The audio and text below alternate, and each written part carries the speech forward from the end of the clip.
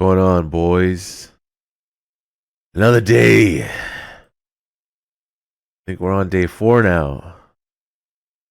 Daily MGS. Whole series until it's done. Loads of extras. If you hadn't noticed, night streaming and not DRK.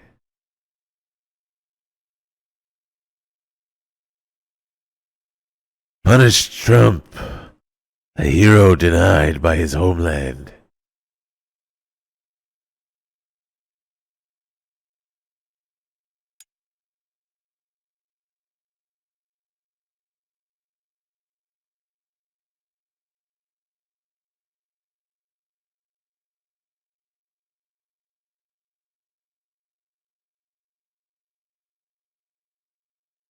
I'm looking forward to getting back into it today.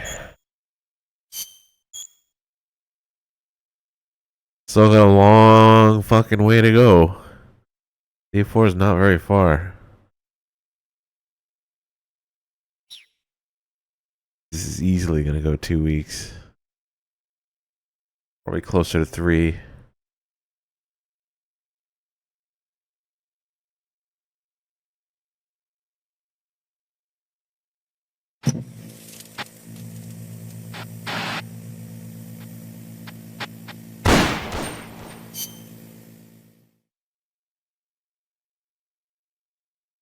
Alright, let's see how far. Only 2.5 hours.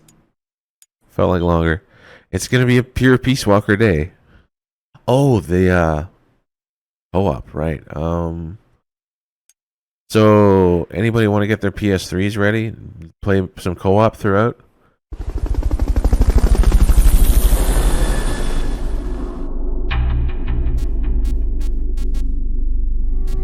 Take a look at the staff.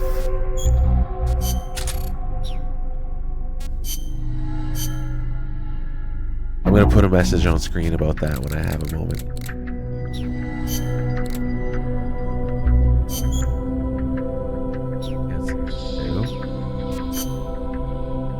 Tortilla chips.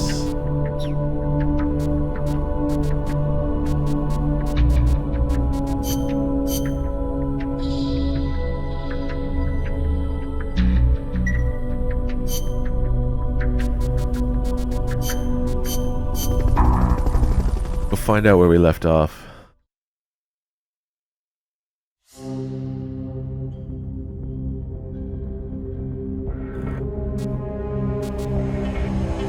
Pursue the jungle train. Proceed immediately to the jungle train. Let's go take a look at briefings first.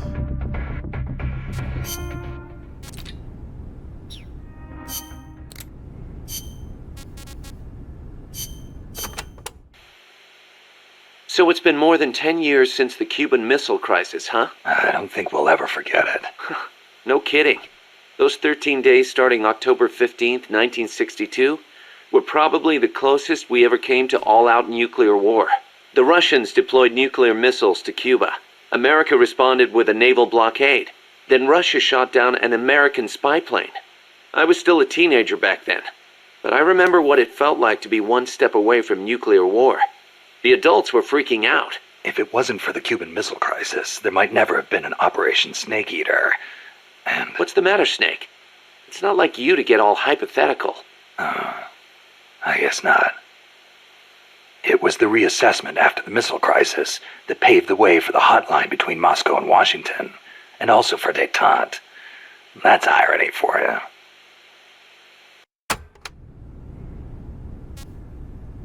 Treaty of Tlatelolco.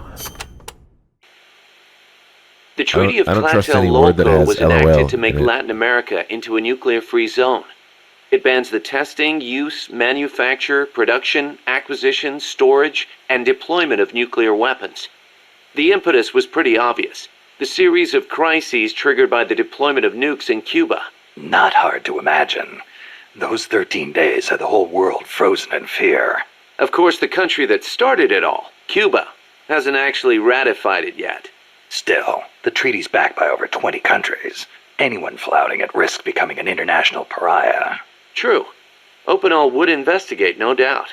I heard they used Japan's 3 non-nuclear principles as their model when they drew up the treaty. I think the Treaty of Tlatelolco might have been their way of asking nuclear powers not to use nukes against them. That's the biggest difference between the treaty and the three principles. I guess you could call it a fourth principle. Costa Rica's abolition of its army. So Costa Rica abolished its army back in, what, 1949? Pretty gutsy move for a Central American nation at the time. Yeah, well, they'd just come out of a civil war. I'm sure they were driven by a desire to avoid another tragedy like Paz said. But I think they had a more compelling reason.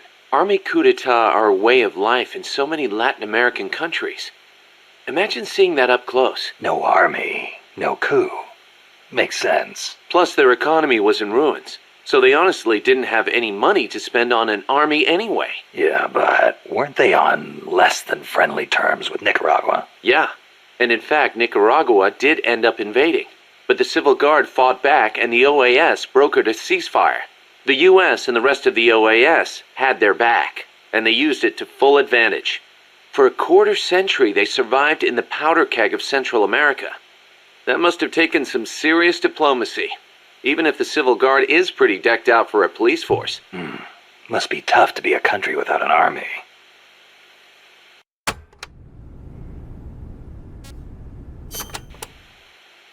Hey, Snake, mind if I ask you something? Since when did you start asking permission? So, you used to be part of a CIA paramilitary unit, right? That's right. Ever do any ops in Central America? No, not personally. But there were other units who did all kinds of stuff. I remember the Bay of Pigs invasion back in '61. The papers had a field day with it. Operation Zapata. That was the CIA code name. The whole thing went south. Then there was Che Guevara, being hunted down in Bolivia. I heard the CIA had a hand in that too. There were several units similar to mine. MSP, SOG. They'd recruit former special forces, train them as intelligence agents, and send them on deniable covert paramilitary operations. One of those units trained the Bolivian army in counter-guerrilla tactics. And then had them shoot El Che. So the story goes. A dud! Oh shit. Dermeth with the gift sub, man. Thank you for that. I really appreciate those night subs. As always, DRK and I don't share subs because of taxes. Taxes are a nasty bastard internationally. Around here they say La CIA instead of CIA, huh? Nothing strange about it. That's how it's pronounced when you read it in Spanish. It has the feminine noun ending a, so they use the article la. Apparently some people have taken to using the term UCLA. That's a new one to me. What's it mean? It stands for Unilaterally Controlled Latino Assets. Meaning they're local agents? Yeah, that's the idea. Washington uses them like pawns. Nobody knows who they really are or what they're doing.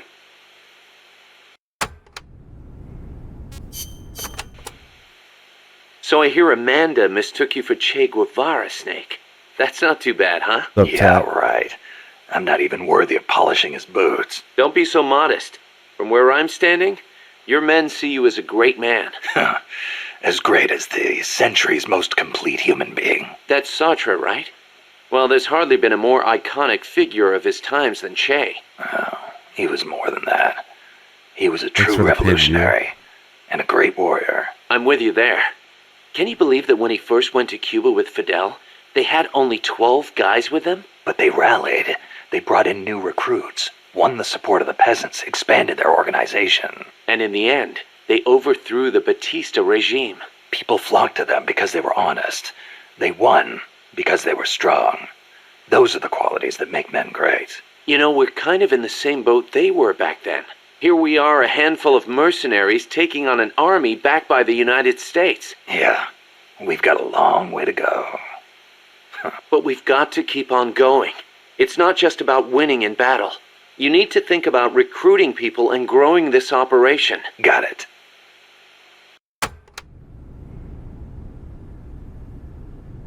So yeah, Peace Walker co-op will happen, like it says at the bottom of the screen. If anyone's interested in chat, let me know, and we'll get around to some spread out co-op. It'll be cool. I hope that happens. We'll do story, switch to co-op, maybe do some dinosaurs, some like super bosses, much more powerful mechs, things like that. Boss, did you ever read Che Guevara's book, Guerrilla Warfare? I can't remember if I got to that one or not. You should have. That's why I lent it to you. A lot of the guerrilla tactics it covers apply to sneaking missions, too. Che was one of the first people to articulate the theory of guerrilla warfare. T.E. Lawrence of Arabia, was another one. And Mao Zedong and his On Protracted War. Theory aside, Nicaragua's General Sandino was one of the first to put guerrilla tactics into practice, which explains why the Sandinistas named themselves after him. If you think about it, guerrilla warfare itself has been around since ancient times. There's only so many ways a small group can upset a large army. There was a samurai in Japan who excelled in guerrilla warfare. No kidding. Tsunoki Masashige. He was a warrior who lived in the medieval era. He used unconventional tactics to help overthrow the Kamakura shogunate. Like what? Trojan horse-style maneuvers and decoys to confuse the enemy. The best one was when the enemy was climbing the castle walls. He dumped boiling water and human excrement on them. Sounds great. Let's put it in the MSF playbook. You're not serious, are you, boss? Why not? We've got plenty of crap to unload. Yeah. I'll think about it.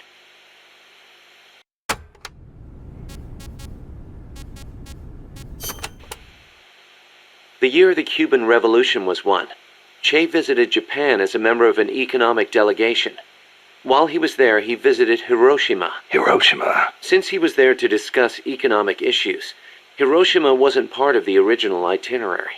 Some said the Ministry of Foreign Affairs didn't want to let him go, but he went anyway. He snuck out of his hotel and took an overnight train. Traveling guerrilla style. Sounds like Che, all right. He visited the Peace Memorial Museum and the Atomic Bomb Survivors Hospital. Apparently it gave him quite a shock. As a doctor, it must have been painful for him to see how the victims suffered. Nukes destroy everything. He was quoted as saying, "They put you through this, and still you do whatever America says." Those words really hit me hard, especially when I think of my mom. He said something else, too. Let us all love Hiroshima and its people. I can believe it. Che never managed to numb himself to other people's pain.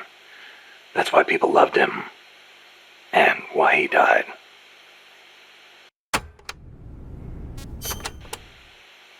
That bandana you're always wearing, that thing's a real antique. Ever think about getting a new one? This one's fine. Come on, we can't have our boss wearing a raggedy old thing like that. It was a gift, okay? It wouldn't be right to get rid of it. It was. Okay then. Speaking of which, Che supposedly had a black scarf he used to take everywhere with him. A scarf? One of his comrades gave it to him when he broke his arm in battle. Che used that silk scarf as a sling, and the comrade who gave it to him became his second wife. Alida, right? Even after his arm healed up, he never went anywhere without that scarf. What about you? You get that bandana from someone special? No, nothing like that. It's important to me. That's all.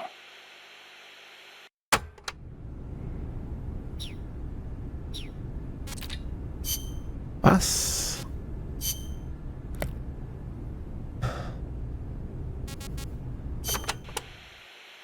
Costa Rica is said to have about 87,000 species of living things. That is about 5% of all the known species in the world. A tiny place like this? Huh. I'll be damned. I want to protect that biological diversity. When diversity is lost, the environment weakens. Just look at the plantations. I think I know what you mean.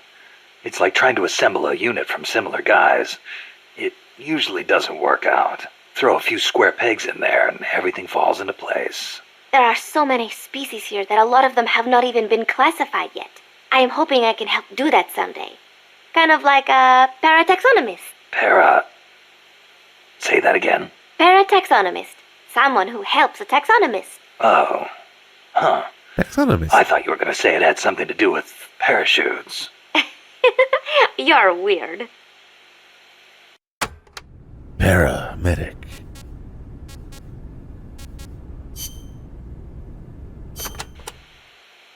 My mother was the one who named me Paz. She said it was an expression of her wish that the country stay at peace. It is a pretty common name in Central America. My mother always used to tell me, never make war. Always help keep the peace. I remember.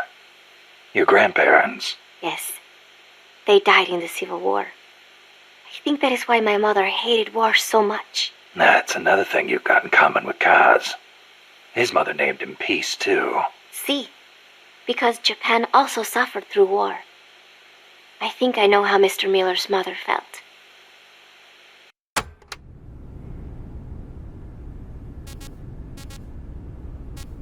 Peace. You like the peace sign, huh? See, as a gesture, it connects every peace-loving person. Here, you try it, Snake. Peace. No thanks. It doesn't suit me. Too bad for you. You know, the V in the peace sign comes from the V in victory. When did it start standing for peace? I am not completely sure, but I guess it came out of the protest movement against the Vietnam War.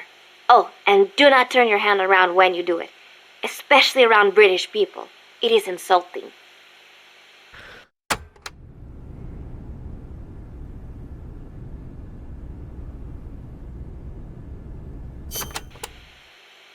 You like the peace sign, huh? See, as a gesture, it connects every peace-loving person. Here, you try it, Snake.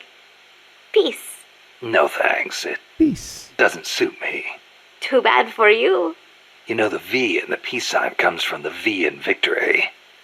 When did it start standing for peace? I am not completely sure, but I guess it came out of the protest movement against the Vietnam War. Oh, and do not turn your hand around when you do it, especially around British people. It is insulting. It's insulting if you turn around and maybe like put your fucking pointer finger down and leave up the middle one. So, you live alone now? No, not alone. I've been living in school dormitories since I started junior high. After my mother died, my relatives took me in, but This they is were the not my DRK real sub family. freak. You didn't fit in there. In a way. My aunts were kind to me and all. But I know how difficult it must have been to suddenly have a child thrust into their lives. When you live with someone, there are no secrets. I could tell my being there was a burden on them. Sounds like a rough childhood. I would not say that. I was lucky just to have people take me in. There are huérfanos living out in the streets because their Huérfanos. mothers died. It is even worse in countries with frequent civil wars. So, who am I to complain about my childhood? You're a pretty tough kid, you know? Not at all. I am not strong at all.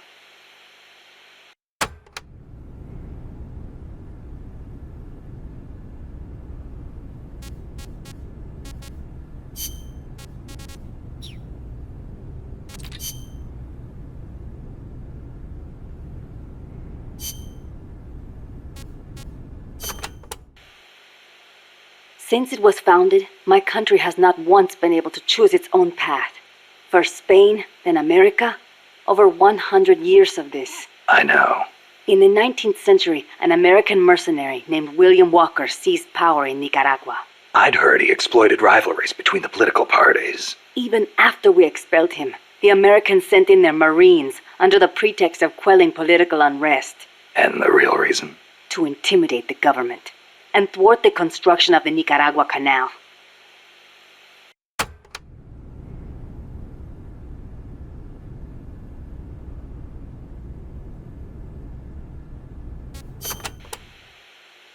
I thought the U.S. already has the rights to build a canal in Nicaragua. They never intended to build a canal there. They'd already started digging in Panama. A canal in Nicaragua would break up the Panama Canal's monopoly. Reason enough for America to stick its nose into our affairs. They snagged the rights so nobody else could build there. It was General Sandino who finally stood up to los Yankees.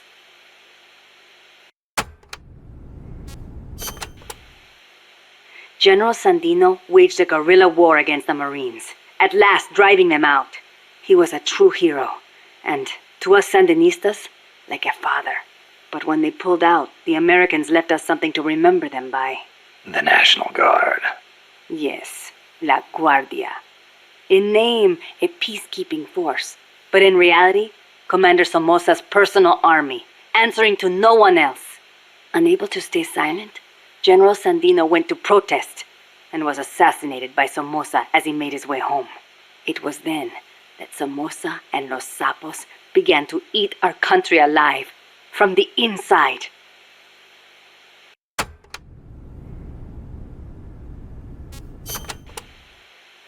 It has been 40 years since the Somoza family became the rulers of Nicaragua. With La Guardia at their command, no one can challenge them. You came here on the run from the National Guard, right? See, they took everything. Our land, our homes, our jobs. Now belong to Somoza. See, the law too. He's even got the judges in his pocket. You defy him, you face death. Everyone bows and scrapes before La Guardia. Even then you might get a beating if they are in a bad mood. And you're trying to change things. That's not all. These Somozas have used their power to line their pockets. They confiscate people's land and hand it to members of the Somoza family. By now, close to half the farmland in Nicaragua is theirs. We were powerless until... You remember the earthquake 2 years ago? Yeah, I heard the capital was hit pretty hard. We lost Managua, our capital city. People sent aid from all around the world. Tears of sorrow turned to tears of joy. Yet almost all of it was embezzled by the Somozas. They sold out those who'd lost everything for money. They feasted on our country's suffering. Public resentment is at the boiling point. The Somozas' days are numbered. We will see to it. Somoza. The first Somoza was originally no more than the commander of La Guardia. Ordinarily, a man of his station could never hope to become president. But the president at the time had no power to back him. The only one with the strength to oppose him was General Sandino. No, better to say the general was the only one who dared oppose him. There was nothing special about him. Above all, it takes a strong will to see justice done. That is what he taught us. It's also what motivated Somoza to have him killed. Yes, the rest was easy. He got rid of the president, taking office in a sham election. And once he had the power, he never gave it up. Talk about heavy-handed. He had the Americans backing him, that's why. They didn't want to hand over power to a rebellious general. Even so, it's hard to believe Washington would give its blessing to a guy like that. The American president at the time put it this way. Somoza may be a son of a bitch, but he's our son of a bitch. In other words, better a dog or Los Sapos than an anti-US regime.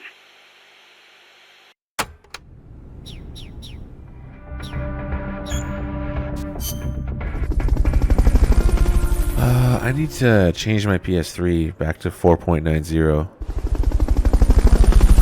I almost forgot about that. Because I modded it as a test. But then I ended up modding my other PS3 and using it like that. So... should just be able to get rid of the CFW, I hope. By updating through PSN.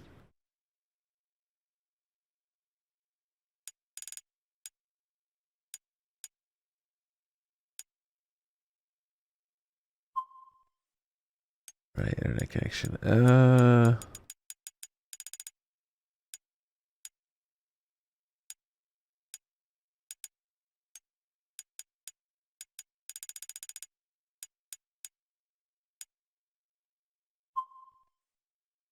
It's already installed. Fuck. I'd have to downgrade it. Which means I can't play. Can't play co-op. I've kind of forgotten how to downgrade it.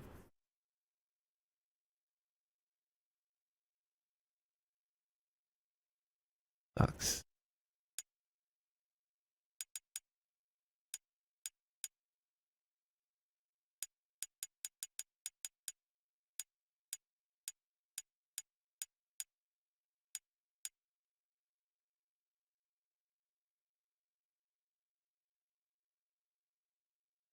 You know, the system, yeah. Fuck, I was looking forward to co-op.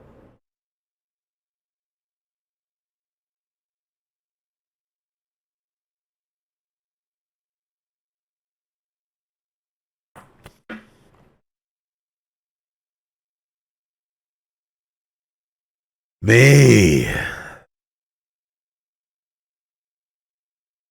How's it going, May?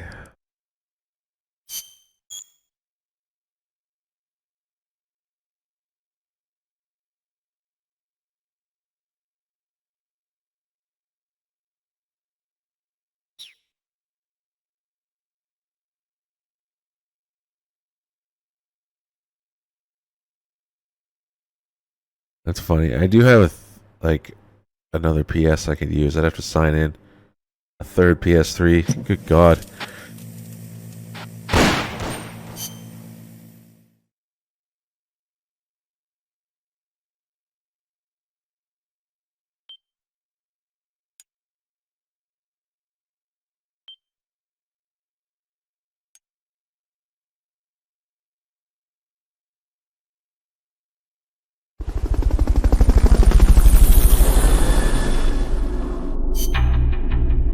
Bubble.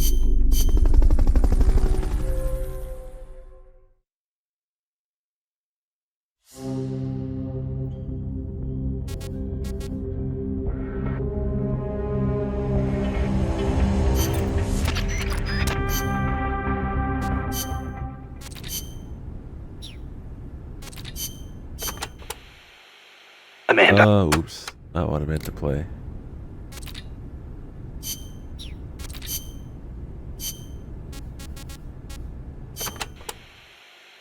The Managua earthquake struck 2 years ago, the day before Christmas Eve. Giant cracks opened up in the streets.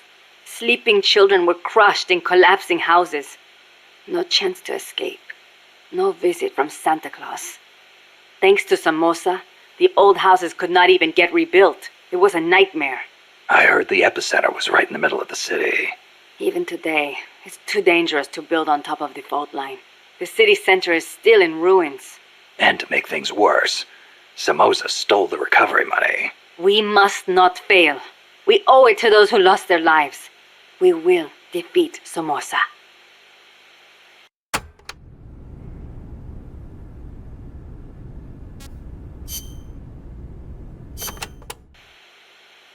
We are Sandinistas, the heirs of General Sandino's will.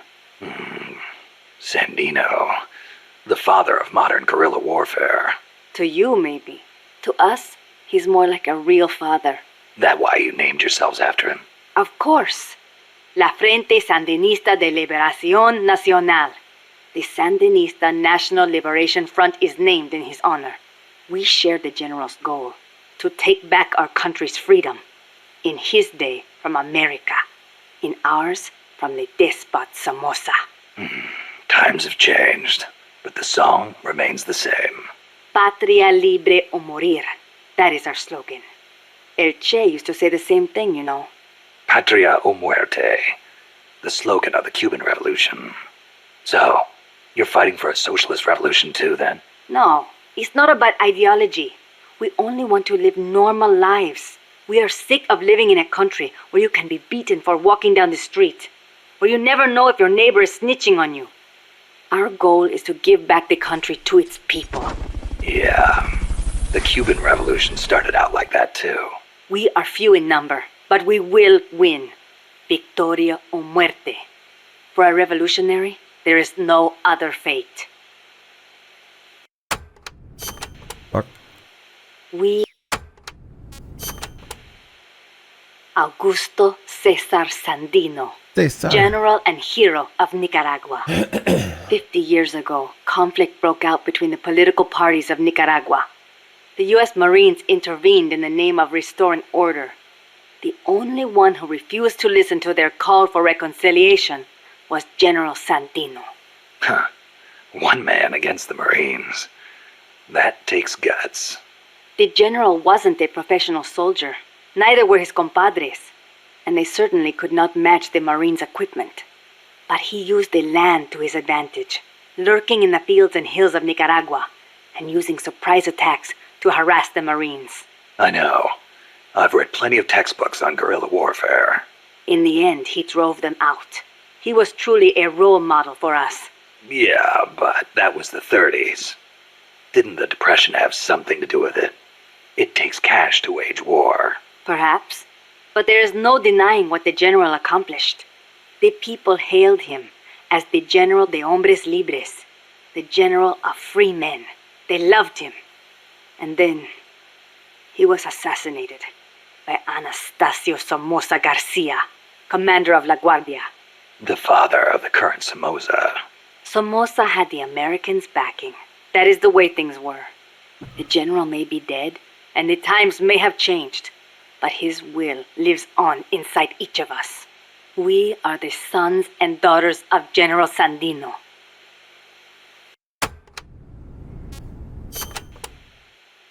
Hey, how's the watermelon business these days? Not bad. I hear the compas back home are hanging in there too. Good to hear. You know our nickname. I'm impressed. No wonder they call you boss. You used to hide your weapons in hollowed-out watermelons, smuggle them right past the National Guard. You even transported pineapple grenades that way. The name caught on among sympathizers in the region and... What are you talking about? Huh?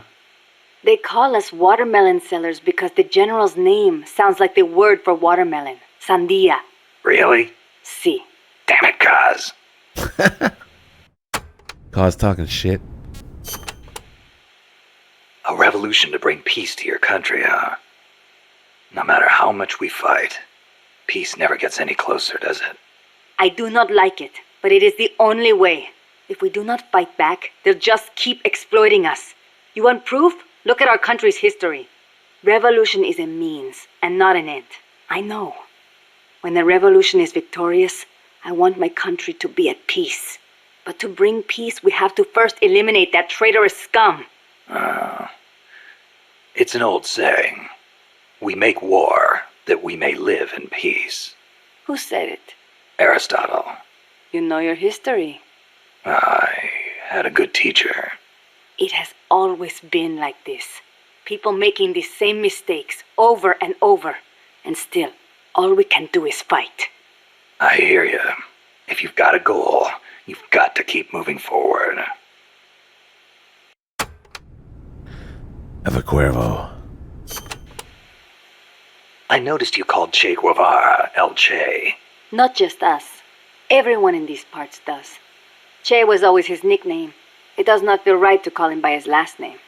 I was shocked the first time I saw you. You look so much like him. Huh. I look like El Che, huh? Sort of.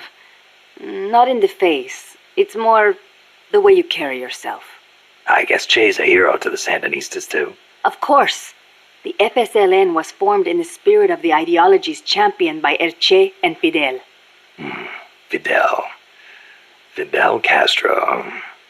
So, you're trying to bring the Cuban Revolution to Nicaragua. Well, we were. But Cuba isn't what it once was. Not since El Che left. Cuba. El Che was a true revolutionary.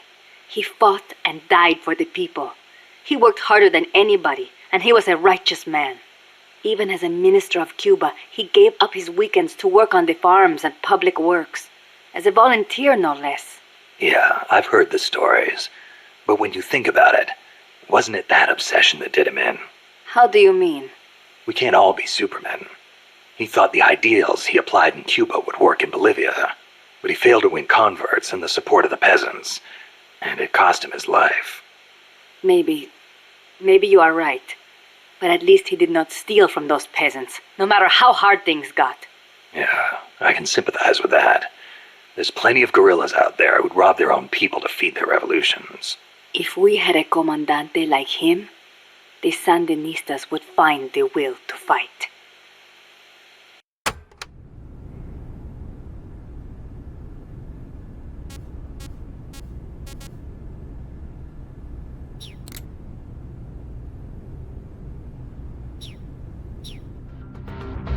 Making progress.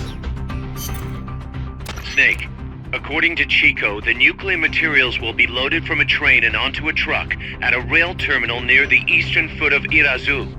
If we can't cut him off at that terminal, we'll be in a world of hurt. Hurry, Snake.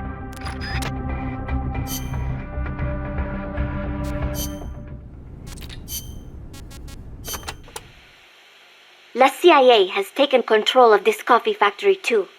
All to produce its drugs. It was famous once for its fine beams.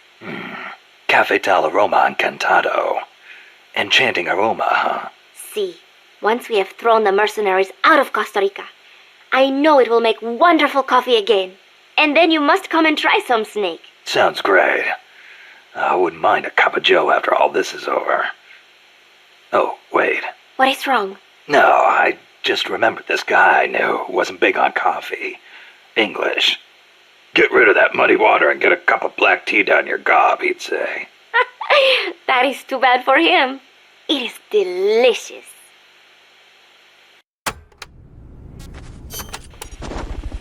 As I said before, building railroads in Costa Rica was a dangerous job. A lot of men died, Arctic with the DRK and sub. sometimes they Nice. stopped work altogether. This is one of those places. They had to cut through steep terrain, so when they finally made it through, they just built the rail terminal right there. And that is why they named it... El Cadalso.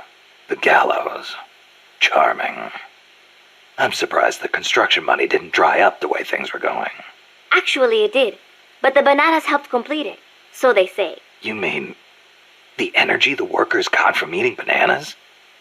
Oh, I suppose they do have plenty of vitamins and... No. I meant the money they got to finish it came from exporting bananas. Oh, But Bananas. one thing is for certain. The owners of the railroads expanded into the banana trade after construction was completed. That was the start of banana cultivation in Costa Rica.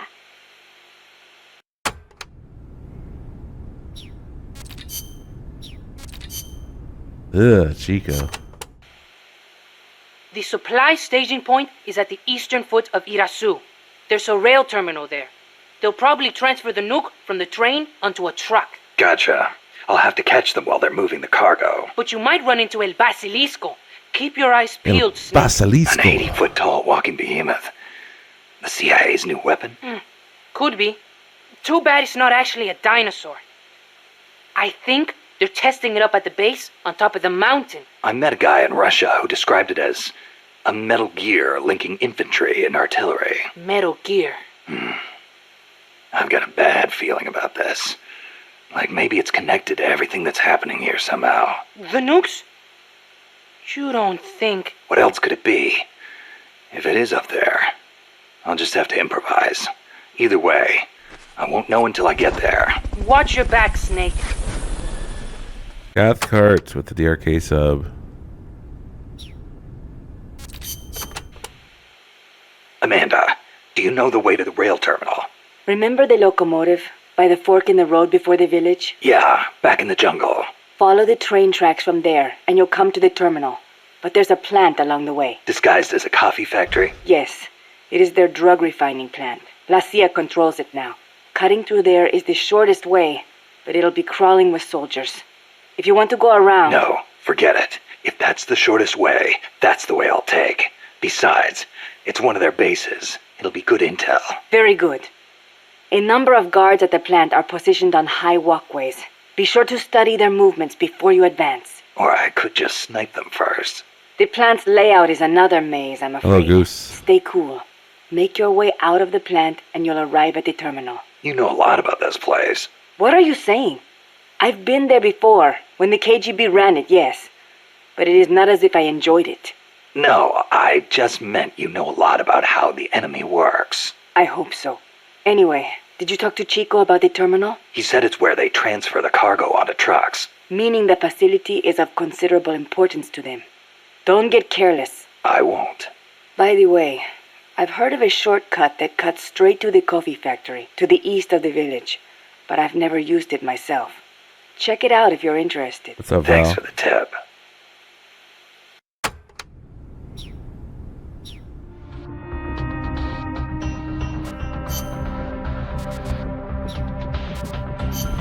Let's go.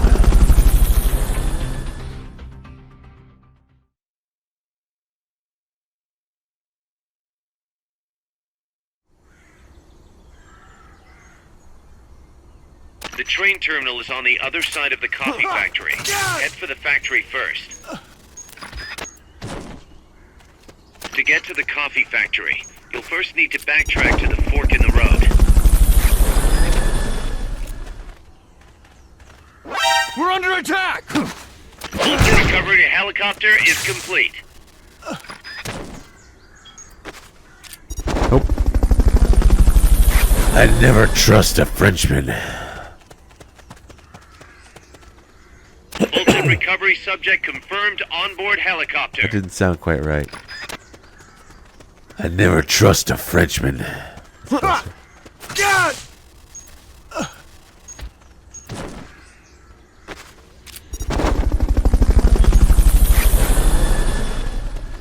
You're pretty good.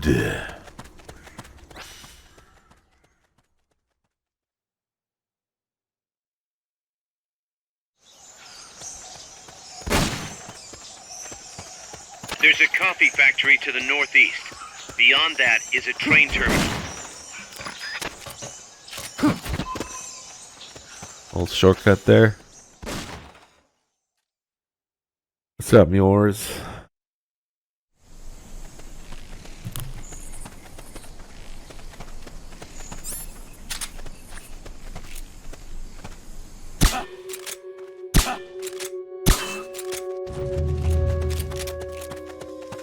Pro shooting.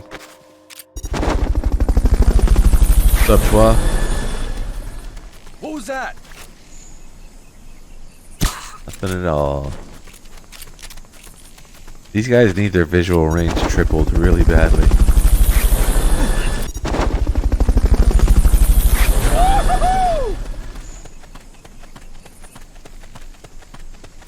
Fulton recovery subject confirmed onboard helicopter. Jesus. I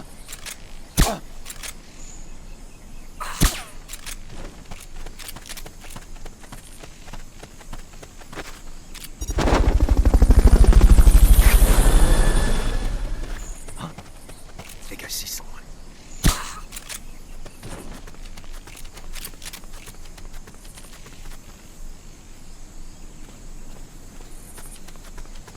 What was that? I think I see someone. What is it? Get up. Wait. Who's being woken up?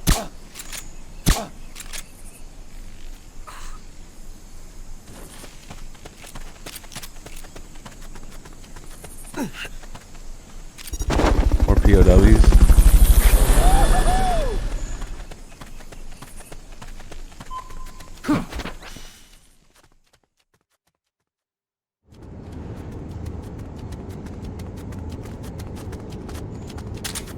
Pass through the coffee factory to reach the train terminal.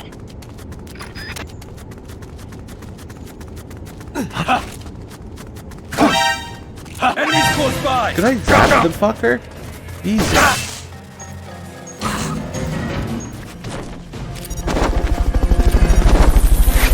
Not exactly what I meant to have happen. Understood. Dispatching reinforcements now.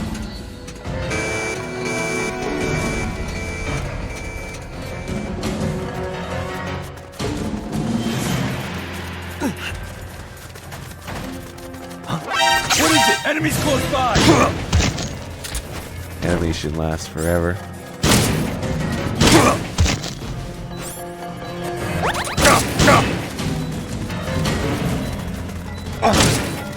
Dude, where did you even come from?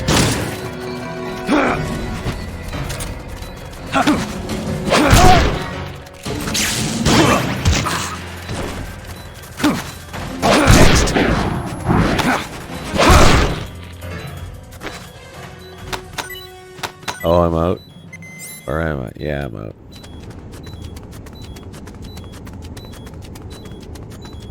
No more Fultons. Not enough room, huh? We'll keep it here at the base. Let's move on.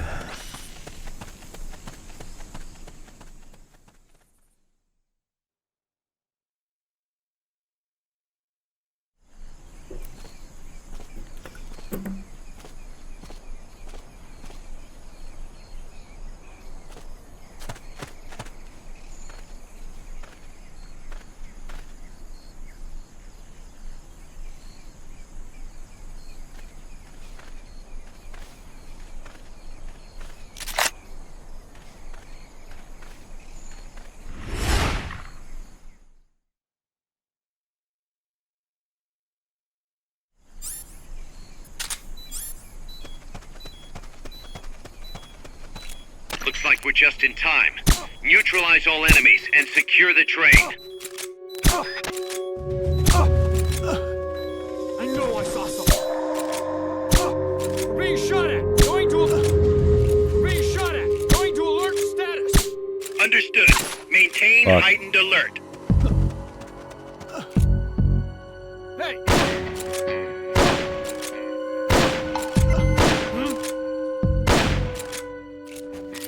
There we go.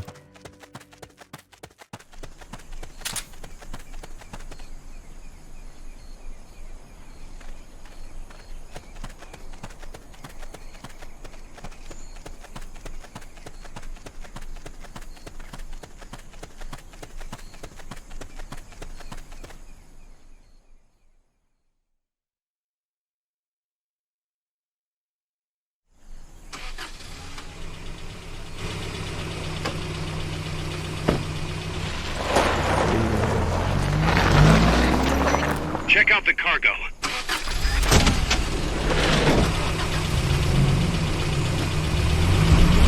Nukes.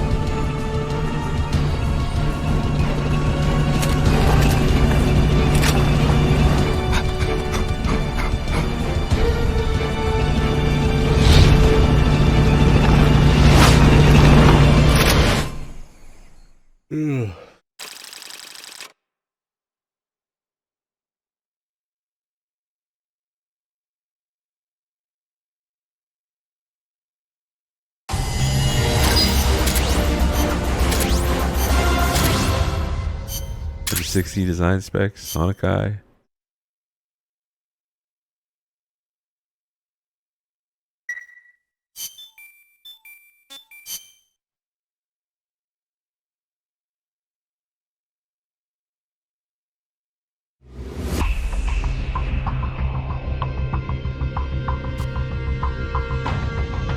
Port recovery. Here's a rundown of your mission. This one's perfect for a warm-up.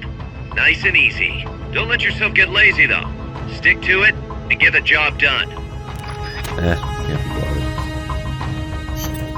Snake, that's an enemy tank unit. Either neutralize the soldiers or destroy the tank. Get them.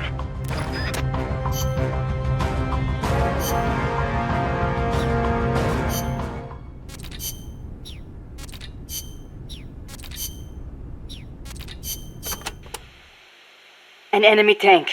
Is there somewhere you can hide, boss? There are train cars, but they won't hold up against a gun like that. Even a freight train? Incredible. But they keep me out of sight. Temporarily. Use them to look for an opportunity to hit its treads or the fuel tank at the back. But Don't forget about that gun, huh? or the soldiers. They may try to flank you. Right. You can also stop it by taking out all the soldiers. You can do it, Snake.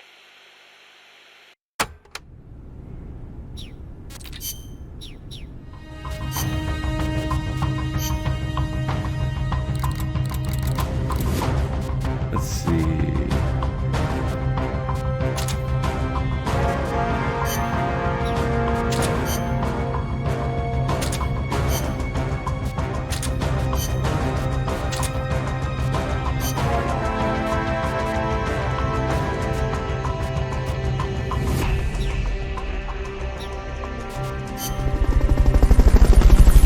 Tank time.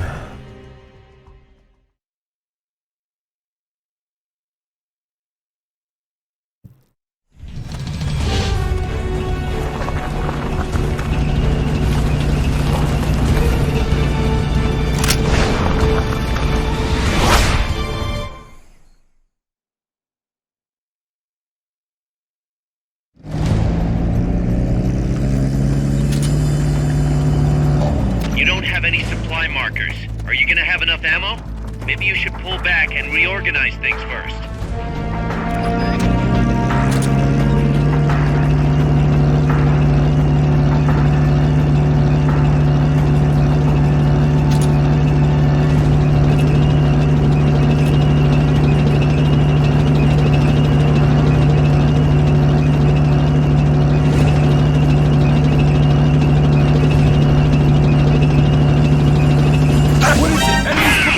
Yeah, they heard right away. I was hoping that wasn't gonna happen.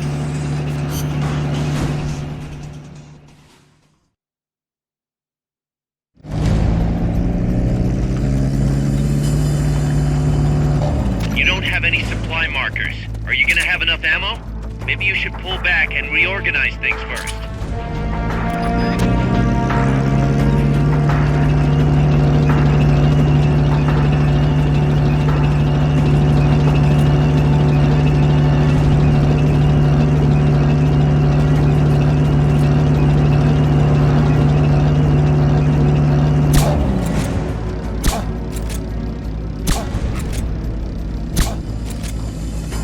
The enemy's attacking! Go into alert status!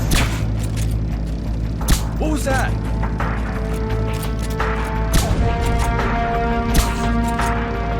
What is it?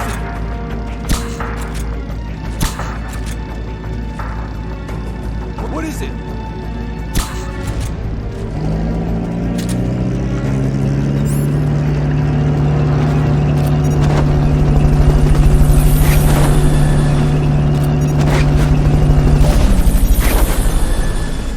Fulton recovery helicopter is complete. Fulton recovery subject confirmed onboard helicopter. Run out of silencers quick. Roger!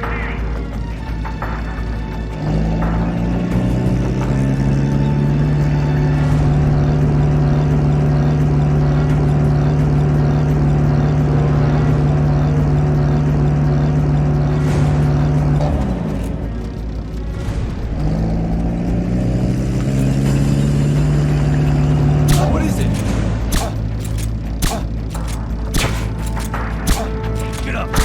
Fuck. You got him up just in time.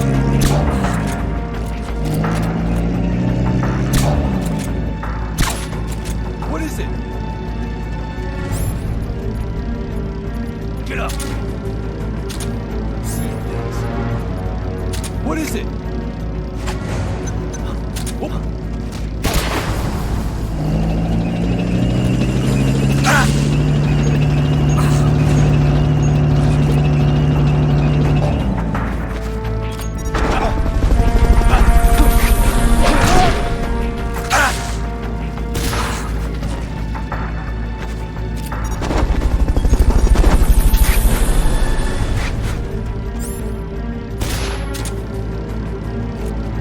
Fulton recovery helicopter is complete. Yeah, that guy went down.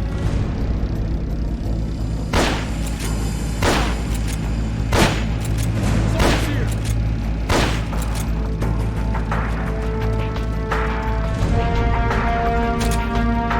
Enemies close Of by! course. I don't know who saw me there. Guess the tank saw me. Sucks. Kill your own guy. What the hell was that, man?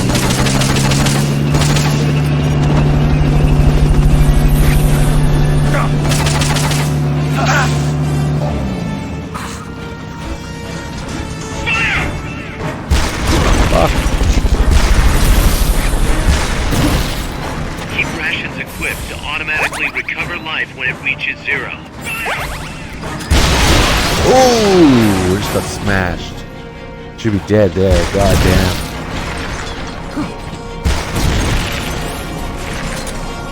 Alright, we got everybody. Shoot that exposed fuel tank, the red one. I'd like to. Neutralize the enemy troops.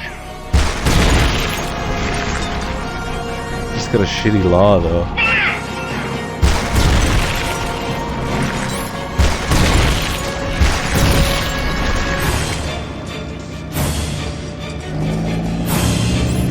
Start doing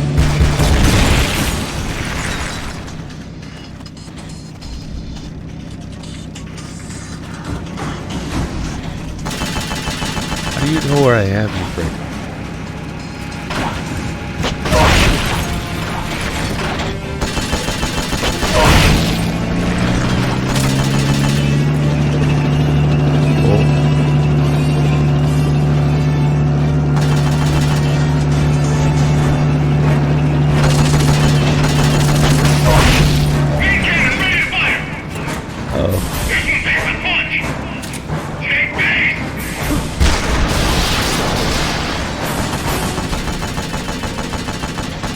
PS3 is ready? Nice. I'm gonna have to switch PS3s and hook up my third PS3 because it's not modded.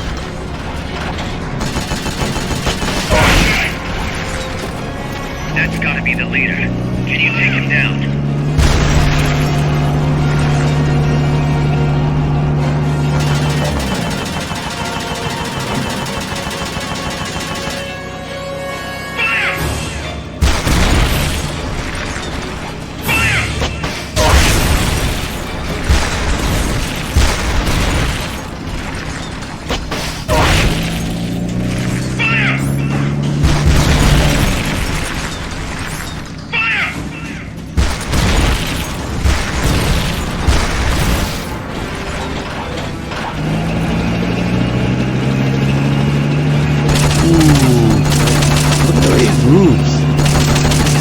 Super fucking annoying.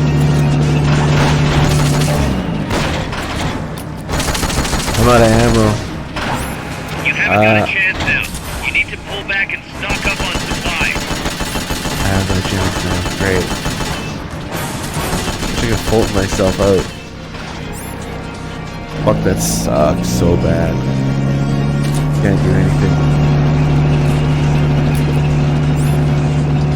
We have no supplies either, so yeah, fuck.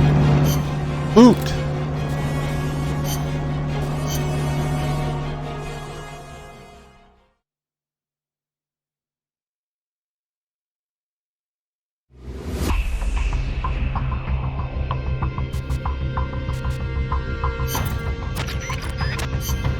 Too bad.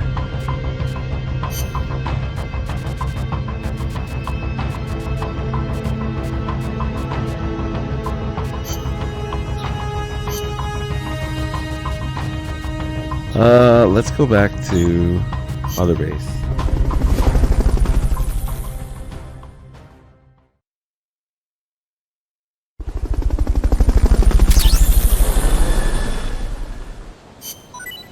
M60.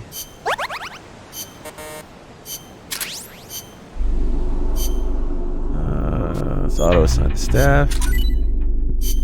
Analyzer, surround indicator. Fuck. Combat unit.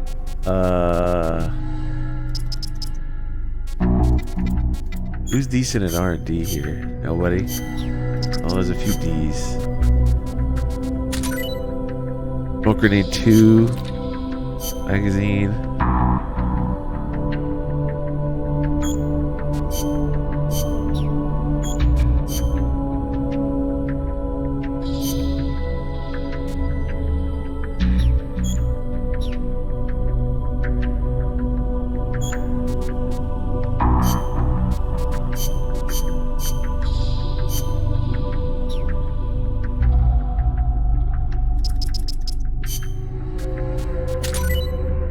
Ration rank 2.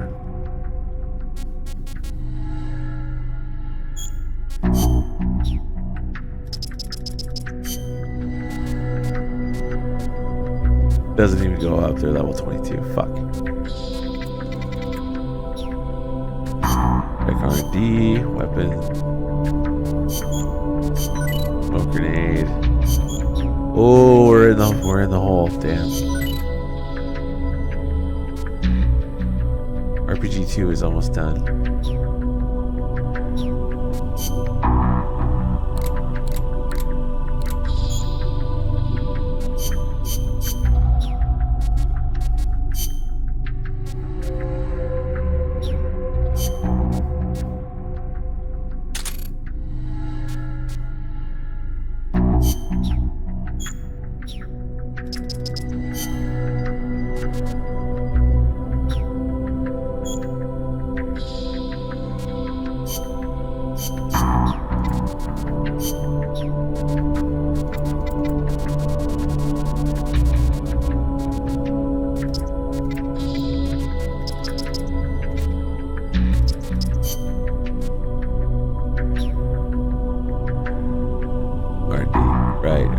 want to take those guys. We want.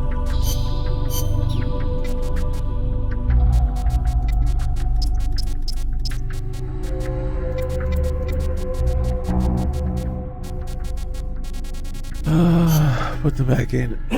Combat. Then try R&D. That's a bit better, yes. I don't really give a shit about the Sonic guy. The Sonic guy.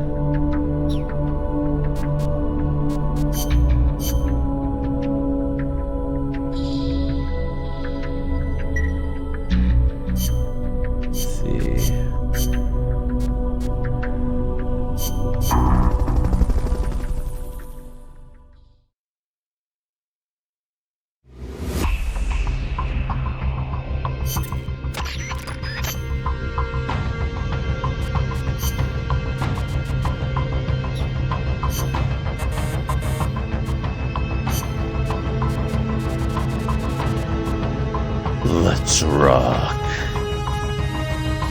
Let's rock. Oh, I thought it would give you more weapon space. I guess that's battle.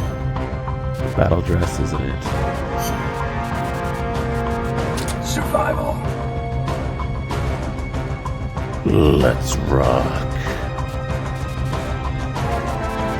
This is kind of problematic.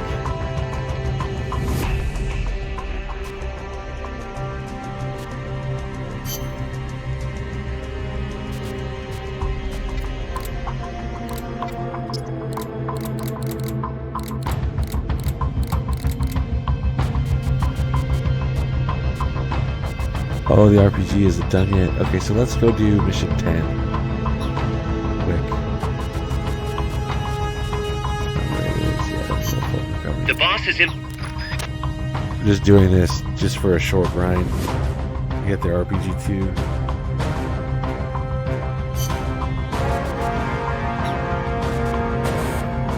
Alright, that's it.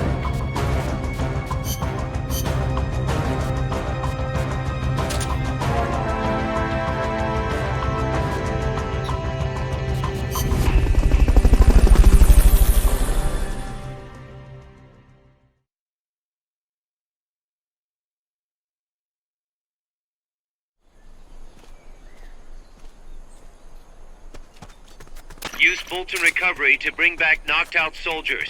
To use Fulton Recovery on a soldier, get up next to them so the icon appears, and push the action button.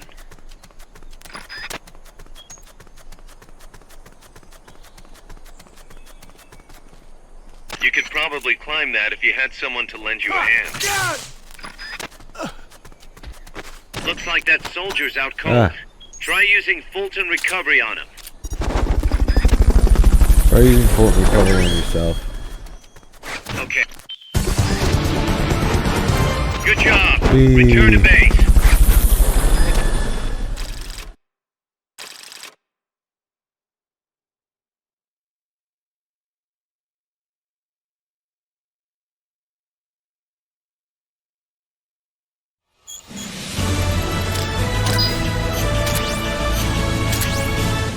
Taking it slow.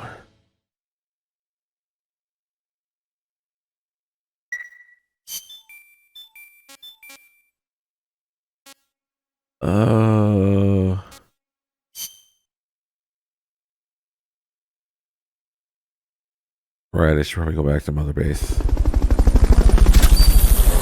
Oh, there it is. G2.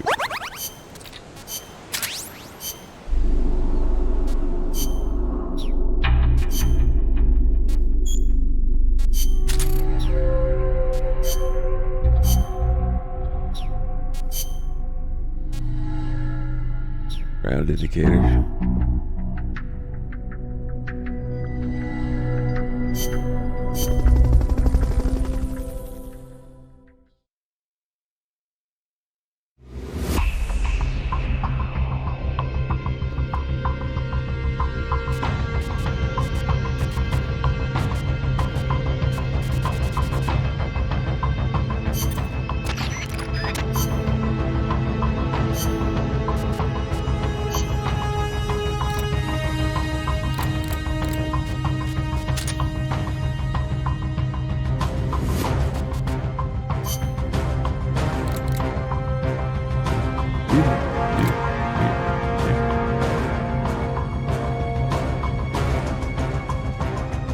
This is gonna be an issue.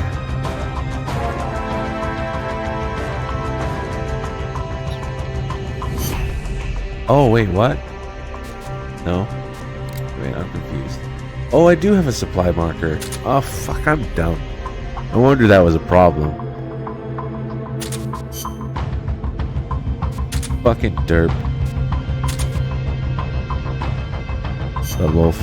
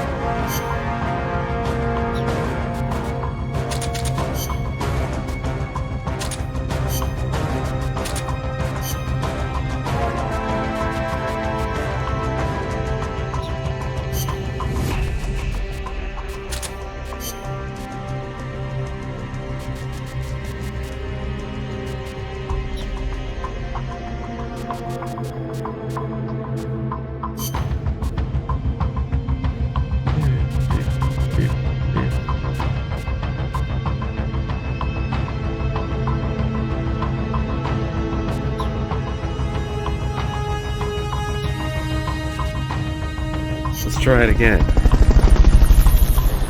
Return of the Pug.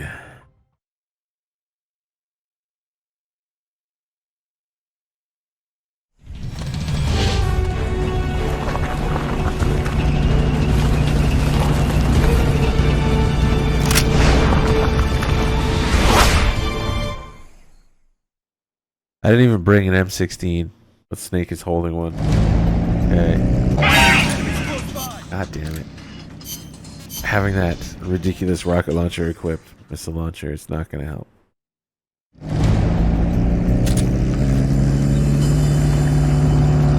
Neutralize the enemy troops.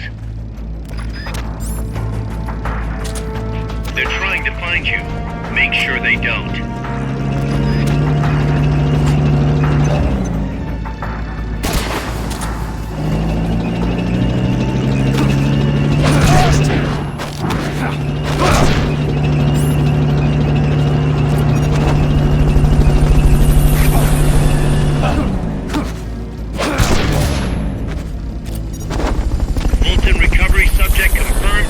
Helicopter.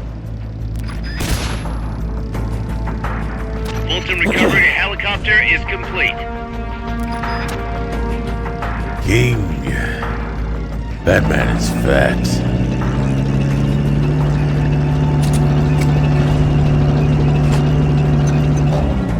Enemies.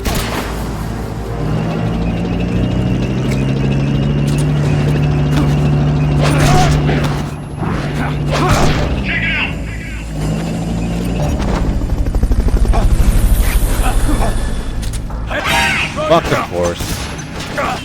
Should have thrown one.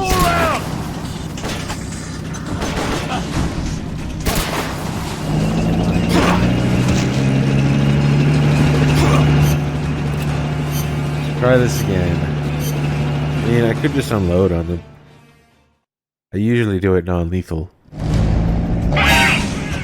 Armed and ready.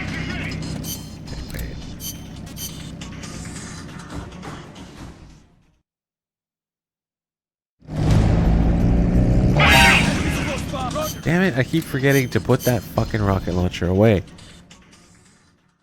Drives my camo index way the hell down. Yeah. Need to crouch right away.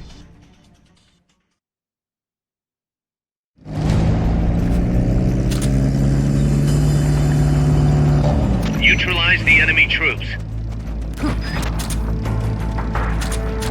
Strike before they spot you. What is it?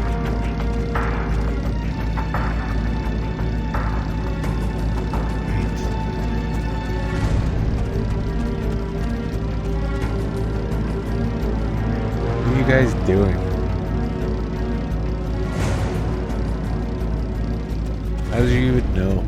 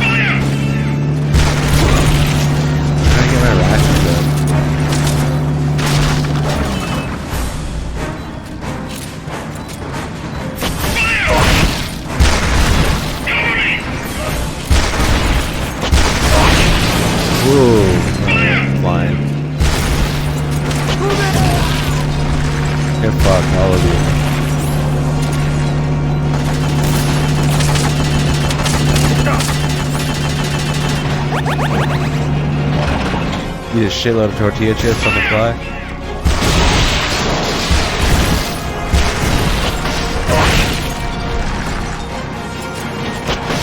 Oh yeah! Long live MSF!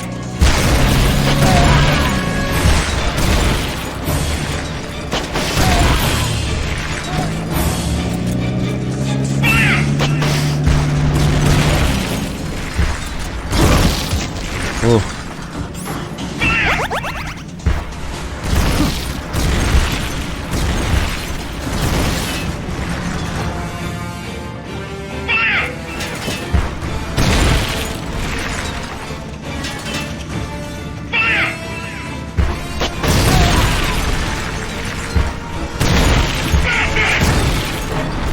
That's gotta be the Bastard! leader. Can you take him down? I can try.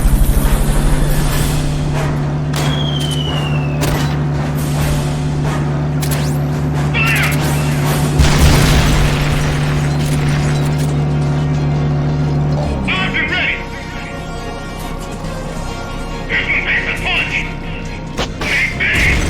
Fuck.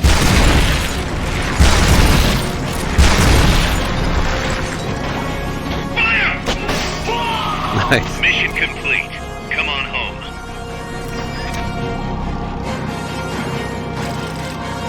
Do I still get the tank? Here comes a big one.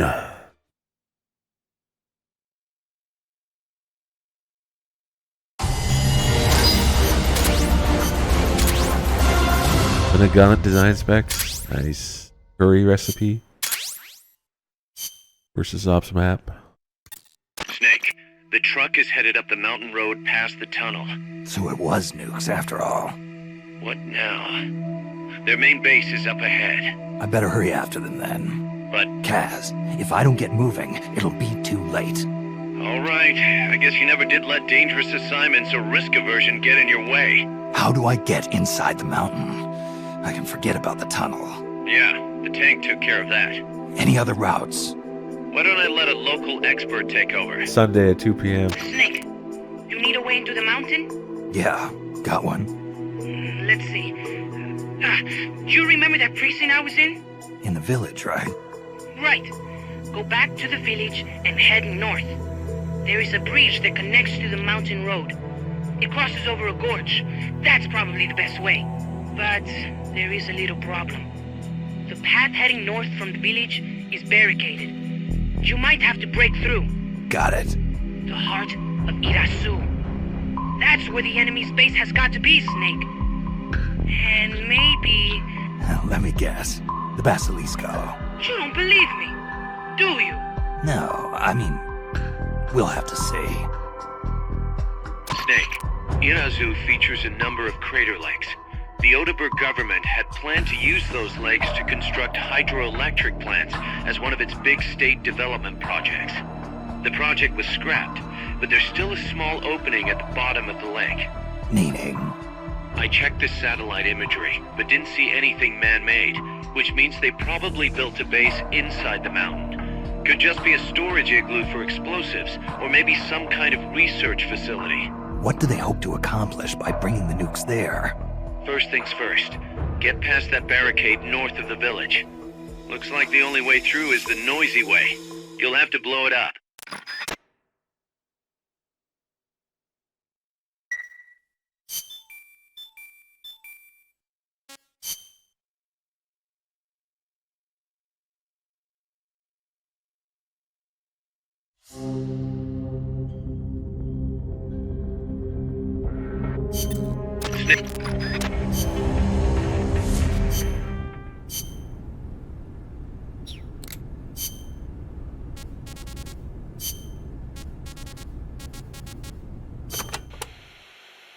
You were saying Japan has a peace constitution too.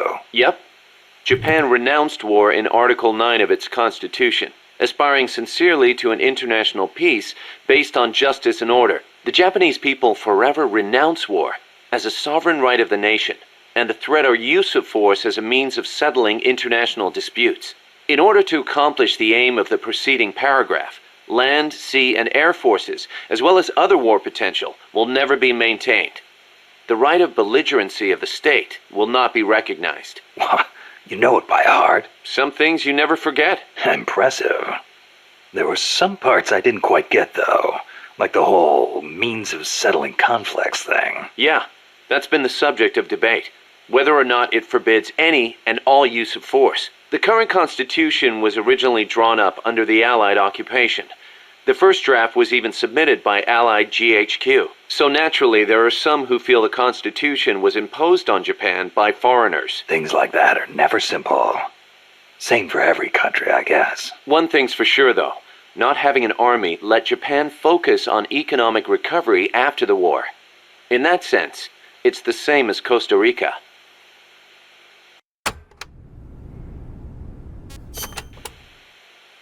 Kaz, you were in the Japanese Self-Defense Force, right?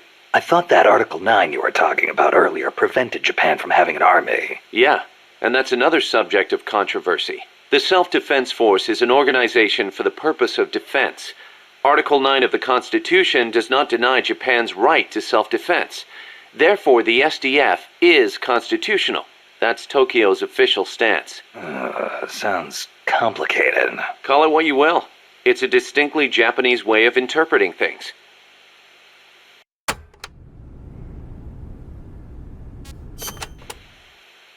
The U.S. has military forces stationed in Japan, right? Right. Even though the Allied occupation ended, American forces are still stationed there under the U.S.-Japan Security Treaty. Unlike Costa Rica. Part of it stems from the occupation, but Japan also occupies a key strategic position from America's perspective. It's next door to the Soviet Union and close to China and North Korea as well. It's integral to the security of Pacific Asia. For America, Japan represents a barrier against communism. What about for Japan? As you might expect, there's deep-rooted opposition to the alliance. In 1960 and 1970, when the treaty was up for revision, there were mass protest movements against it, especially in Okinawa. The U.S. only gave it back to Japan 2 years ago, and American bases are still concentrated there. It's a heavy burden for the Okinawans to bear. Then why don't they scrap the treaty? Lots of reasons. There's the imbalance of power with the U.S., of course, and if Japan pulled out, they'd be losing the nuclear umbrella America provides. And as for whether the JSDF could defend the country after the Americans left, I really couldn't say. Costa Rica is in a similar situation. They depend on the Inter-American Treaty of Reciprocal Assistance, the so-called Rio Pact. So, the countries with peace constitutions end up having to rely on other countries' armies. Kind of ironic. On the flip side, not everybody in America is satisfied with it either. Some people argue Japan is freeloading off America's security guarantee. And you know how Japan's industrial exports are making inroads in the States. Yeah, I've got a Japanese camera myself. Best damn camera around. Japan's low defense spending allows it to invest more in economic recovery and expand its share of the American market. That's a bitter pill for Americans to swallow.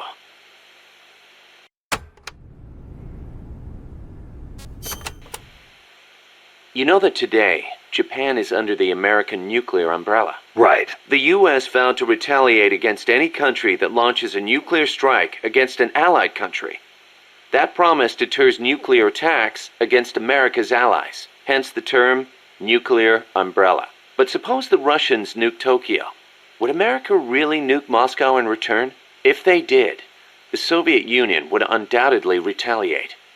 Would Washington really be willing to risk having a bomb dropped on itself in order to avenge Japan? I'm not so sure. Don't tell me you're still worried about Japan. After all these years? It's not that. To be honest, I'm not convinced either. But Moscow faces the same dilemma. Maybe Washington wouldn't retaliate on Japan's behalf.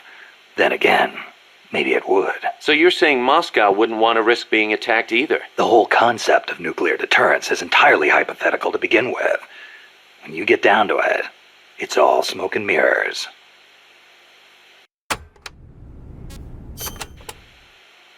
Japan shall not possess, manufacture, or allow the introduction of nuclear weapons into Japan. Those are the 3 non-nuclear principles set forth by the Japanese government. Allow the introduction? That's funny. Some of the U.S. warships that visit Japanese ports are armed with nukes. Or are you going to tell me they transfer them at sea onto other ships every time they visit? You raise a good point, Snake. but the Japanese government doesn't recognize it as such. The introduction of nuclear weapons into Japanese territory would need to be agreed upon in advance. America hasn't made any such agreements. Therefore, they aren't bringing nukes into Japan. That's the official excuse. Doesn't sound like much of an excuse to me. I don't blame you. Keep in mind, though, Japan suffered actual nuclear attacks. Anti-nuke sentiment there runs deeper than you think. I suppose the government's not really in a position to admit that sort of thing.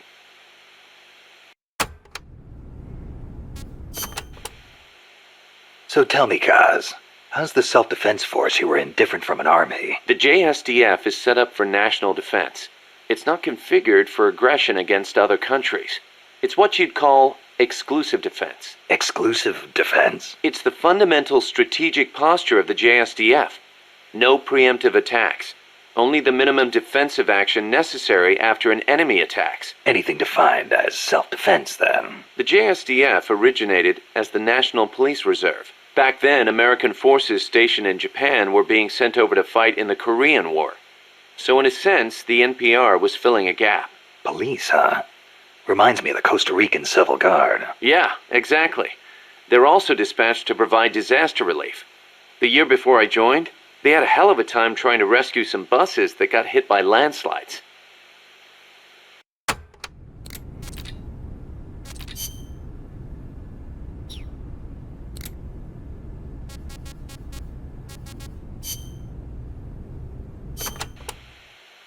Don't forget to give the MSF staff assignments. Where you place people will determine how Mother Base grows. Right. That goes for me too. Assign me wherever you think is best. You? I thought you were second in command. Don't worry, I've got that covered. But MSF is still small, and I don't have the leisure of sitting around on my butt all day. I see your point, but... Not to brag or anything, but I kick ass at whatever job you gave me. Put me in the area you want to focus on developing most. I'll take real good care of the staff there. Easy, Kaz.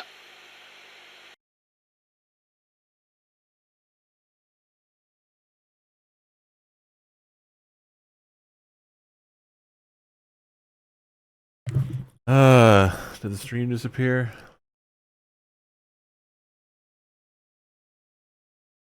Yeah, it froze.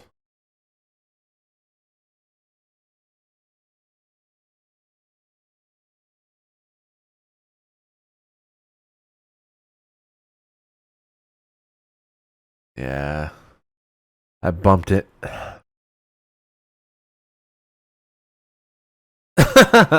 Okay.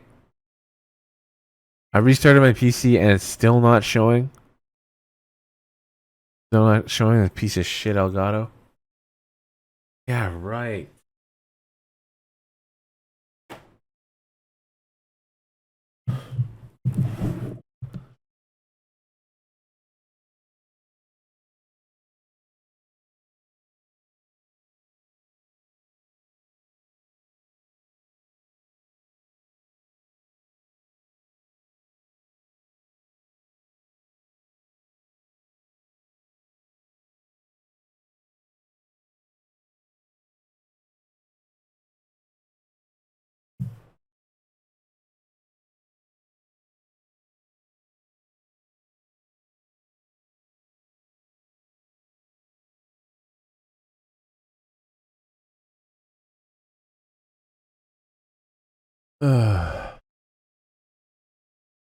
Okay. No, it doesn't want to show up on the TV either. This is going well. Peace Walker deserves better.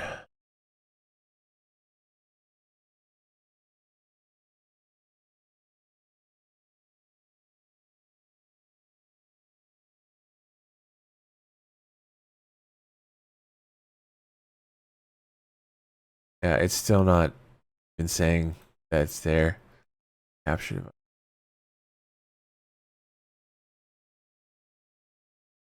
Try and load it in the Elgato utility.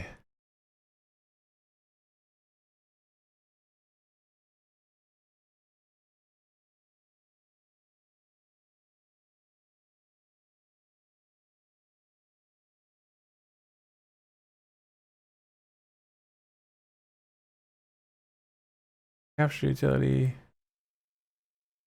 Doesn't want to open? What the hell is that noise?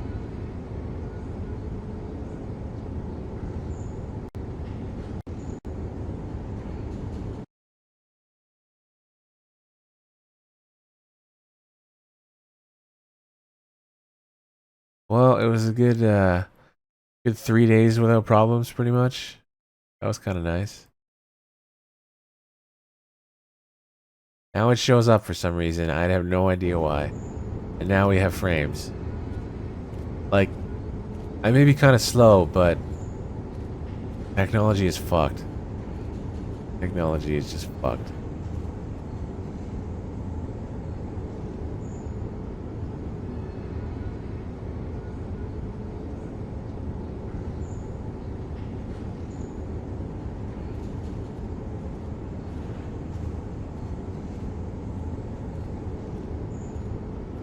Back.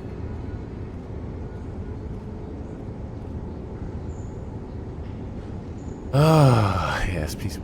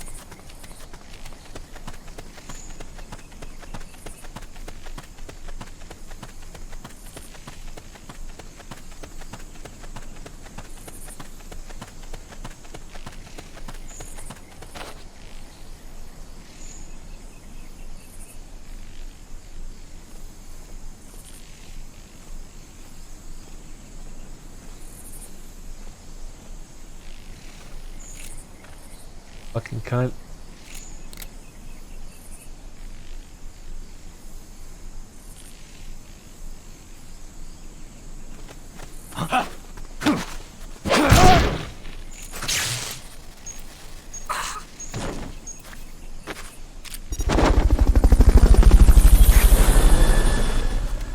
Got to bring a Mark 22. I see someone. Fulton recovery subject confirmed onboard helicopter.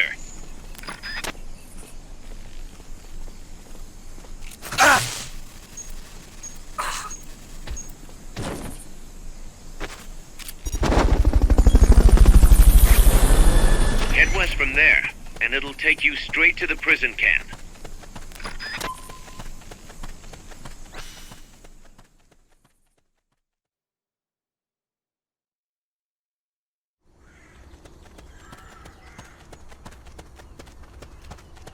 The gate's on the northwest side of the prison camp. Cut across the camp to get there.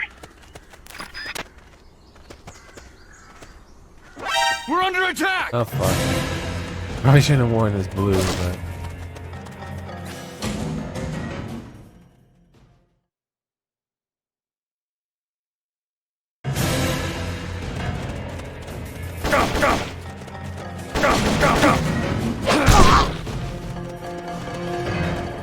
Stop moving around.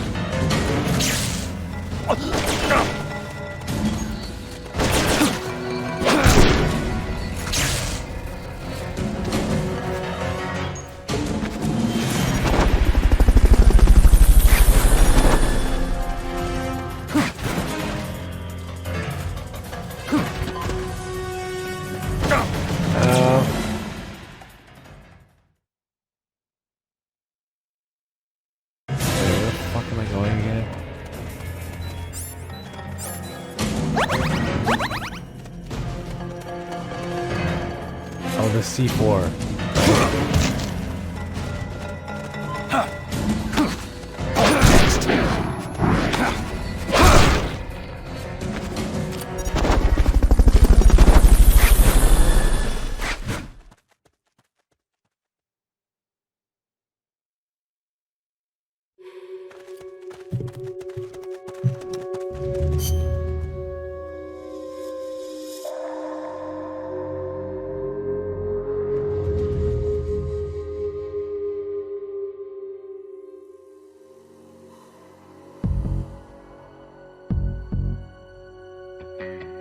Wait.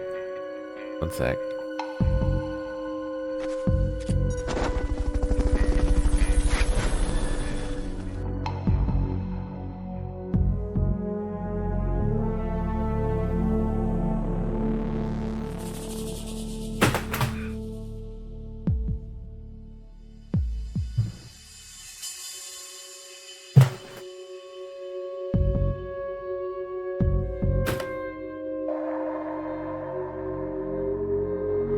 Pop up my chat.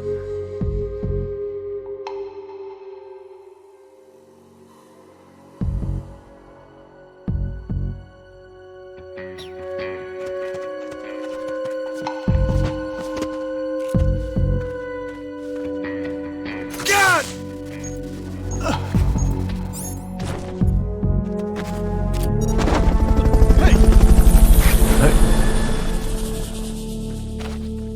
Feels like I'm wearing nothing at all. Fulton recovery helicopter is complete.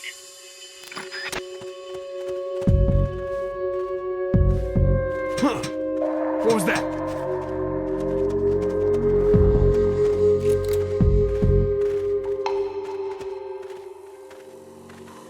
God! Fuck. I heard him go whoop.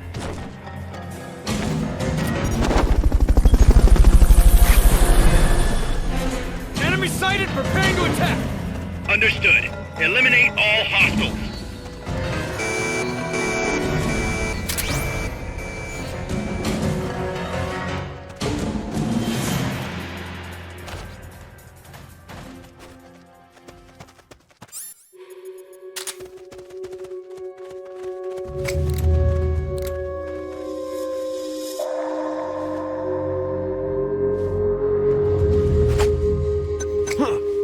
What was that?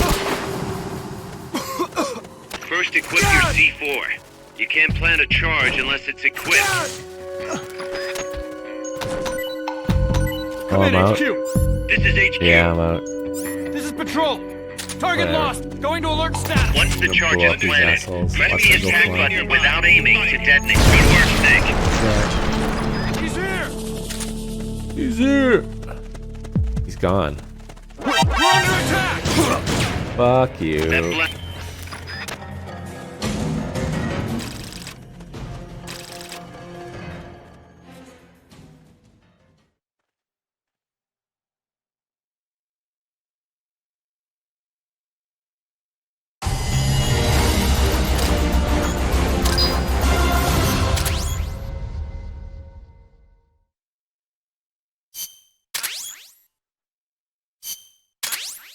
That blue shit showing up on. Oh, there's weird blueness.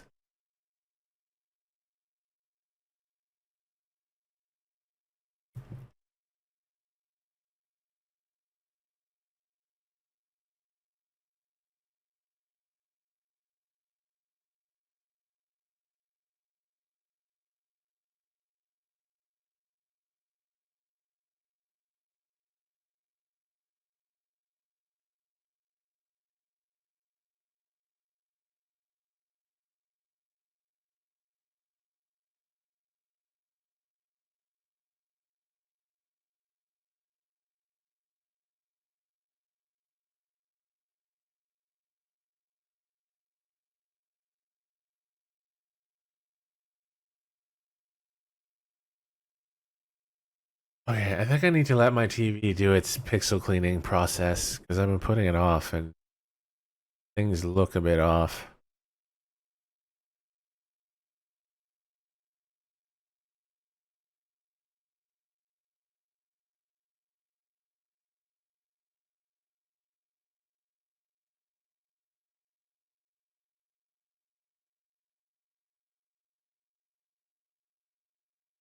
Yeah. Well, 5 minutes of music time, I guess. I really need to let this run, I think.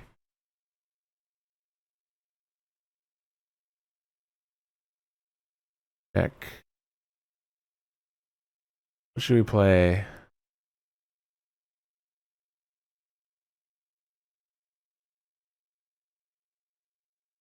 Uh,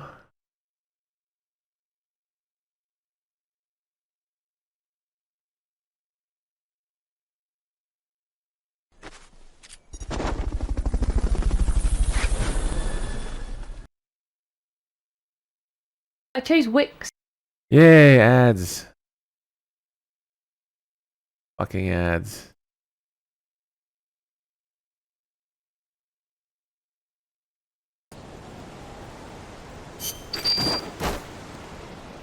I'm sorry about all this bullshit. I blame Elgato for most things.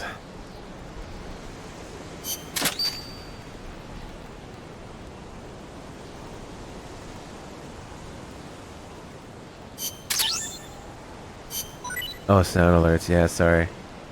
'Cause they fucking bug out, so I need to turn them off or I'm gonna hear whatever the whole hour. Sound alerts are back.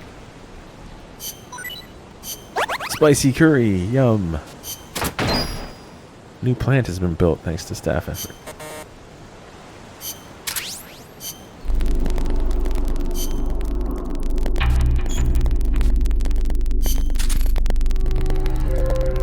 Whatever. Whatever's just so accessible.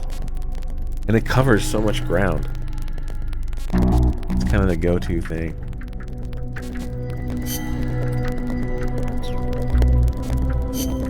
Whatever, weirdo. Don't call me again.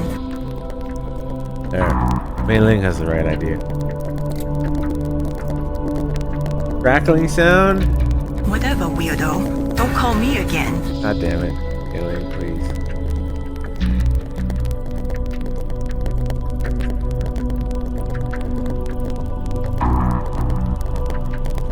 Crispy sound, of course. There has to be a problem. There's just gotta be. Wouldn't be my stream without this fucking problem. Okay, I'll try again. Did that help?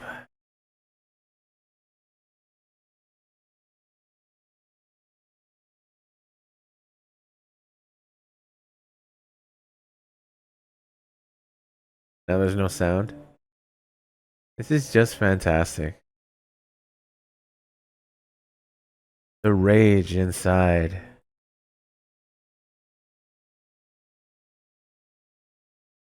Yeah, that's what you get when you piss about with it.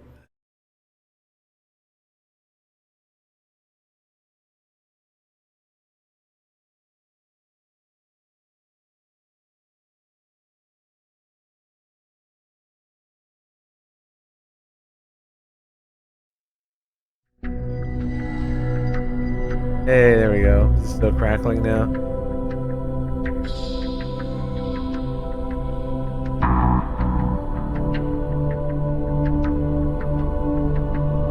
How many problems is that now in the last hour? How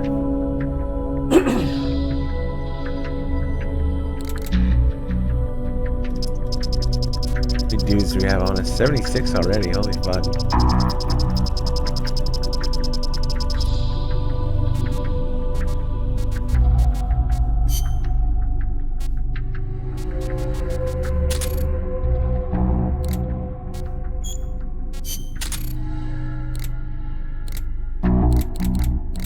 The mess hall team.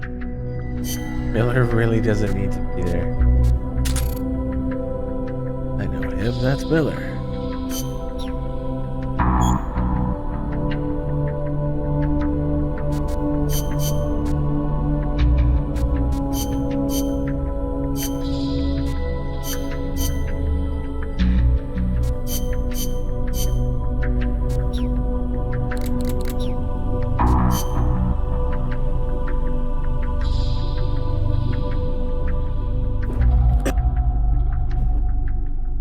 I hear it's amazing when the purple stuffed worm in Flapjaw space with the tuning fork does a raw blink on Harry Carey Rock. I need scissors. 61! Sorry, I saw 61 and couldn't help myself.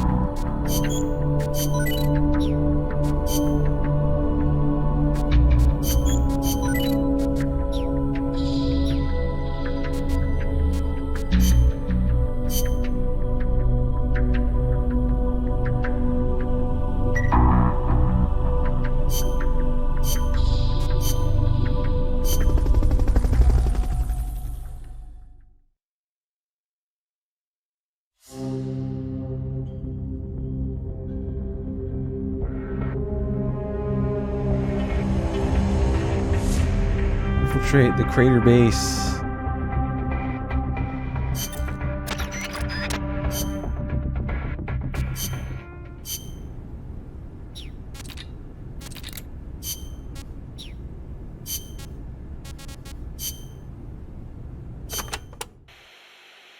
You probably heard this a million times, Snake, but you should always avoid combat with the enemy when possible. Right. We're outnumbered and in unfamiliar territory. We won't survive long in a straight fight, even with you on our side. I know. Avoiding combat is rule number 1 in a sneaking mission. That's right. Don't let the enemy know where you are, and attack only when necessary, using hit-and-run tactics to cripple them. It's the essence of guerrilla warfare.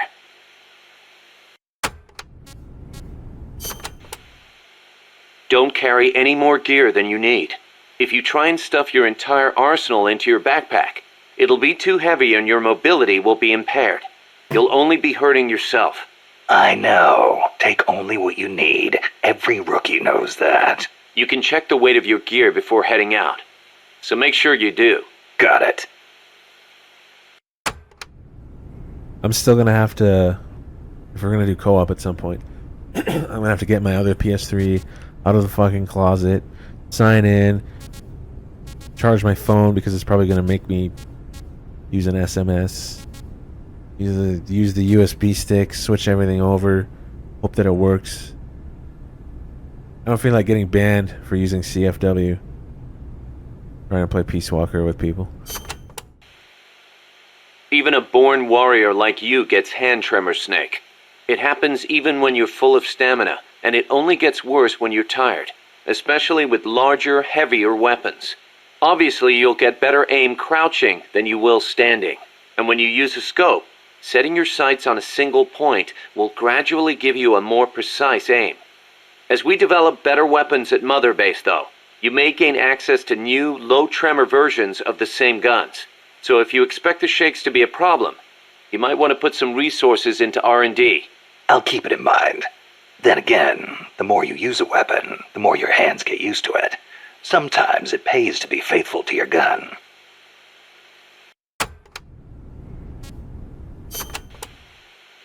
Choosing the right uniform is crucial. Pick one that matches the mission objective and your own combat style. That was brief. Jungle fatigues are made for jungle combat. They provide decent protection and let you carry a fair number of weapons. Your standard uniform, basically. The distinguishing factor is that your camo index will vary a lot, depending on the area. Wear a pattern that makes you blend in with your surroundings, and your camo index goes up. Wear something that clashes, and you'll stick out like a sore thumb. Pick the right pattern for the occasion. Sigint used to lecture me on it all the time.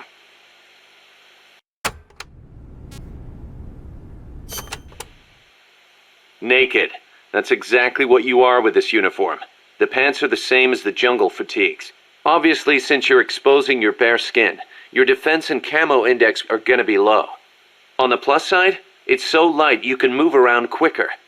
Good for showing off muscles, too.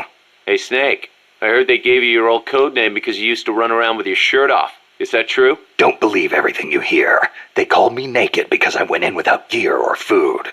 I had to procure everything on site. You mean they sent you into the jungle without even a pair of pants? On a halo jump from 35,000 feet? Sweet Jesus, you are a legend. You're busting my balls, aren't you, Kaz? Little bit, yeah. Hilarious.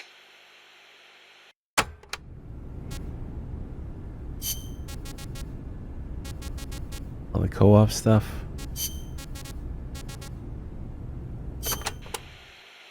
Snake, about cardboard boxes. It feels kind of weird me explaining this stuff to you, but there have been a few recent developments in cardboard box technology. So just to be safe, here goes. Go on. You can do much more with the box than just hide under it. You can put it someplace and leave it there. Huh? You can get on top of it and use it to reach high places, or hide from the enemy in its shadow. I like what I'm hearing so far. And that's not all. You can even put items in it and send them to co-op's teammates. Really? I never thought of any of that. Damn. Is there anything a cardboard box can't do? Every soldier should have one. Yeah, well, don't get too excited. This isn't exactly what they were made for. Which reminds me, don't you think the boxes around here are a little on the big side? You're right. I bet 2 people could fit under one box, if they packed in tight enough. They call them love boxes. Love boxes? Of course, you don't need a love box to fit 2 people inside. Any box of similar size will do. 2 men in a box. Up to 2 people can fit inside a cardboard box. Tell me how. Move close to a box with a teammate inside, and an icon will appear.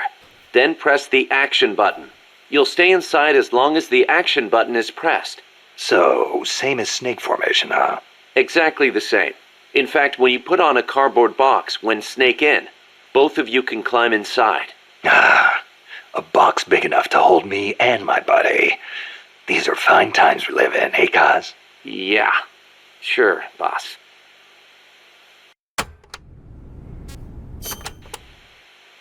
Snake, about that cassette player Galvez was carrying. What about it? That was no Russian imitation. It was the real deal. A prototype developed by a Japanese company. Get out of here. It's true. It had the Sony logo on it. The product name is Walkman. Walkman. It's a revolutionary new concept. Music you can listen to on the go. You can take it with you when you leave the house. I gave it a listen, and you wouldn't believe how good the sound quality is for something so tiny. And in stereo, too. Think of the technology that must have gone into it. And that tape is equally amazing. The treble range is clearly superior to any other cassette ever made. Stylish, too. How'd Galvez get his hands on a model that's not even out yet? Beats me. It's not the kind of thing I'd expect some stodgy Soviet to be into. Me neither. Tell you what, though, it's a fine piece of work. It'll let me listen to my music when I want, where I want. I never thought I'd hear you say that, but I have to agree. Me? I'm a recording freak, and I always used to laugh at the idea of a portable player. But now that I've seen it in action, I've changed my mind. Being able to take your music with you, this could be the start of a revolution in music. Could be. I'm having the guys at Mother Base study and analyze it. Who knows? They might be able to come up with something even better.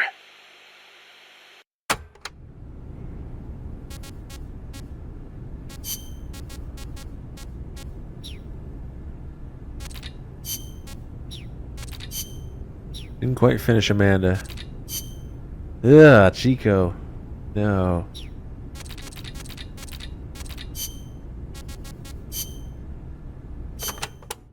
Mi viejo. Amanda, when did you join up with the Sandinistas? About a year ago, when I went into the mountains with mi viejo and his group. I thought your dad was with the FSLN from the start.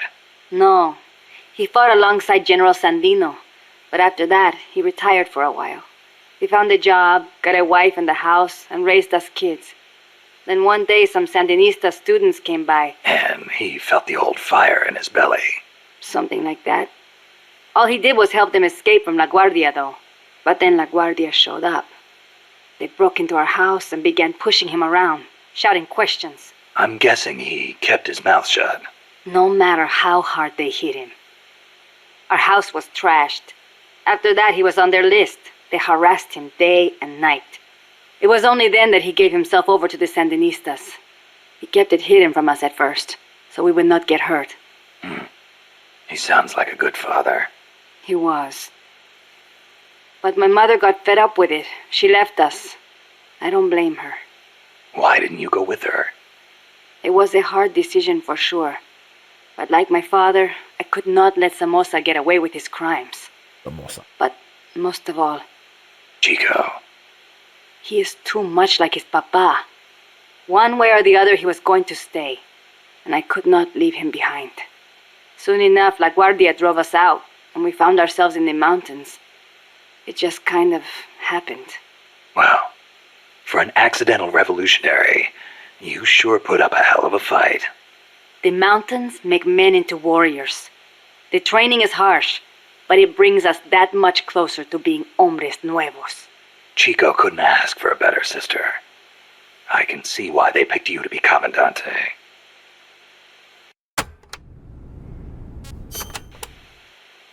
When I was little, I came down with malaria. Unlucky for me, it was the bad kind. I was in a daze the whole time. And at one point they said I was not going to make it. Malarial encephalopathy. I hear it's pretty common in tropical malaria cases. Even today, my memory sometimes gets a little fuzzy. Since then, I've had this fear of mosquitoes. When I hear them buzzing nearby, I get jumpy. Ah, that explains the chain smoking. See, I thought it might help keep the mosquitoes away, just a little. Maybe it is all in my head. You're the same way, right? Well, I will say this. I prefer a cigar over mosquitoes. Me too. I've got to hand it to you. Takes guts to conquer your fear like that and live a gorilla's life in the wild. It is nothing. El Che did not let asthma stop him from leading the revolution. Compared to him, I am no hero. Mi viejo. I'm sorry to hear about your dad. Thank you for saying that. Mi viejo was the leader of the Frente. He was the last of the generation that knew General Sandino. He saw the general's exploits firsthand as a boy. He would tell us stories about it all the time and about how the general was assassinated. Did you know he was getting money from the KGB? I had some idea, but I did not have the courage to confront him about it. I know it was a painful decision for him to make. I can imagine. Yes, my father was a good man. I loved him as a daughter, and his soldiers believed in him. Thanks to him, La Frente held together even in the worst of times. I don't know if I can ever fill his shoes.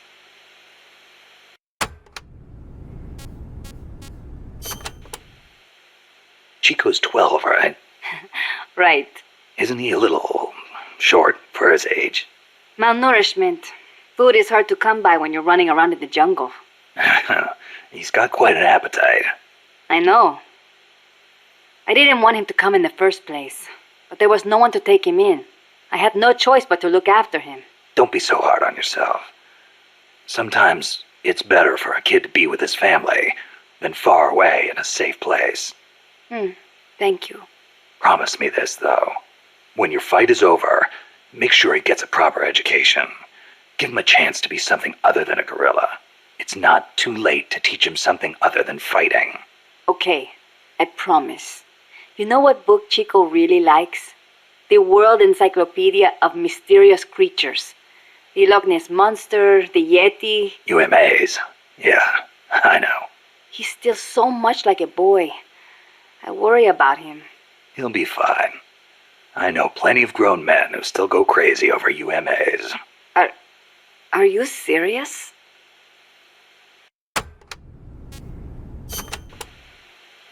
You have taken such good care of me since you saved me from El Colibri. I want to return the favor. Just wait until you're healed up. Then we'll talk. I appreciate that, but you need all the help you can get. It might take a while for me to heal completely, but I'll be fine once I'm on my feet. Put me in a combat unit. I'll pull my weight. I wouldn't expect any less from a Sandinista Comandante. Enough flattery. But seriously, it does not feel right for me to be sitting here while my compas are out risking their lives. One thing's for sure. Having you out in the field would be a big boost to Sandinista morale. Of course, our ultimate goal is still the overthrow of Somoza. But until we get ourselves back in order, we will follow your lead, wherever it takes us. Glad to have you on board.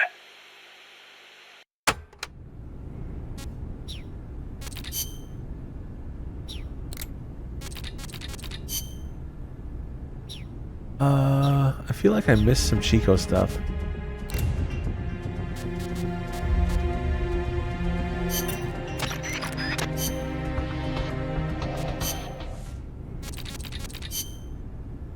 No.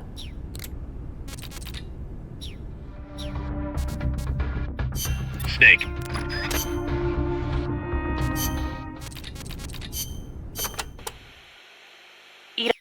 Fuck's sake.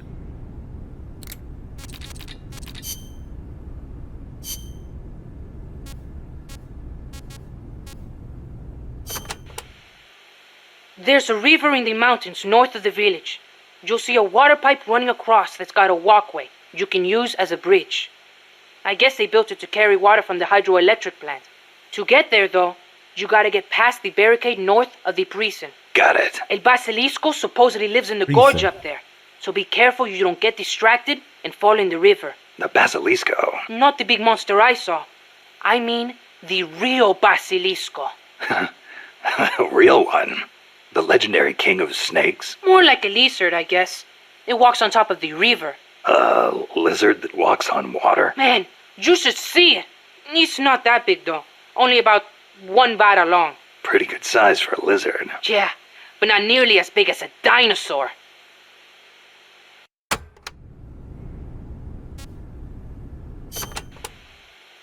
So there's a real Basilisco that lives in the river? I'm only saying I heard stories from people who said they saw it.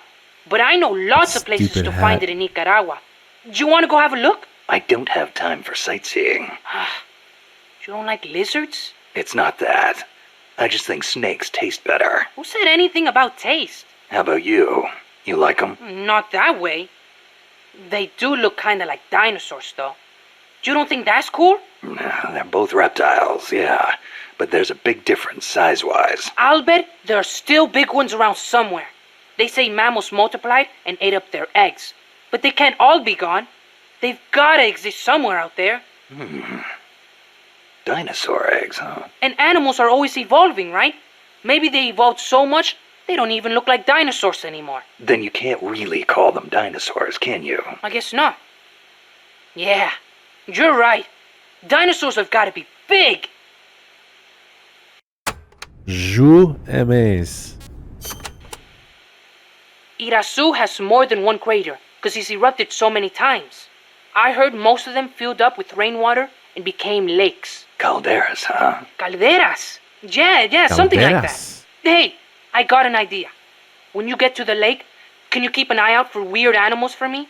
People all over the world tell stories about giant monsters living in lakes.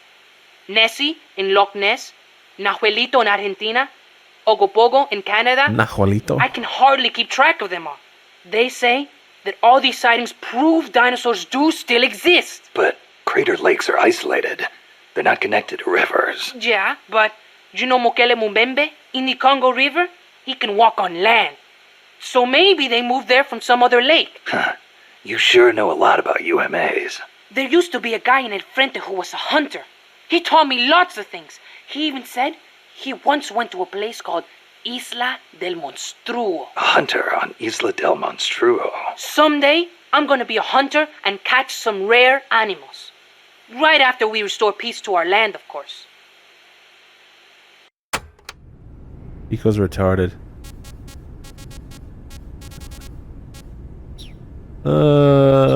Let's see. Snake, you're north of the village. The truck carrying the nukes is heading towards the heart of the mountain. That's its final destination. Pogo? We've got no intel on what lies beyond, so stay sharp. I'm actually very close to the Ogopogo area. When the enemy spots you and goes on alert, they may call in a backup strike team. These assault teams are heavily armed, well-trained, and highly dangerous. What's up, champ? Amanda's crew calls them commandos. Nice to see you. Unlike the patrolmen, these guys will actively, relentlessly track and hunt you down like hounds. Hounds to hunt a former foxhound. Bring it on. They won't give up easily even if they lose sight of you. They'll clear out any likely hiding places they come across. So don't get too comfy in one spot, or you might get caught again. Keep your eyes fixed on them and what they're doing. Also, be aware that commando gear includes body armor, so don't think you can deal with them by going in guns blazing. All I've got to do is find an exposed weak point, and... Exactly.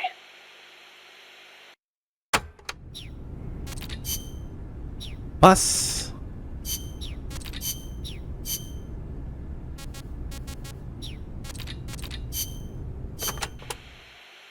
Snake, to the north of the village is a bridge that crosses a hydraulic pipe. Though normally the bridge is not used by people, if you slip, you will fall straight to the bottom of the valley. Be careful. What's a channel doing here? It is not for irrigation. They are hydroelectric pipes. I wonder if they run into Irasu's crater lake. Normally they would build a reservoir at the bottom of the valley, but it was probably too dangerous. Los Cantos means sword peak.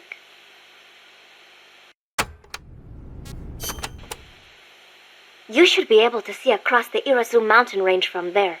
There are not as many big trees at that elevation, and you will probably be well above the mist. It'll be tough to hide up there. You're not thinking about the scenery right now, are you? Not while I'm surrounded by bad guys. You should have seen it when the country was at peace. I know you would have been impressed. Well, that'll be our reward for a successful mission. Sound good? Wonderful. Thank you, Snake. Peace. There is an old fort around there. What is it, boss? You sound upset. Well, you see, it was built during the Civil War. Let me guess. Disputes between Costa Rica's political parties escalated into all-out conflict. See, conflict that cost my grandparents their lives. The most senseless sort of war. Countrymen mindlessly slaughtering their own. That fort is a reminder of that senselessness.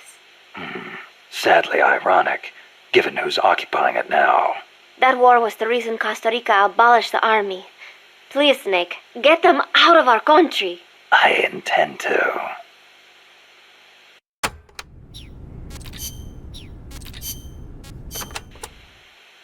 Did you ever hear of the Loch Ness Monster? Now that one I know. Pretty much everyone's heard of old Nessie. Great, so I don't have to explain. I think she's a long-lost dinosaur, don't you? Sure. Why not? One of the compas gave me a book about it, with photos.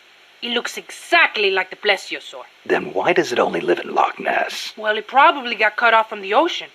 Back when Loch Ness was part of the ocean, some plesiosaurs became trapped there when the climate changed. There weren't any mammals there, so no natural predators. Today's Nessie is descended from those plesiosaurs. Then wouldn't it make sense for there to be monsters in other lakes with similar climates? Exactly. That's why there's been giant monster sightings in a bunch of other places. Like Nahuelito and Ogopogo. I don't know if there's one in Irasu too, but I know there's definitely something living in Lago Cosipolca. Nahuelito? You mentioned the Nahuelito. What is it? It's a plesiosaur that lives in Lago Nahuel Huapi in Argentina. It's described a little differently, but I'm sure it's basically the same creature as Nessie. Except for one thing. What? Well, according to one theory, it's the result of a nuclear test back in the 50s. What? There's no record of a nuclear test in Argentina in the 50s. At the time, the president, General Juan Perón, was pushing hard to industrialize the country. I wouldn't be surprised if he conducted a top-secret nuclear test before he was overthrown in a coup. Sounds a little far-fetched to me. You think? Then maybe Nahuelito really is a dinosaur. No, I didn't say that. I mean, it's really pretty obvious. Wait a minute. Thanks for clearing that up, boss. Dinosaur.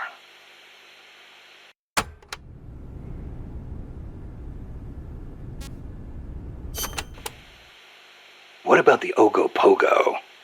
And what kind of name is that anyway? Ogopogo's a monster that lives in Okanagan Lake in Canada.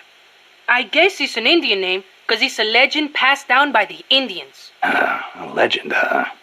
Well, then it's probably not. There's written records of it too. The first one was in 1872, and there's been more sightings since the start of the 20th century. You starting to get into UMAs too, Snake? Yeah, maybe. UMA hunting. Now that's a real man's adventure. What do you say, Snake? After Nicaragua's at peace again, you want to go exploring together? Well, we'll see. Might not be such a bad life. Mkele Umbembe. Mokele Mumbembe lives in the Congo River. There's nothing mysterious about it, though. It's already been confirmed as a real living dinosaur. The local people know all about it, and when they were shown a drawing of a brontosaurus, every one of them said it was Mokele Mumbembe. When peace returns to Nicaragua, I want to go to the Congo myself. Well, The revolutionary movement in the Congo ended in failure, you know. Yeah, I know. I wish we could do something to help, but Africa's awfully far away. Africa. Wonder if El Che ever saw Mokele Mumbembe.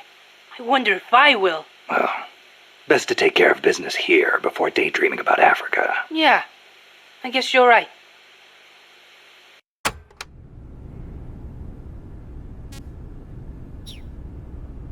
Kele Umbembe.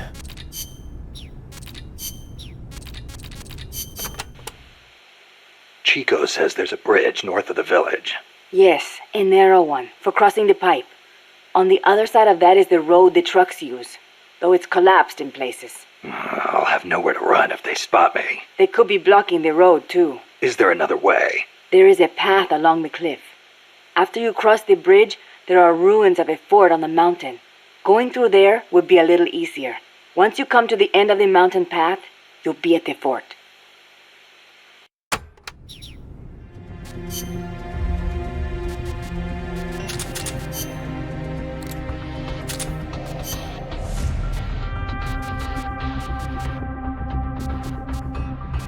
Where's my nugget? Don't have one yet.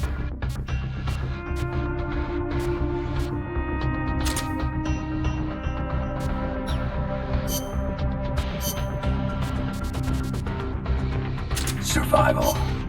Let's rock. Survival.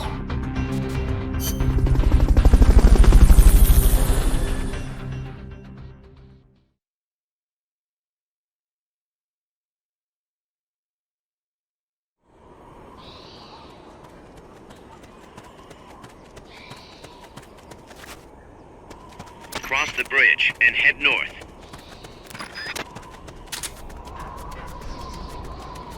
Make that jump.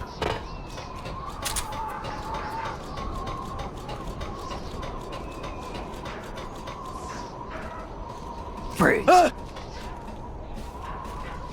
Freeze.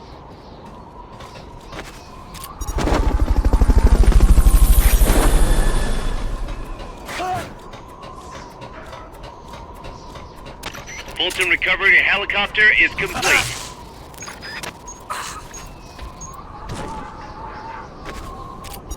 Ing.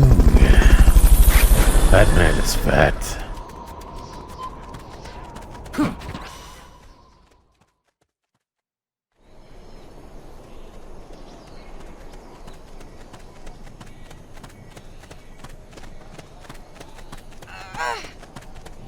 That's a truck route you're on. Their base is up ahead. Move out. Mr. Kojima. Fucking stay down.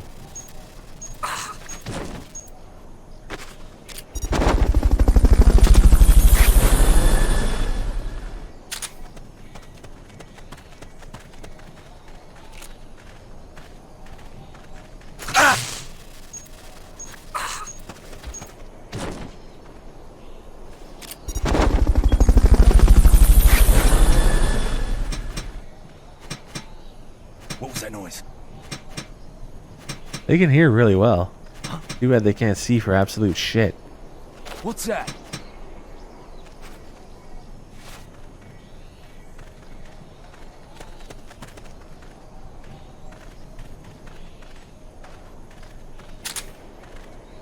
Freeze.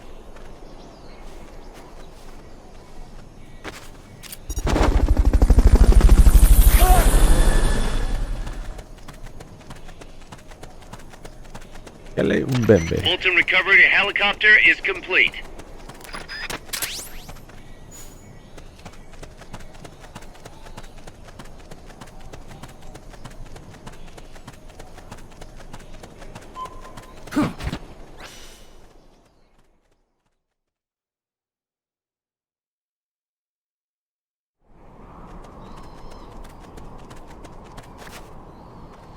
You have to get through that fort. Their base is beyond it.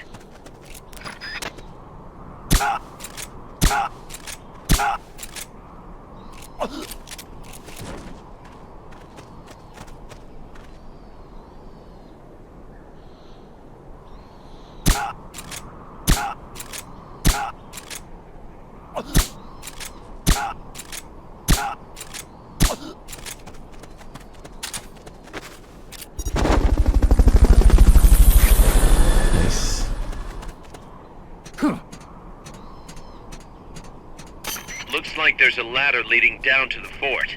I'll bet security's extremely tight. Freeze. Are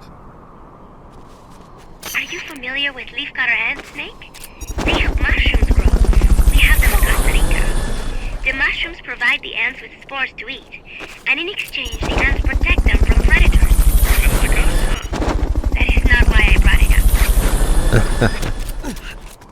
Fulton Kinda recovery like us, subject huh? confirmed onboard helicopter. You're almost at the enemy base. Just a little bit farther. Did I run out? Can't bring this guy? That sucks.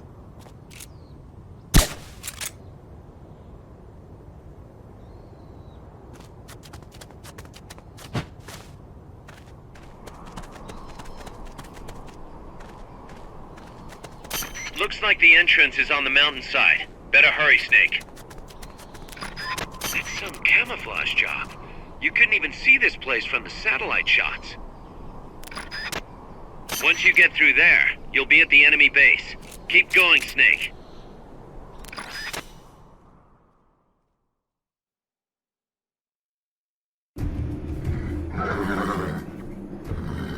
Kaz, I'm inside the facility. There's rows and rows of trucks here.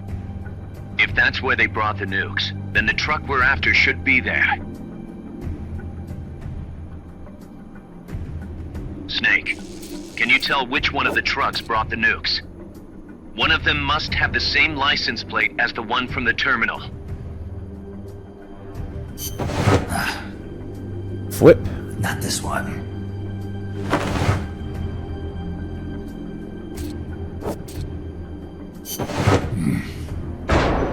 Metal Gear.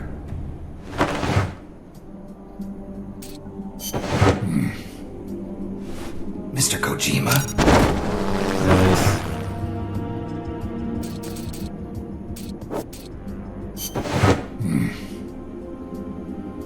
Nothing.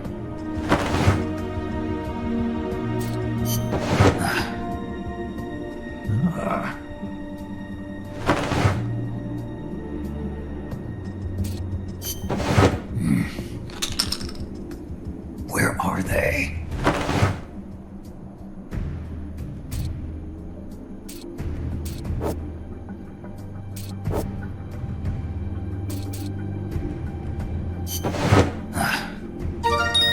Sunlight!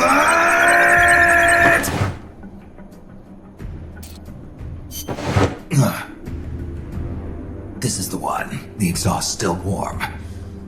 But the cargo's The already been name's offloaded. Huey.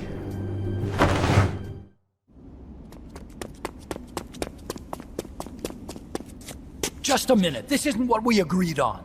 It's too late. The changes have already been finalized. You told me it was going to be a deterrent, that we wouldn't have to launch. I am not arguing with you, Doctor. Our goal is to create the perfect deterrent. That's why I agreed to help develop it. However, in order to achieve that perfect deterrent, we must show the world our strength. 3 key principles ensure effective nuclear deterrence. First, you must have nuclear weapons. Second, you must never use them first. And third, and most important, if someone attacks you, you must strike back. Unless we prove beyond a doubt that these 3 principles work in practice, the world will not accept our new deterrent. And the only way to do that is to show them we're capable of actually launching a nuke. But isn't deterrence supposed to stop nukes from being used? Exactly. And so the one we launch will be the last one ever. I won't let you use my creation like that.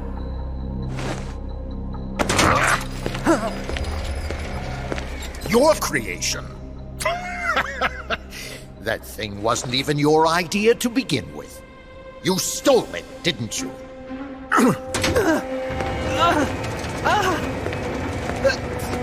Stole it? You're one to talk. You got the idea for bipedal locomotion from the communists in the first place.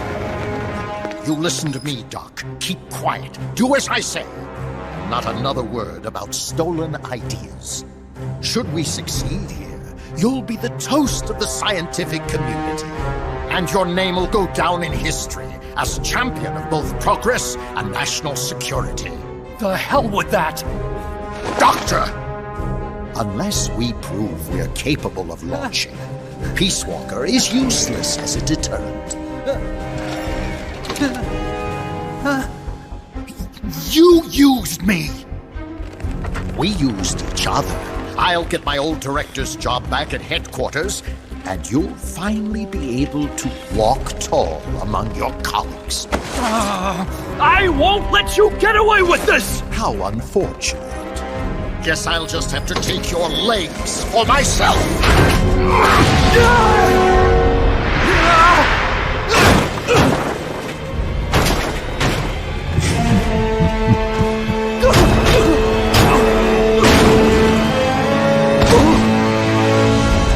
Peace won't just come to us, Doc.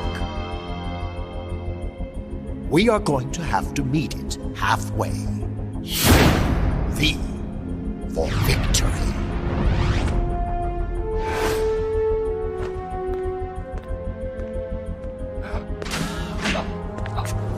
Wait!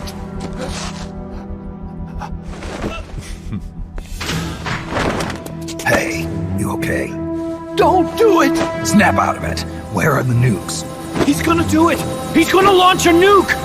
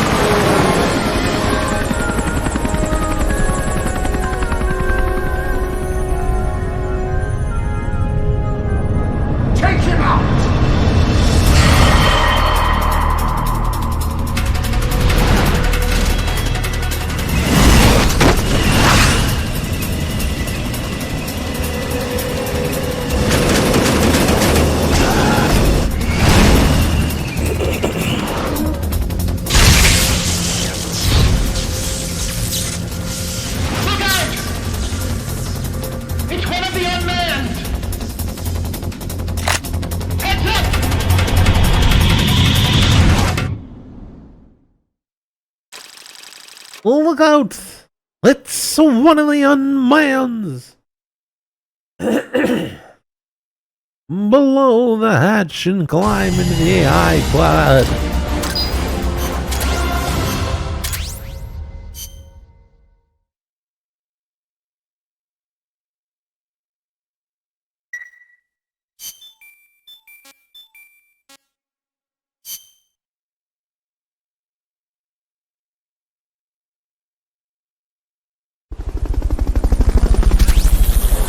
Video joined. Visiting on spicy curry.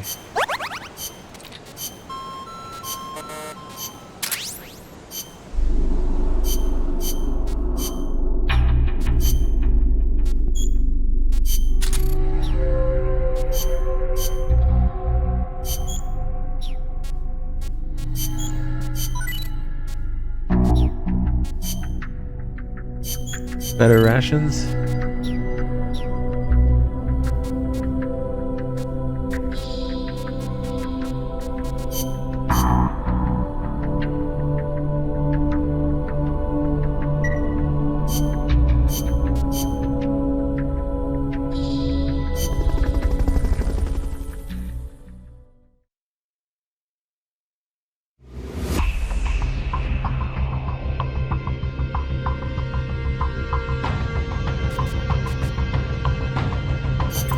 Careful, Snake. I've never seen anything like that, and I've got no idea how to bring it down. Maybe the scientist knows. However you do it, take that thing out.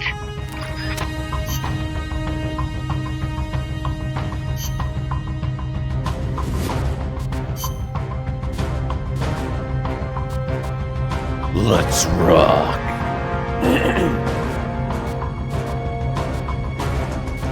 Let's rock.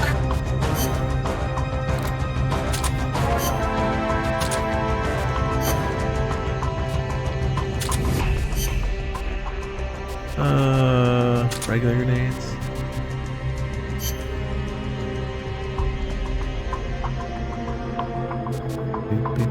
I have to do a lot of things before we can do co-op. Might do it after this cutscene. Which PS3s? Move saves, log in with the new shitty PS3 login method.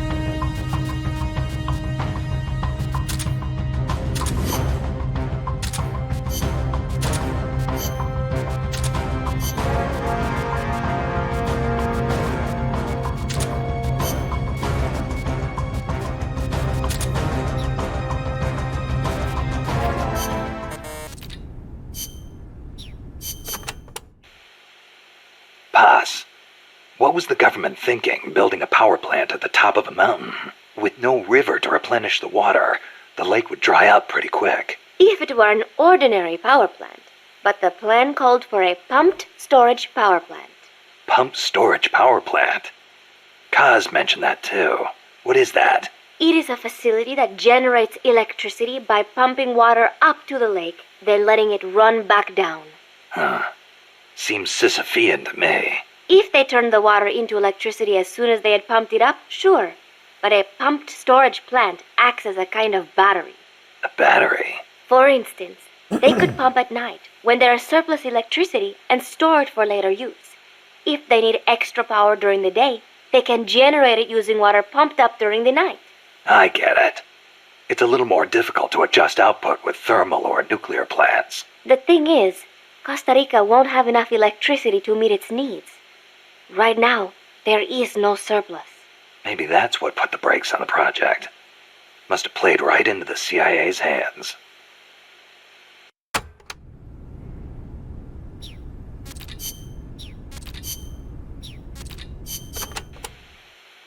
Watch out! It's El Galapago. It reduces its body weight by blasting air underneath it. That makes it a lot faster than any tank. It also has a tight turning radius. Any weak points? Taking out its boosters could reduce its acceleration. You could also try destroying its machine guns. I'll give it a shot. We've lost many compas to that thing. Send it to the scrapyard. Now I gotta wait like for 15 minutes just for my fucking phone to turn on.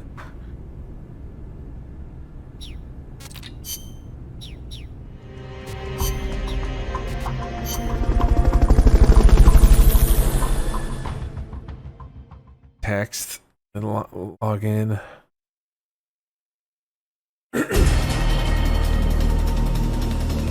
Hey!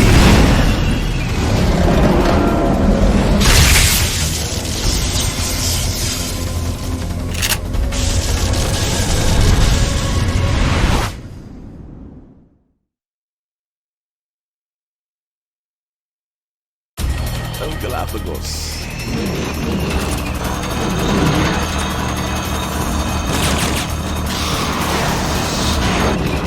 That's an AI weapon, the Pupa. It's fast, so be careful.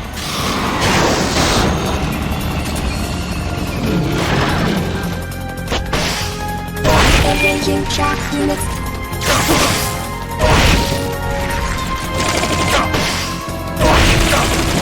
Aim for the cylindrical AI pod.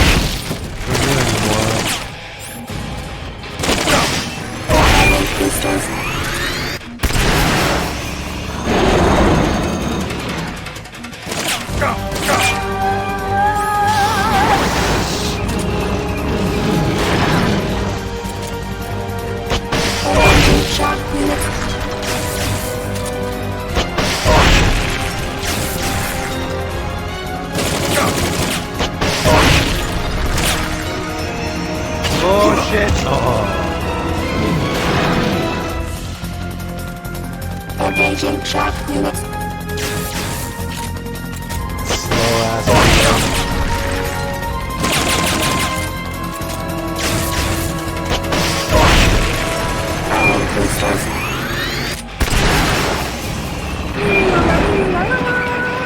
la la la la la la la. There will be some warning signs when it's coming out.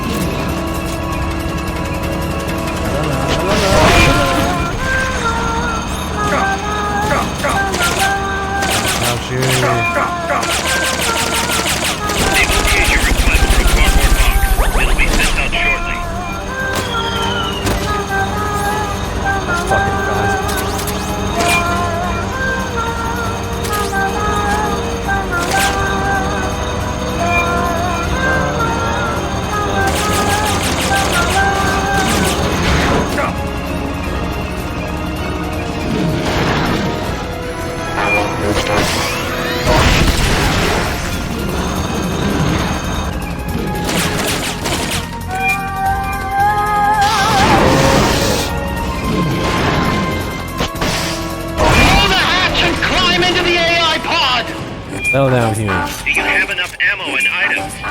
There it is. That cylindrical pod. You should be able to get in the AI pod!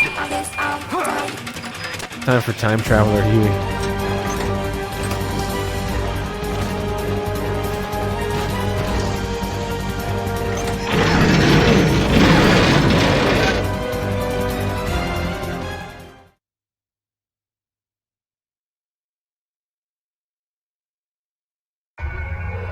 So Huey talks about like making our own the weapon. AI's memory boards before the pod's ejected. The black memory boards are locked. Go after the boards with icons over them. Here it comes. But we've never talked about this at all. Or it's about to come up. You can unlock memory boards by destroying the mechanical components that they control. Any boards you remove can be used to build our own AI weapon. Wait. Memory boards have different functions according to the icons displayed over them. Go ahead and take whichever ones you want. Build our own AI weapon? Huey's like not even a part of MSF. What the fuck? Not yet. I haven't talked about any of that shit.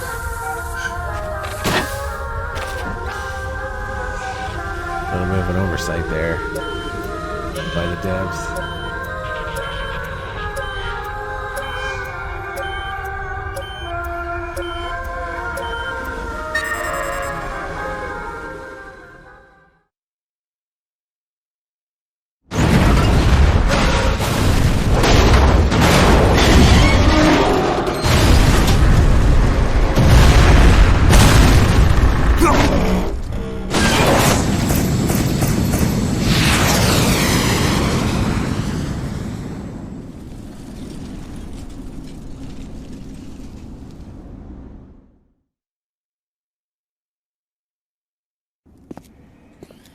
That was an unmanned weapon.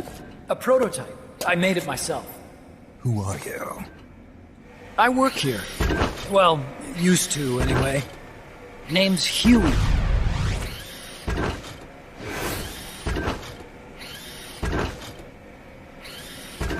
And who might you be? You don't look like one of those mercenaries. Me. I'm an entomologist. A fighting entomologist? Yeah, I specialize in butterflies. I'm here to catch Ulysses. Ulysses? Huh. I didn't think they lived in Costa Rica. Morphos, maybe? That's it. Need to get some before the Washington Treaty goes into effect. Says here Morphos aren't covered under the treaty. Must have slipped my mind. You sure you're feeling all right? Anyway, long story short, the butterfly got away. So how about it, Doc? Did you make that big butterfly too? Yes. And no. What was that thing? What are they doing here? Huh. Something tells me you're no ordinary entomologist.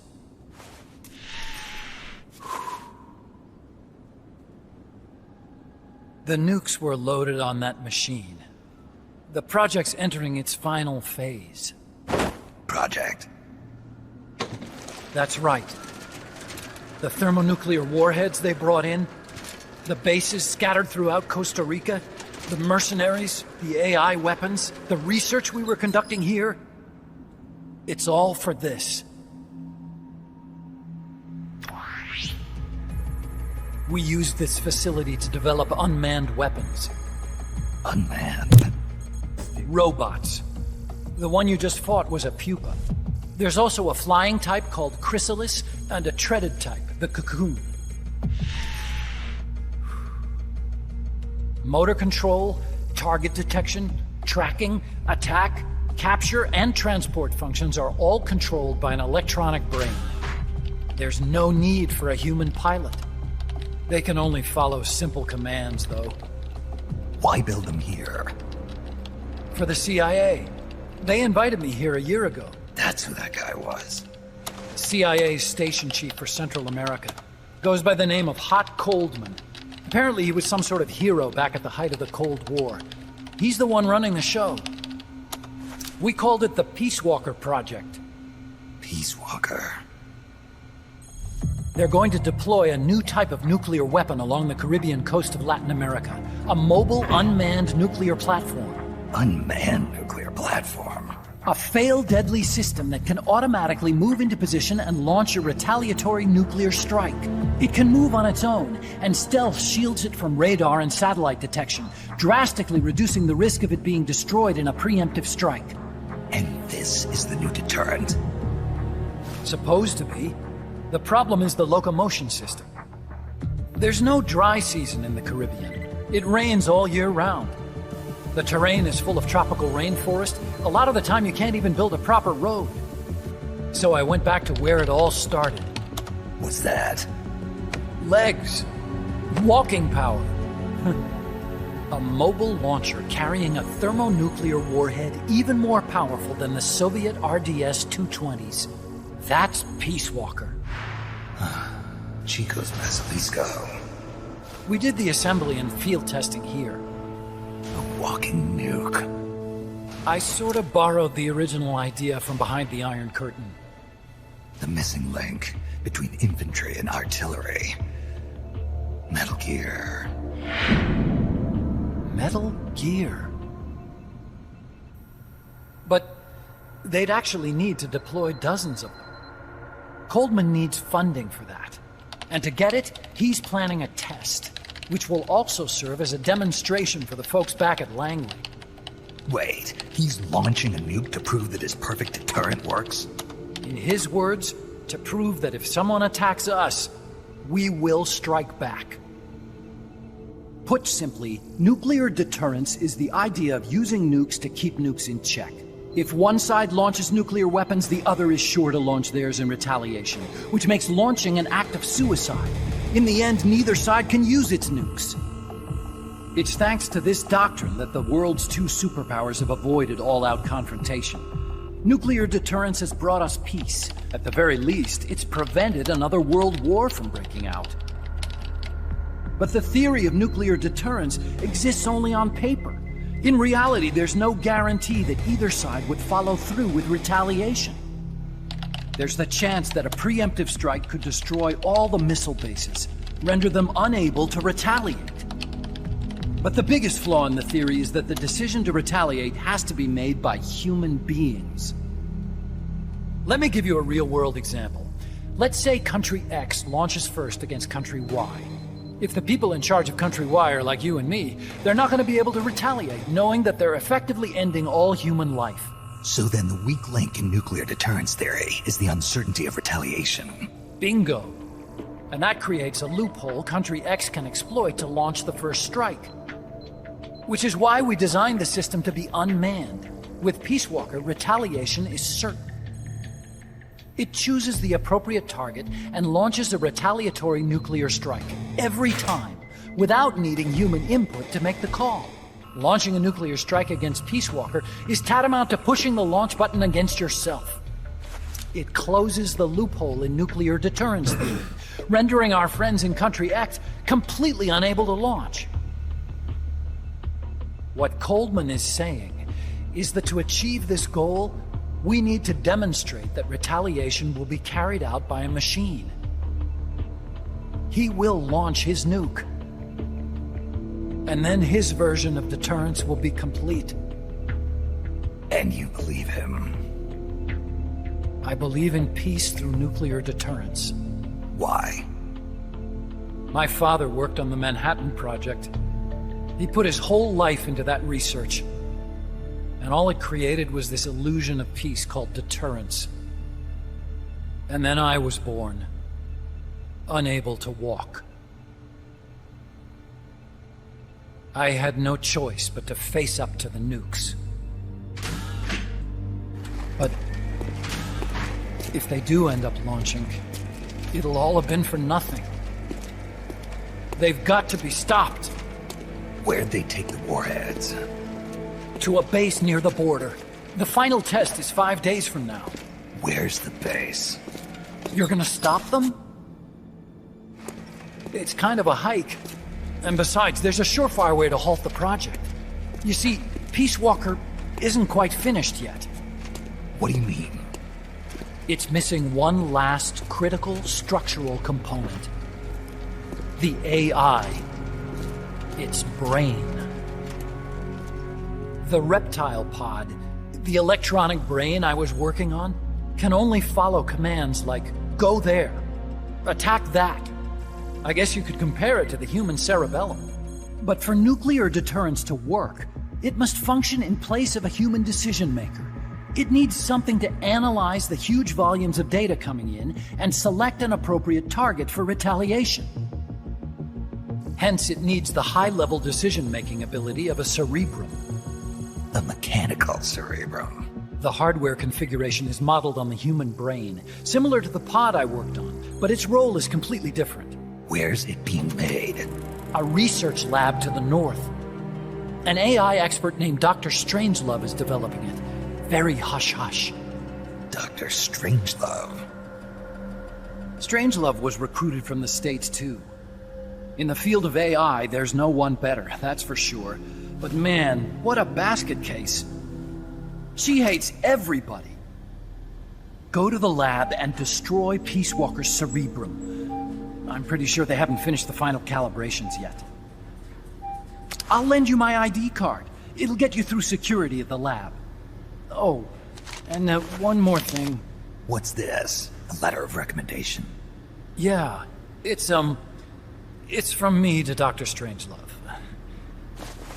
Don't read it, okay?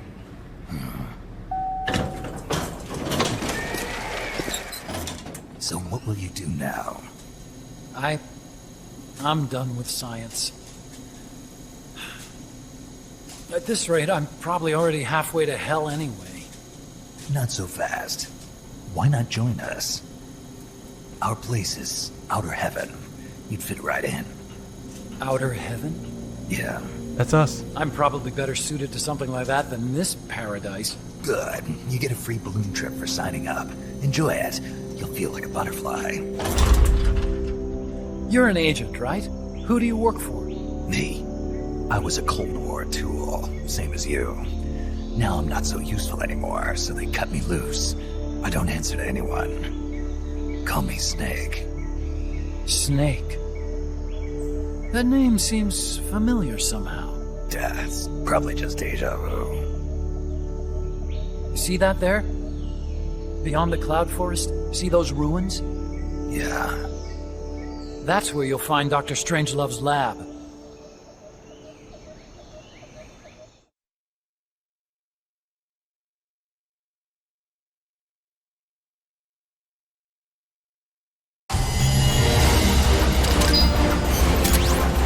My fucking phone wasn't charging properly. Gotta wait for it before I can start the process of logging in my other PS3 so we can co-op. Snake, the doctor's safe here with us. Huey, how are you feeling? Never better. This is quite the pad you've got here, boss. I'm impressed. Call me Snake. Whatever you say. Like it or not, everyone here calls you boss. By the way, If you're at all interested in improving your tech, by all means assign me to the R&D section. I'm pretty sure I'll be of some use. Once we have the necessary materials and blueprints, we can start work on that bipedal mech. I appreciate that, but are you sure you're okay with having your work used for war? I'll be using it to keep past mistakes in check. If I can help thwart the Peace Walker project, I'm happy to do it. Deterrence theory, Huey style, huh? Anyway, if you need any intel on the enemy's weapons or electronic brains, contact me. I've been given my own frequency. Sounds good to me, Doc. I'll do that. Good. Whatever the means, you must put a stop to their plans.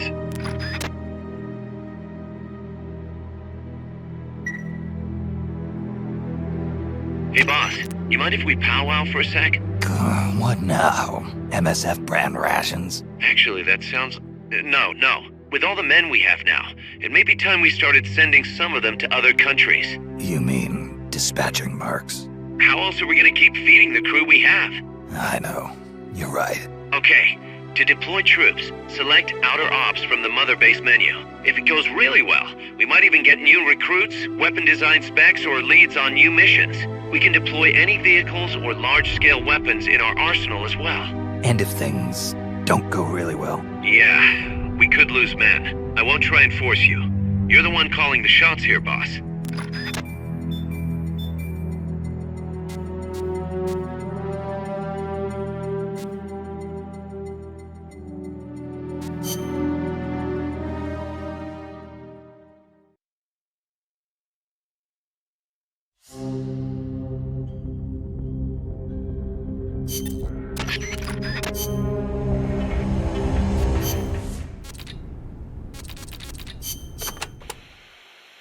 Doc, I'm starting to sense your feelings about nukes are a little different from your colleagues. How do you mean? Your little chat with Coldman back there. I told you my father worked on the Manhattan Project, right? You're familiar with it? The basics, yeah. It was the project that kicked off the nuclear age. That's right. Some of the finest minds of the 20th century, including multiple Nobel Prize winners, worked on it. They spent over $2 billion, and that's in 1940s money. It culminated in the successful nuclear test at Alamogordo on July 16th, 1945. And the first use in combat a few weeks later. Doc? I can't walk. What? My spine isn't shaped like everybody else's. I can't move my lower body, so I've never taken a single step, not since I was born. What's that got to do with your dad being in the Manhattan Project? As a result of his research, my father was exposed to high doses of radiation. It can't be a coincidence that my chromosomes are messed up. That's why I didn't want for these nukes to be another sword of Damocles. I wanted to give them a real purpose, to be a deterrent against war. Doc. And Coldman, we have to stop him, whatever it takes.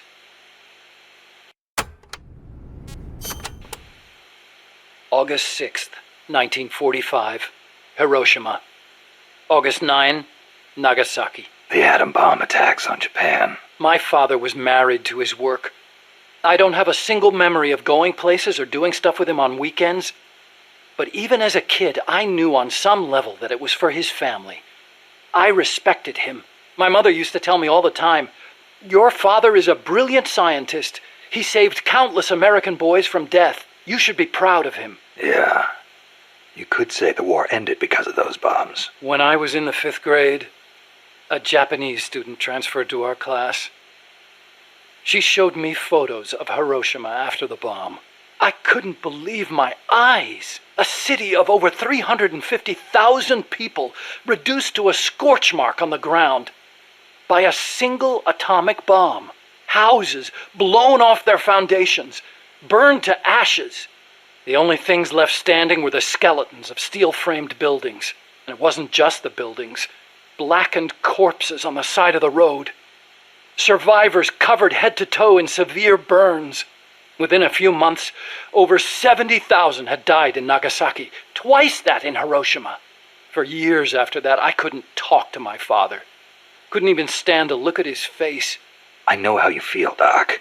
But your father's your father. If he hadn't worked on that project, my body wouldn't be like this. I could be researching something else. I could have lived a normal life.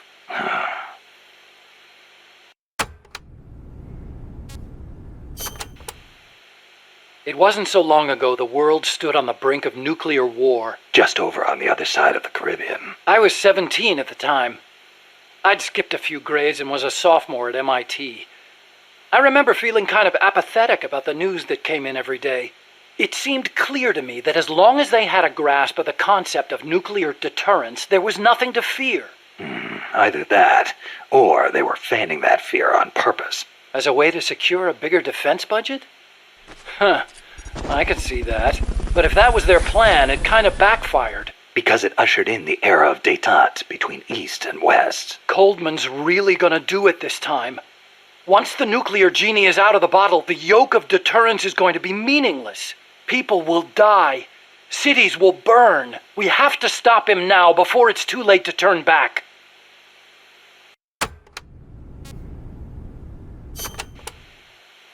So you've been doing nuclear research your whole life? No, not really. At first I wanted to be an aerospace engineer. For me, the Sputnik launch was a good shock, not a bad one.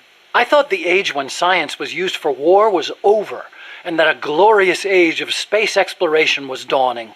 The year I skipped ahead and got into MIT, Gagarin went into orbit, which made me more excited than ever. Of course, even back then, I knew the space race was just another facet of the Cold War. Moscow had a leg up on us, and we were desperate to catch up. I know. But for me, it was a happy time. I joined NASA, got to do the kind of research I loved. Our nation's prestige hinged on our work. They gave us whatever resources we asked for. I knew you could turn a rocket into an ICBM by fitting it with a nuclear warhead, but that didn't bother me so much. It didn't last long, though. The space and nuclear arms races took up enormous sums of money. America beat Russia to the moon, but that's where it ended. Then came détente. Exactly. NASA's budget was slashed as a result. My father being a nuclear expert and all, they put me to work on a more obvious deterrent: missiles. At NASA, I'd been researching a locomotion system for lunar exploration. Tires aren't suited to driving around on the moon, you know. And that's how I caught Coldman's eye.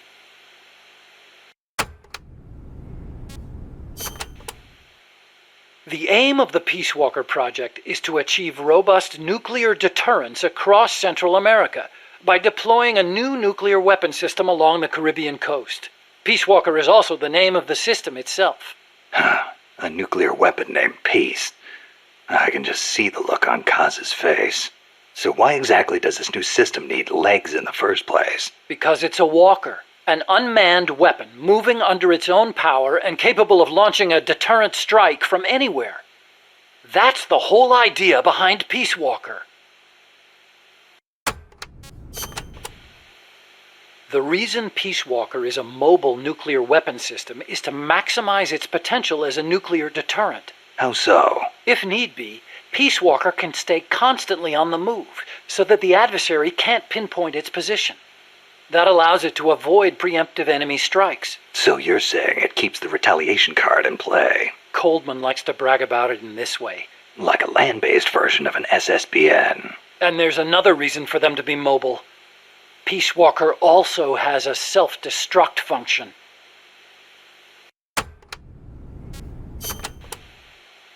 Why would Peace Walker need a self-destruct function? You saw it, didn't you, Snake? That sphere on Peace Walker's head? Yeah? That's a hydrogen bomb. What? You're telling me that thing's a thermonuclear device? Do they have any idea what kind of destruction that thing would cause? I know, it's crazy. I mean, even overkill has its limits. If it's strategic value they want, they could have gone with something smaller. It's like they want a weapon on par with Russia's Tsar Bomba. This arms race is running way out of control.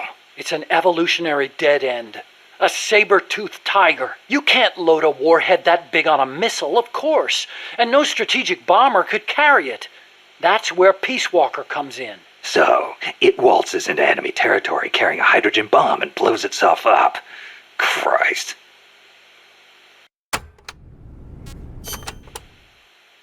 The biggest nuclear warhead ever actually detonated was the Soviet RDS-220. nicknamed Tsar Bomba. It had an estimated yield of 57 megatons, 10 times as much power as all the explosives used throughout World War II. The test took place on October 30, 1961, above Novaya Zemlya. The explosion is believed to have created a fireball over 2 miles in diameter. Can you believe that? Like a miniature sun. The explosion was seen as far off as Finland, 600 miles away. And some people even reported windows shattering. The shock wave traveled 3 times around the Earth. 3 times? Peace Walker is armed with a massive hydrogen bomb, even more destructive than Tsar Bomba. It can sneak into enemy territory, lie low, and in the event of an enemy nuclear strike, detonate itself in retaliation. And the locomotion system that lets it do that? My research. Snake, those legs were supposed to make my dream come true. Now they're about to jump the fence of nuclear deterrence. You have to stop them. I'll apply all my energy into developing weapons and equipment to help you do it. Sounds like a deal.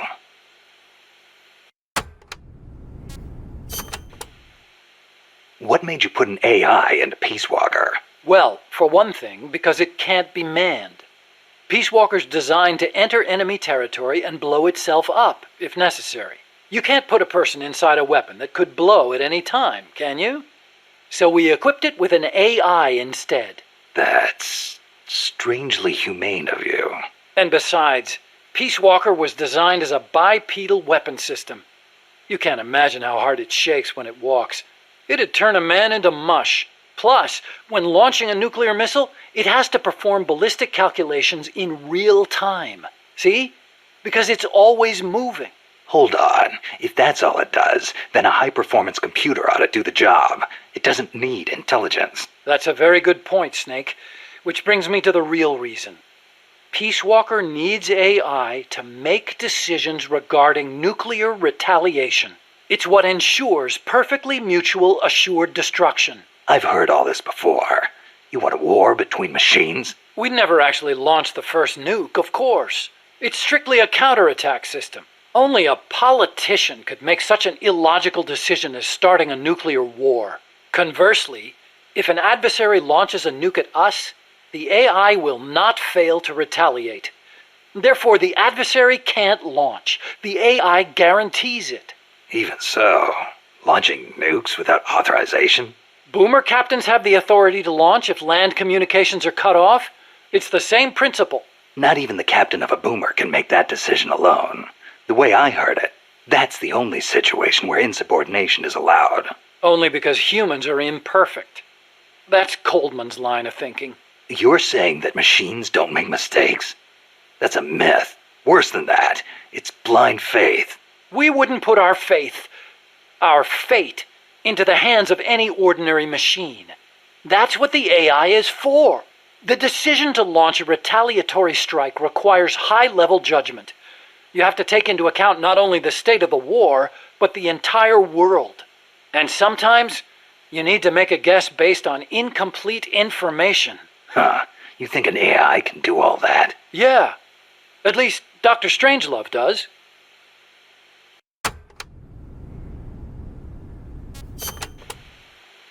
Peace Walker is fitted with several close-range weapons. We'd also planned for it to be able to enter enemy territory and self-detonate. Wonderful. What exactly are we dealing with here? Well, the flamethrowers for one thing. One in the front and one in the rear. Then there are the S-mines. They're like cluster bombs. It scatters them from its leg hatches. If you see those open, you better clear out quickly. And finally, the rockets. These can travel quite a distance, so stay sharp. On the other hand, it can't fire them from too close. But then again, there are those flamethrowers. It can also use its legs as weapons against any infantry on the ground. Ouch. But remember, Peace Walker technically isn't complete. With just the reptile pod, it can only perform relatively simple maneuvers. They've got certain quirks, too. What's more, look carefully and you should be able to predict which attack is coming next.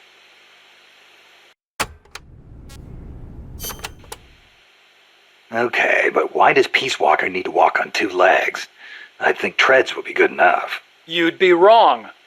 As you know, the terrain in Central America is rugged and complex. especially along the Caribbean coast of Costa Rica. You've got jungles, swamps, mountains, and the only way to get across all that terrain, no matter how rugged, is on legs. Yeah, but wouldn't it be tough to cross a swamp, even on legs? It wasn't easy, that's for sure. The reason we picked Costa Rica as a proving ground is because we can test it on every type of terrain.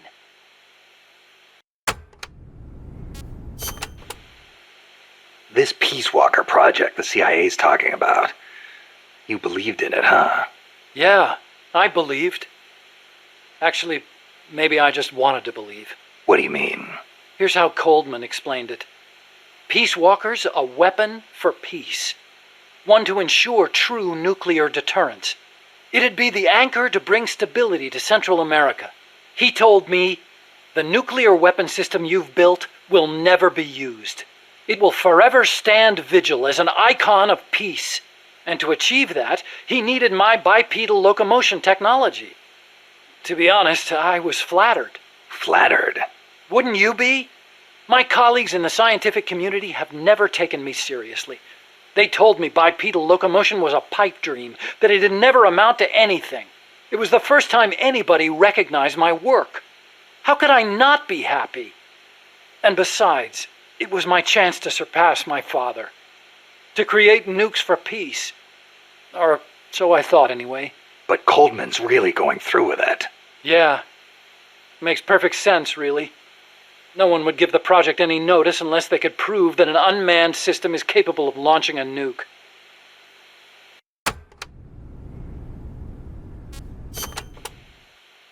Why is Coldman going to launch a nuke? If all he wants to do is prove the AI retaliation system works, he doesn't need to put a live warhead on it. I agree. He could demonstrate the system by launching the missile alone, without a warhead. I asked him the same thing at first. He said there was no point in using a dummy missile. That it'd take an actual nuclear launch to deter potential enemies. Launching the real deal gives him a leg up in negotiations with Langley. That's what he's really after.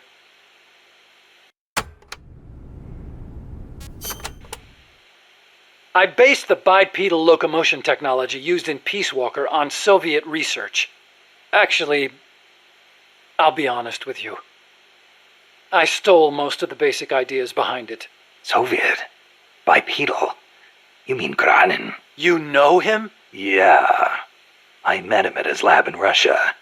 He helped me out a little bit. You met him? What were you... He was head of the Granin Design Bureau, creator of countless Soviet weapons.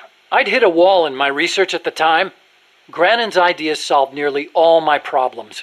There's nothing unusual about using somebody else's work to further your own research, is there?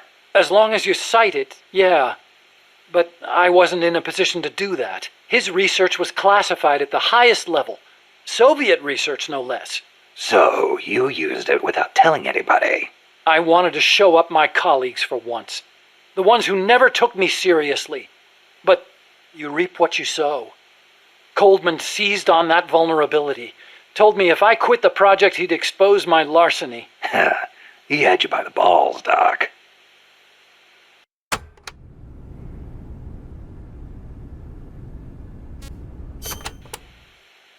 How'd you get your hands on Granin's research? That was also Coldman.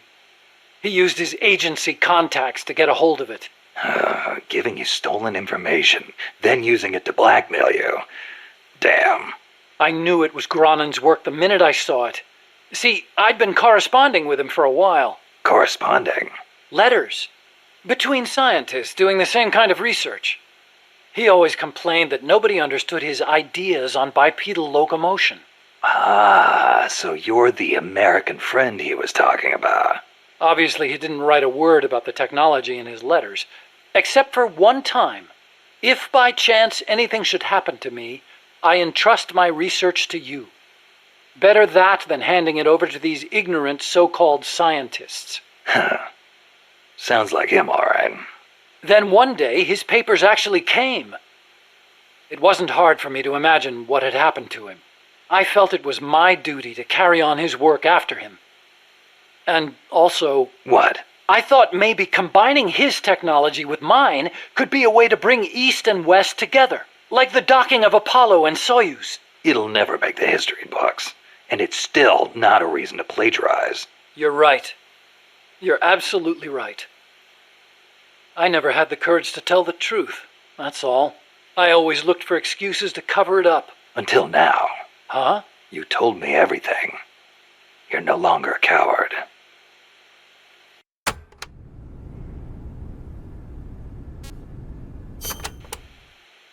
Metal Gear. Huh? What about it? You mumbled that when I first explained about Peace Walker. I'm curious what it meant. Exactly what it says. Metal Gear. Granin coined the term. Granin did? He thought of his technology as the metal gear that meshes infantry with artillery. I like the sound of that. Metal Gear. It's got a nice ring to it. Better than an outright lie like Peace Walker, anyway.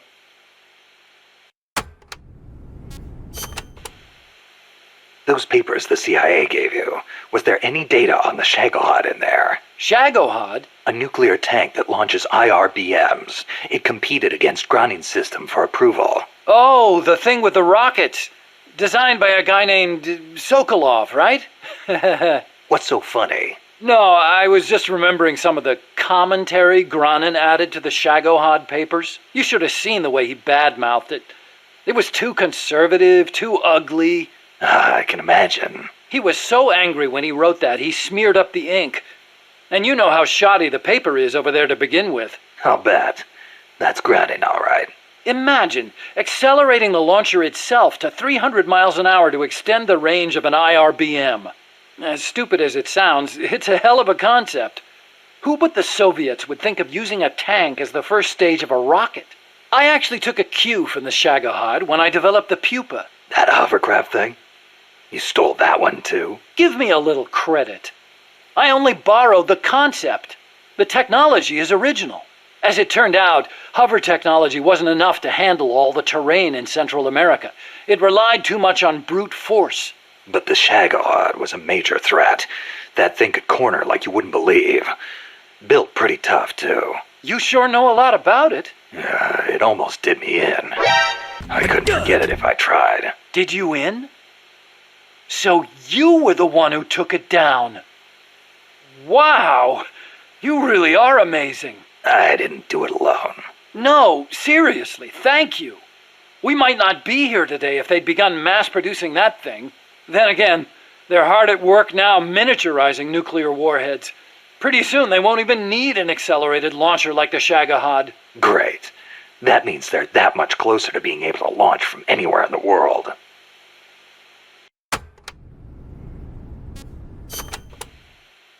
Chico called Peace Walker the Basilisco. Basilisco? Oh, right, Spanish. That's funny. I once used the codename Basilisk for the Peace Walker platform myself. What for? The class of lizards called basilisks can walk atop any type of terrain. In a pinch, they can even stand up on two legs and run across water. Perfect name for a system that can walk anywhere in Central America, right? Plus, there are the legends. What legends? The basilisks of legend were highly venomous creatures. There's a story told by the ancient Romans. A knight slew a basilisk by piercing it with his spear.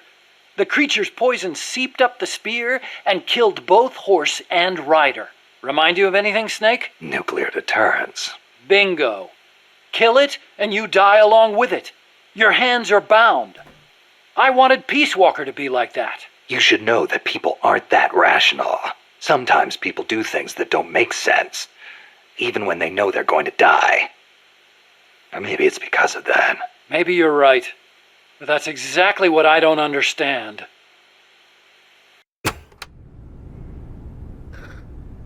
Ghosts! The night sub. Prime, thank you so much for that. So this Dr. Strangelove was at NASA? Yeah. Well, actually, Strangelove left for DARPA not long after I joined. And then the two of you ended up back together doing research in Costa Rica. Not exactly together. We coordinated on a few things, but the research projects themselves were separate from each other.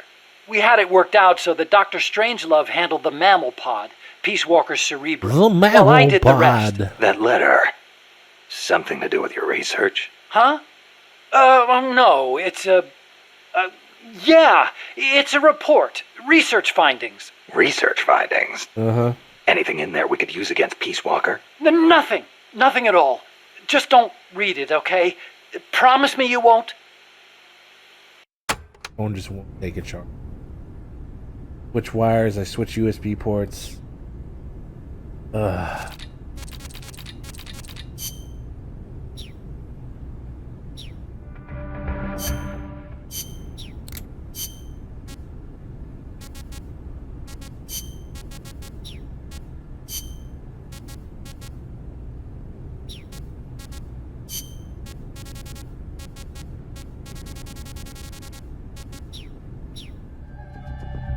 All I want to do is turn on my phone for 2 seconds just so I can get a fucking text, but in an hour and it won't take a charge properly.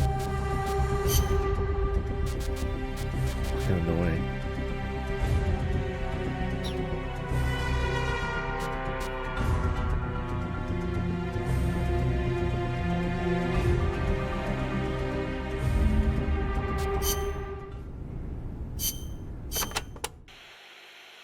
We've also confirmed that some of the enemies specialize in ambushes. Amanda's crew calls them scouts. They'll blend themselves in with the terrain and the vegetation. Then, when they see you, they'll swoop in. They fight pretty much like commandos, and will use clearing techniques to flush you out. In addition to wielding normal weapons, the scouts also carry wires. Sounds like these guys know their CQC. Could be.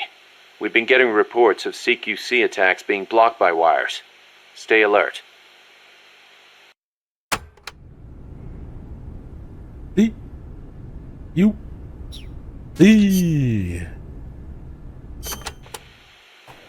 Are there any large-scale ruins in Costa Rica, Paz? Very rarely. There is a place east of Cartago called Guajabu.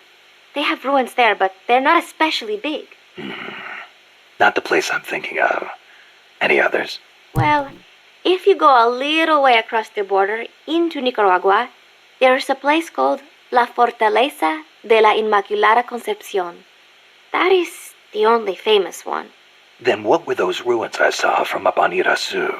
There are a lot of things we still do not know about Costa Rica's ancient civilizations. There are giant stone spheres throughout the country.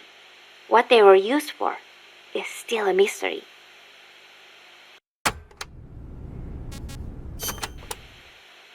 The cloud forests cover the central mountainous region of the country. They are perpetually shrouded in fog. You get wet just standing there. It is as if the entire forest is inside a cloud. Must make for poor visibility. It does, but beauty too. It is like being lost in some mystical green labyrinth.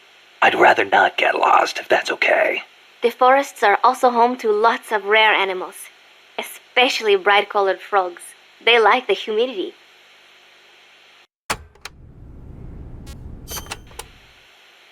You know that butterfly painted on Peace Walker? Any idea what that is? It is a morpho. A Pallades morpho, if I'm not mistaken. Pallades morpho? Uh-huh.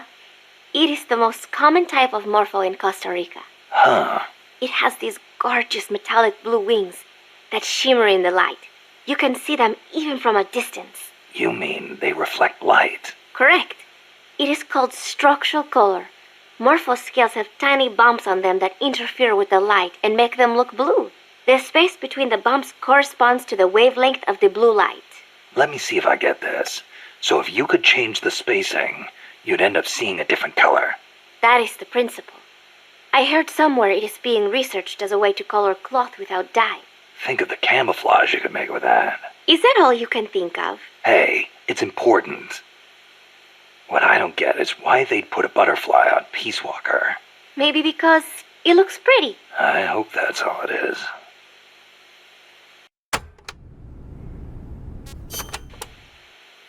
This area is a tropical cloud forest, continually covered in a thick mist. It is quite a mystical place. Selva de la Leche. Forest of milk. I can barely see in front of me. There you go again. The forest is basically sitting in a cloud, so of course it's going to be hard to see. But you know, the cloud forest is the only place many exotic creatures can live. Well, If they're not edible, I'm not interested. Snake, I'll have you know people travel from all around the world to witness Costa Rica's unique fauna.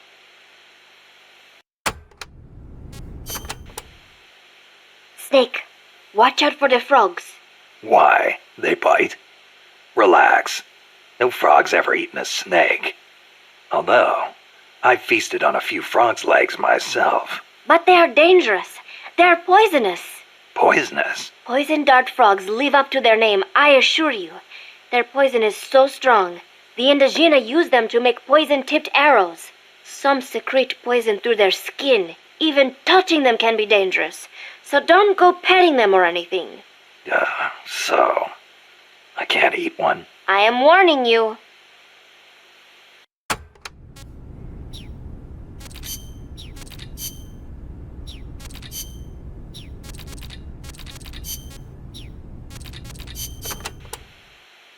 From here on in, you'll be in a cloud forest. The ground is covered in vegetation. You'll have plenty of hiding places, but so will the enemy. I'll keep an eye out for scouts. Trying to force your way through would be suicide. Know the enemy's location before making any moves. Too bad you don't have some sort of radar. I could try night vision. Once you know where an enemy is, decide how you want to handle him. You could get into his blind spots. Or drop him from a distance before he even has a clue someone's around. An eye for an eye, right?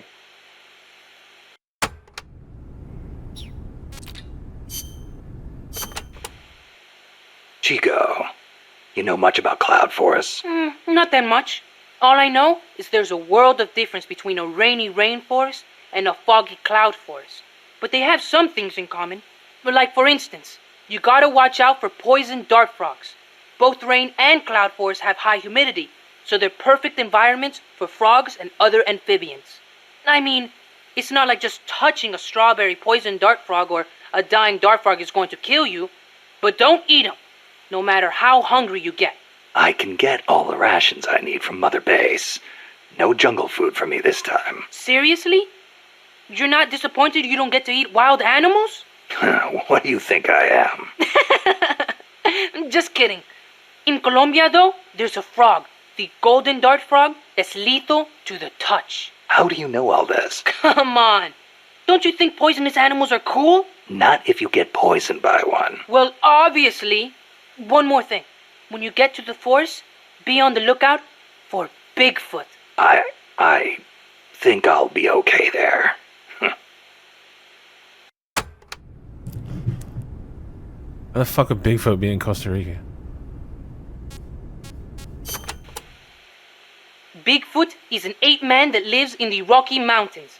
In the local Indian language, he's known as Sasquatch. And get this, he's over 3 vara. Can you believe that? So he's kinda like a gorilla? Completely different. Even the biggest gorillas only get to about 2 vara, and they walk on their knuckles. Bigfoot's big, and he walks on 2 feet, like people. So he's more man than ape? Probably. His ancestors must have split off from humans at some point. Like before they started using tools and stuff. Yeah, but aren't the Rockies kind of far away from here? Not that far. According to Darwin, humans came all the way over here from Africa. Plus, there have been sightings in Venezuela of an ape-man called Mono Grande. Costa Rica has tons of plant and animal species. So I'd expect there to be at least one kind of ape-man. At least.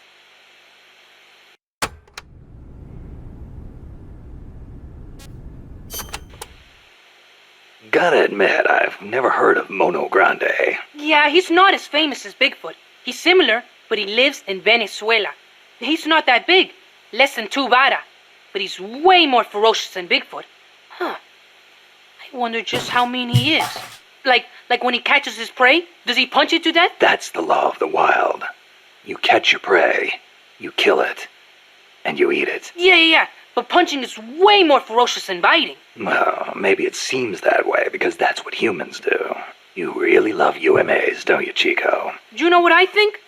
I think UMAs should be dangerous. Otherwise, where's the fun in hunting them?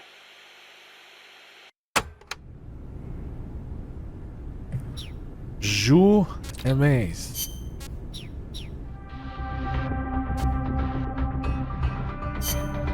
Cloud Force time.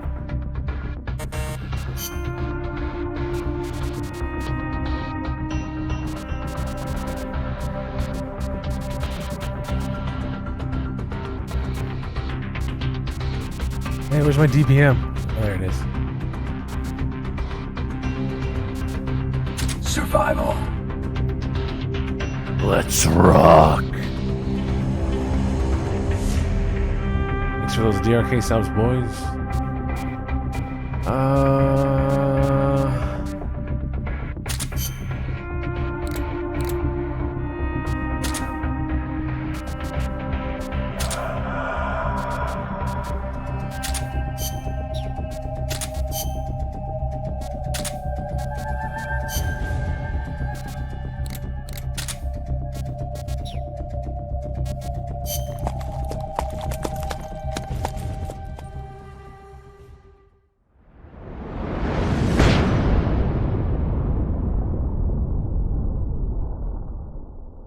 Phantom Hero.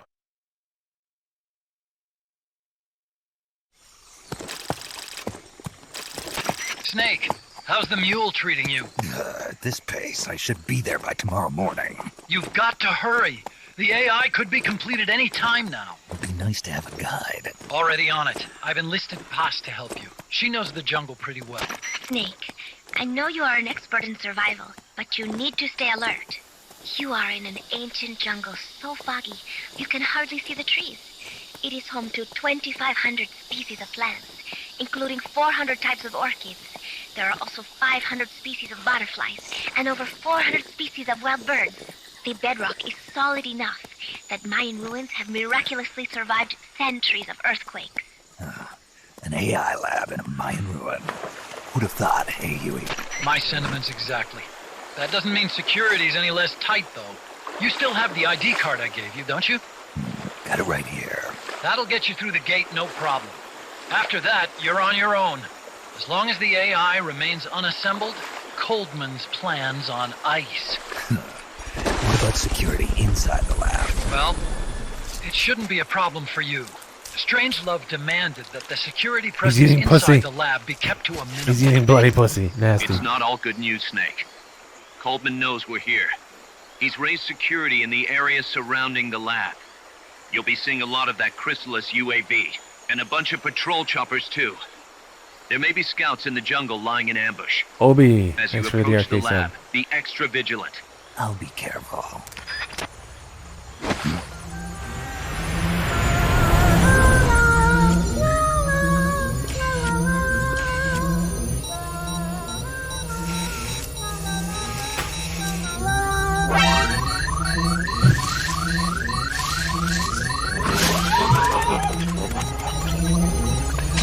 They're looking for you. Stay sharp.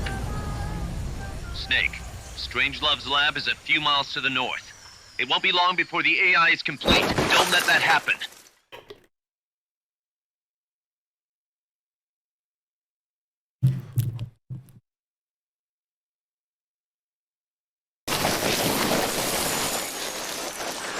Hing. Careful. If there's enemy scouts around here, they'll be nearly impossible to see. That man is fat.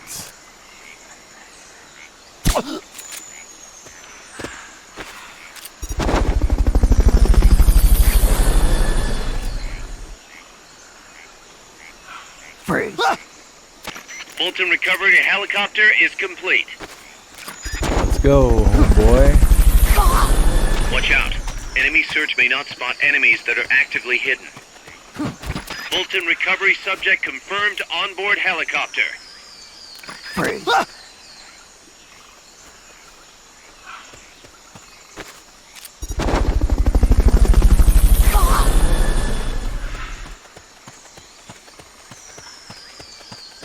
Fulton recovery helicopter is Complete. Looks so smooth, like butter. I wonder if the mule made it home. The poor mule. If anything looks suspicious out there, check it out.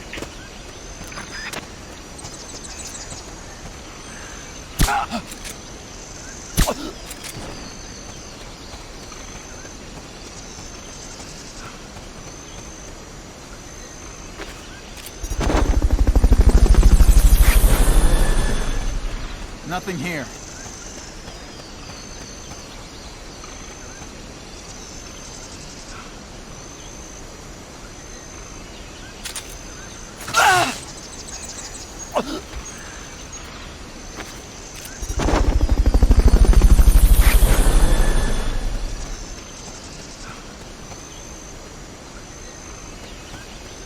S-ranks and Peace Walker are lame. There's no difficulty. Basically all about speed. At that point, just knowing people where they are and running by. Yeah.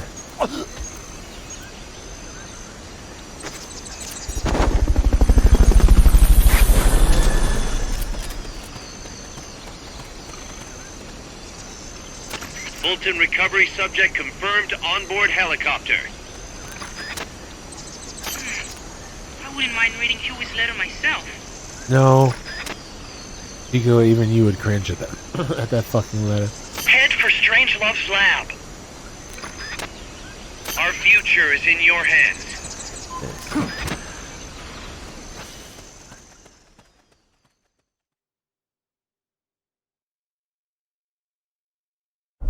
The name's Yui. Oh, it's helicopter time, isn't it?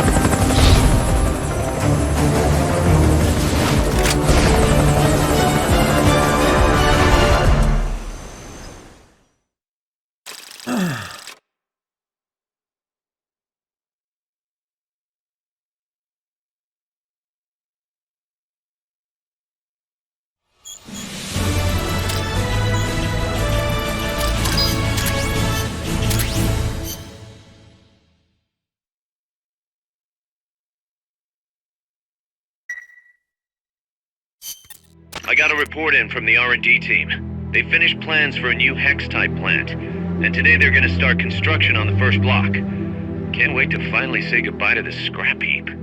Only thing is, we don't have nearly enough GMP. We'll need to recruit more soldiers to get more GMP. You know what to do, Snake. I can't shift my ass without things falling.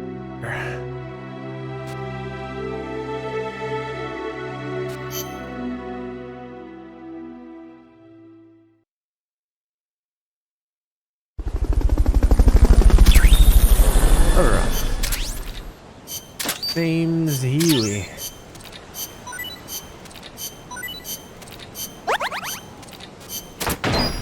Plant.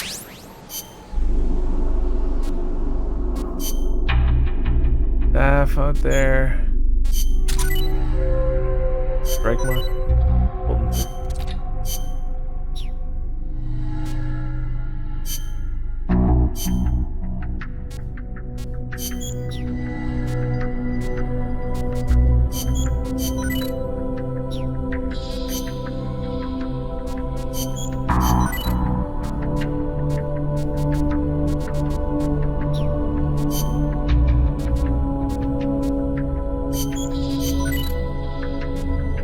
Left.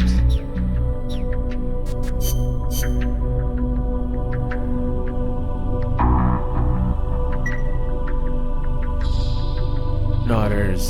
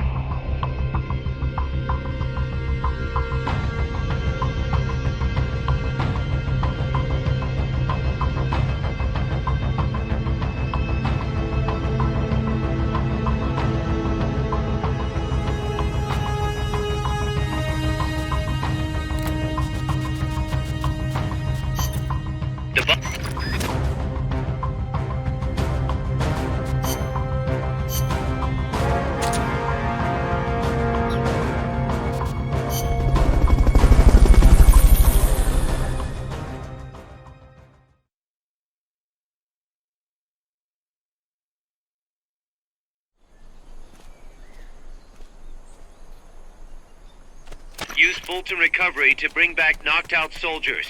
To use Fulton Recovery on a soldier, get up next to them so the icon appears, and push the action button.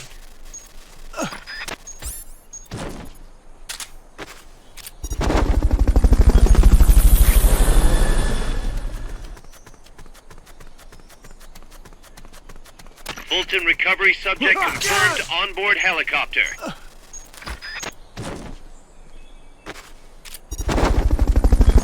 Looks like that soldier's out cold. Try using Fulton Recovery. You did it! Keep it up!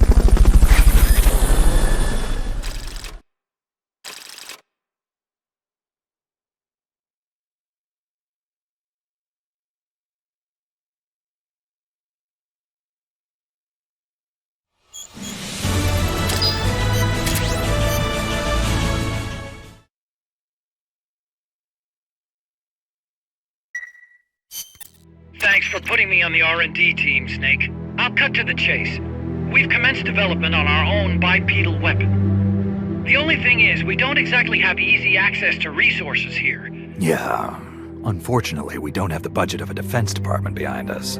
I understand. That's why I want to ask you something. If you fight any more AI weapons, could you try to gather as many of their parts as you can? That would really make things go a lot smoother. Again, easier said than done. If anyone could do it, you can, boss. You single-handedly took out the pupa. True. Look, if you're not interested, I can just work with what we have here. I'm not trying to force you to take unnecessary risks. You're the boss around here. All right. No promises, but I'll think about it. Great. Also, each AI weapon has a head part that serves as the core of its armament. Recovering a head part will allow you to use the weapon associated with that part. But those guys won't go down without a fight, so don't get too preoccupied with this stuff.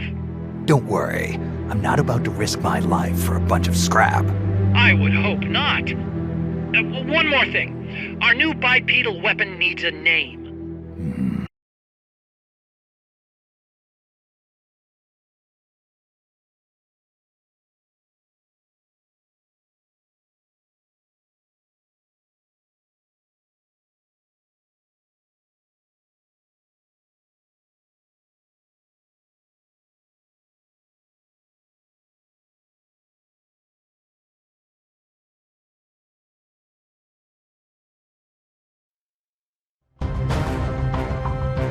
Okay. Plane crash.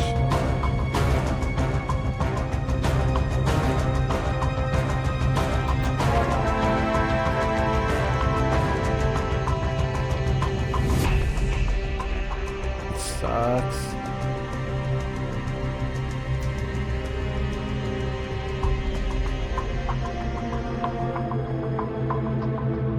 Okay, what did we get?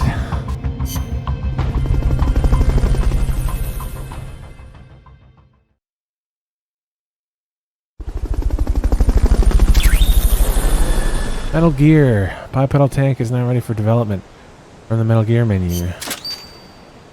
So you can build your own Metal Gear. Takes a heap of different parts. Snake, what the hell? The fuck? What does Snake do now?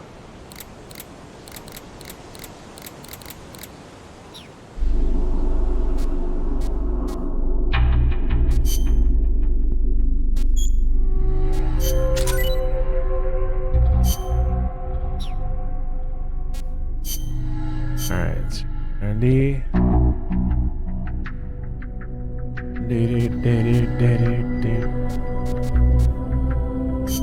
Make marker? Unless they're throwing. I don't really care.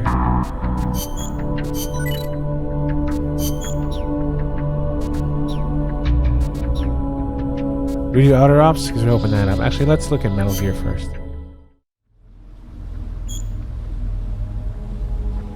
Would you like to view the Metal Gear Zeke development tutorial? Yes.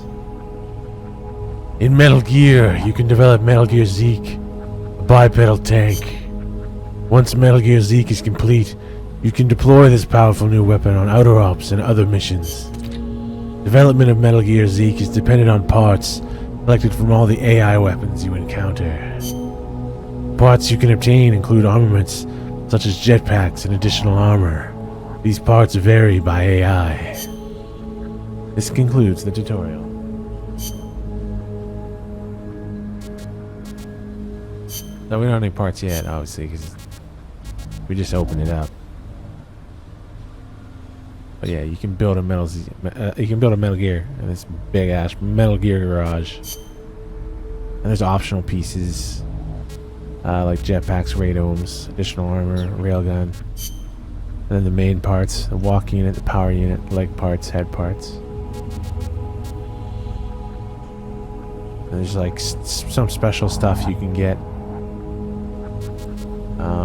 When it comes to optional parts, you can actually... when it comes to main parts, like there's different types of legs, there's different types of heads. It actually gets quite interesting.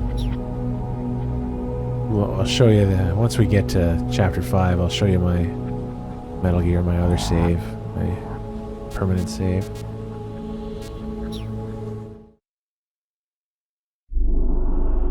You're the shit! Great, are we gonna hear that 20 times now?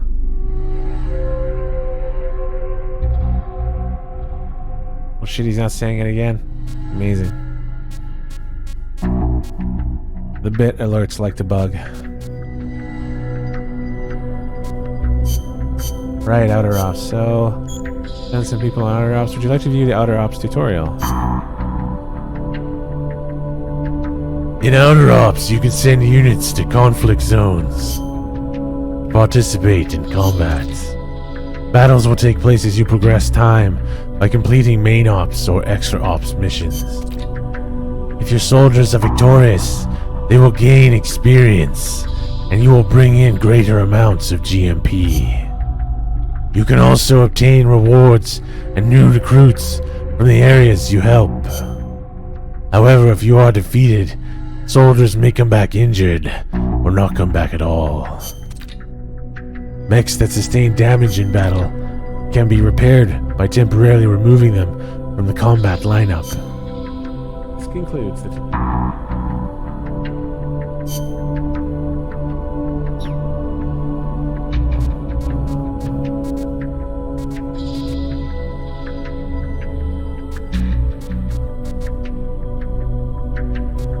Let's send some people in Outer Ops. Destroy the infantry unit. Resend a vehicle. Boom. Just send it by itself. Destroy the infantry combat unit. There's 4 of them. Mechs. Alright, send the tank. And then there's this one. 4 of them.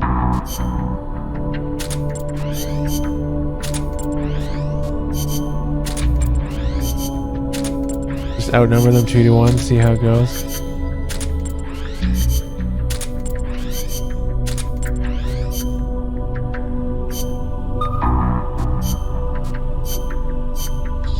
Launch all the attacks.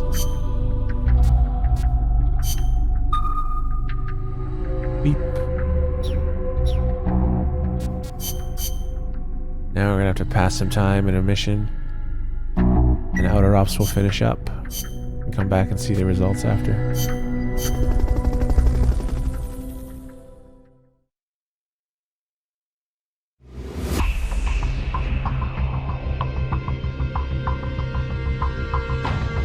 Oh, we didn't get the smokes, did we?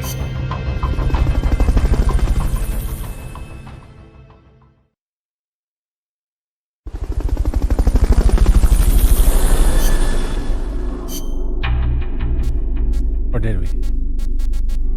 Yeah, it kind of looks like we did.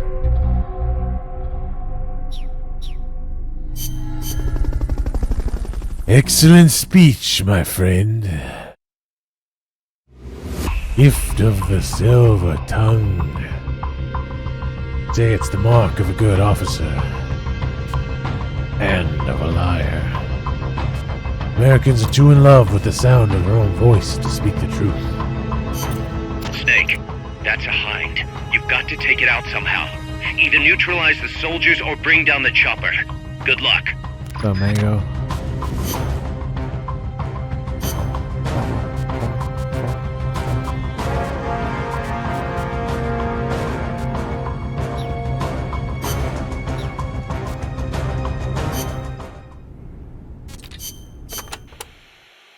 Catarata de la Muerte means waterfall of death. Huh. How cheerful. I am sure it will be no problem for you, Snake.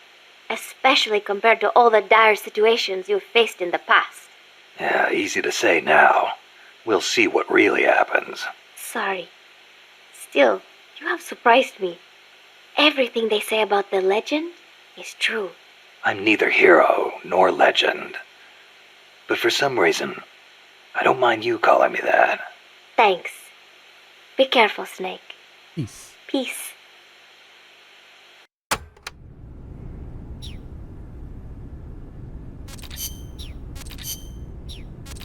The name's Yui. Don't even think about facing a chopper head-on. Guerrilla tactics would work well in a place like that. Moving from tree to tree will make it hard to get a fix on you from the air. That's your best chance. Good thinking, Commandante. You clearly know your way around a battlefield. Enough, boss. Time to stop talking and start using your ears. When you're hiding, you won't be able to see the chopper that well. It's important to use sound to get a read on its position. You could also try taking out its tail rotor. That would greatly reduce its mobility. And watch out for ground troops. Copy that, Commandante. Alright.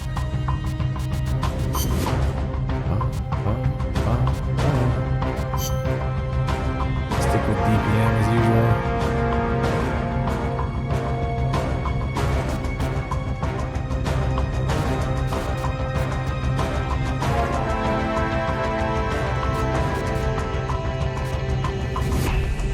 The only difference is tree and dirt. They're the only two ones that change. Survival. Survival. Let's rock. Wait, what? Weren't we doing Fulton 3 at this point? God damn it.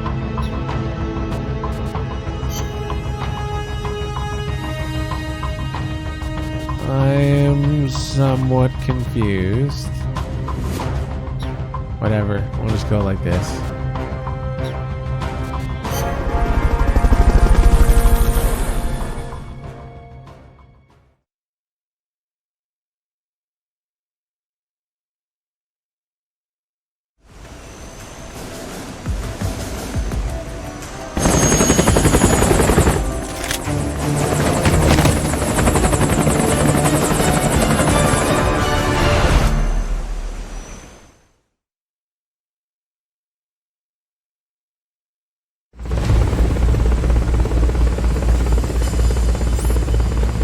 Neutralize the enemy troops. They're trying to find you. Make sure they don't.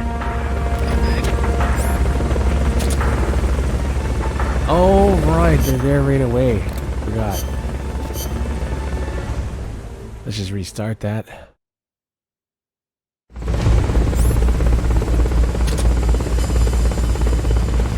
Neutralize the enemy troops. Who's that? They haven't seen you yet. Perfect. Now's your chance. Watch your back!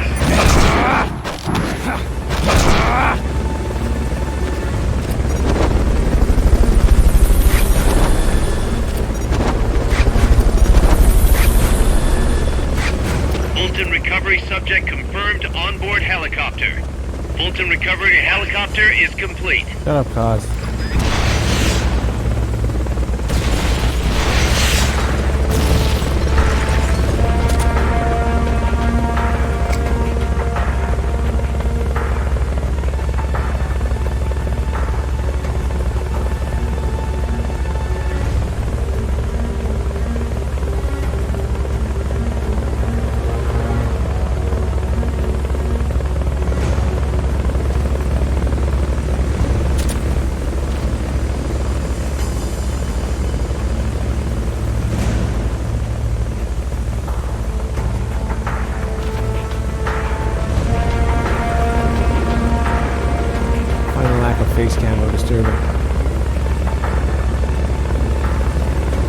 I'm hardly ever there.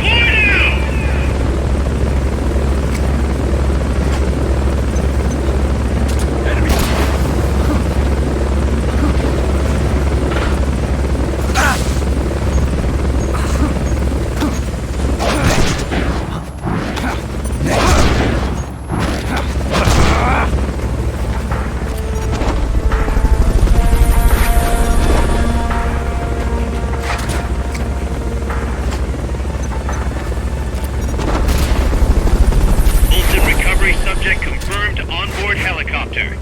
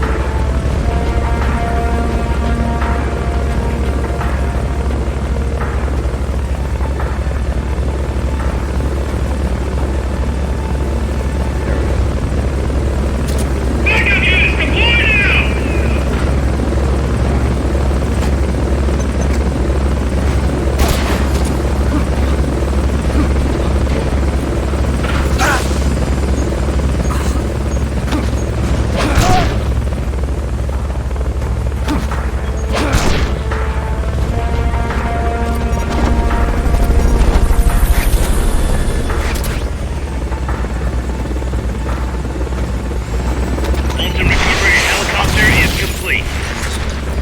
No faults, man.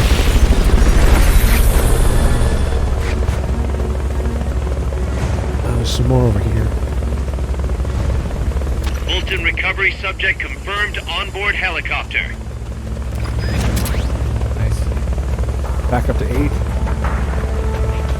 Means we can get 2 more groups.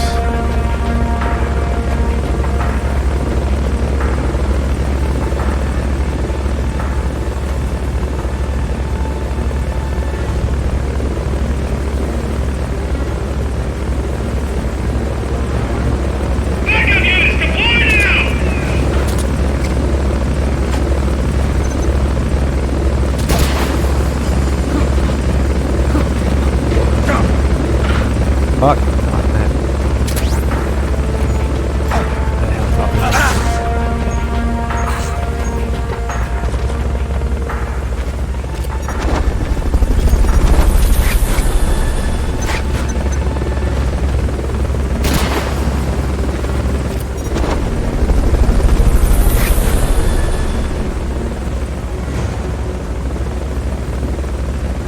Bolton recovery helicopter is complete.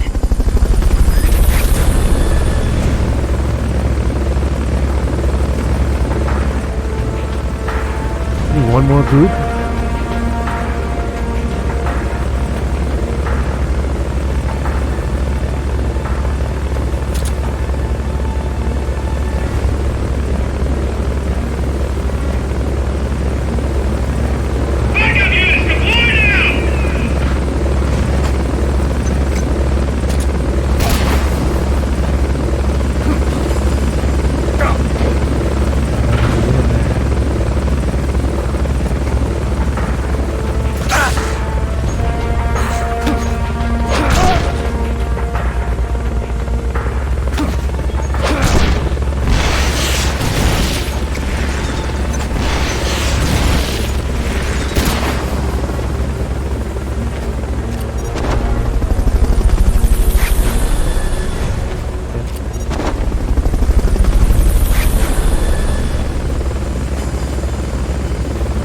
Oh, there he is.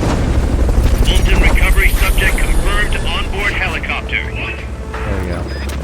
That's gotta be the leader. Oh, he Can you see take me him right at down? that moment? Oh well. I mean, he just saw me at the last second before he comes out. Missile loaded and ready. That's fine with me. Oh, fuck. Oh, nice.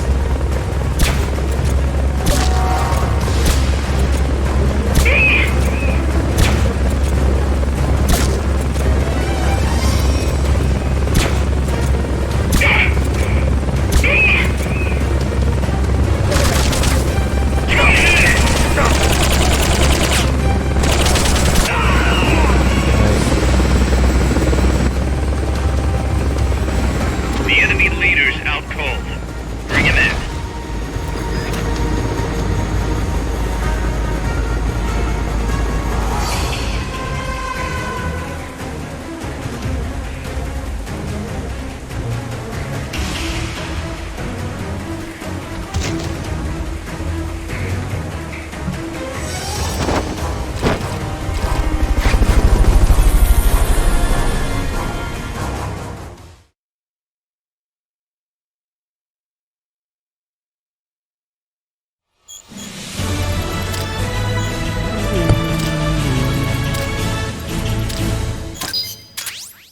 Got an S out of that still. 21 dudes. Sneaking suit. Finally. FIM. That's another missile launcher.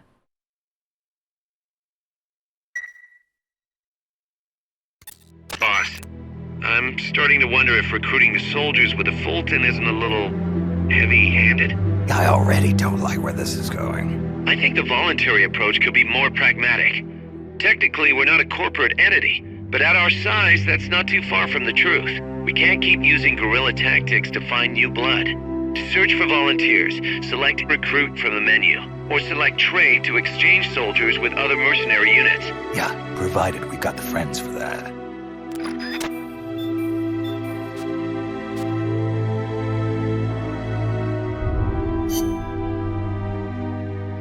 Other ops. Pick up on our recruit. New soldiers can be recruited with in the recruit menu. You just beat the shit out of them on the beach from the start of the game, and then you get recruits. Support supply marker. Nice. I like the throwable one. Shield. New missile launcher. More shield. Terminating combat ops. Combat operations for dispatch units have ended. Unit may now be recalled from other ops. Skipjack tuna being reasoned with in the brig due to intense hostility. You always get some of those guys. Not enough food. Staff morale is falling.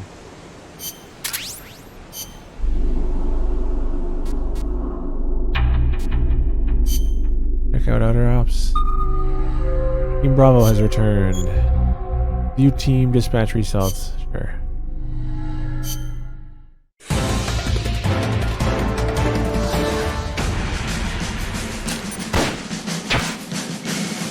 Little sliver of damage.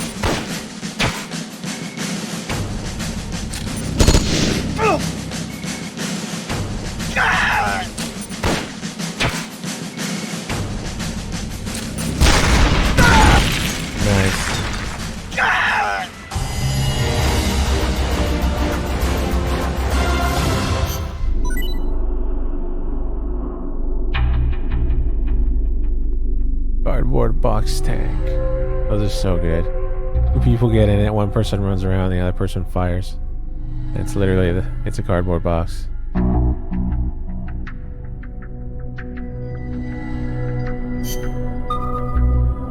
Alpha has returned. View the results. Sure.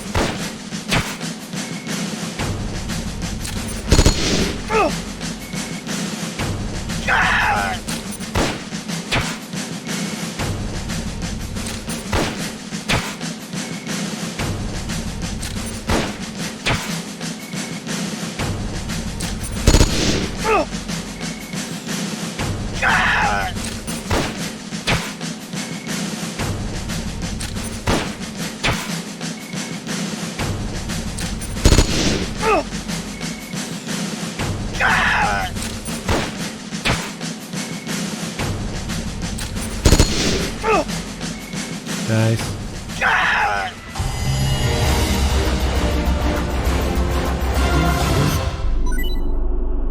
Cardboard box stun tank. A volunteer.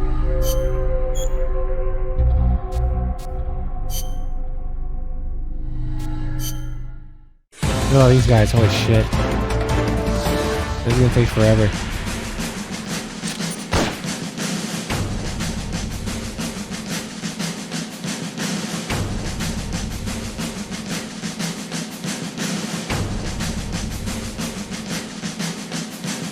What the fuck is going on?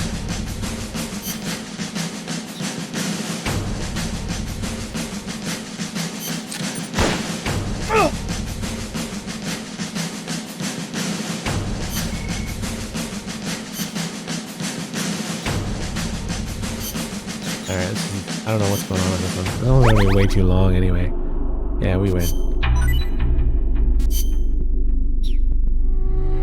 We might as well go check out Recruit now that it's opened up. Even though it's going to be like 1 or 2 guys.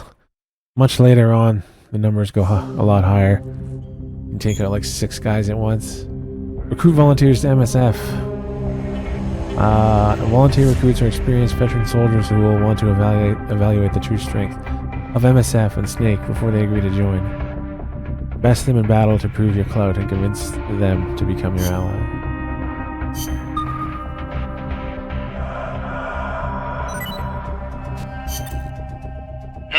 Looks like our reputation is spreading.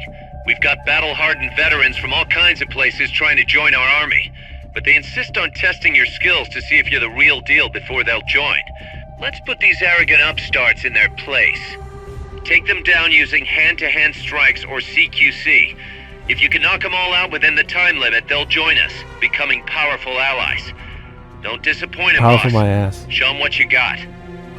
Just gonna be a bunch of E ranks and everything. Powerful. Okay. Hey.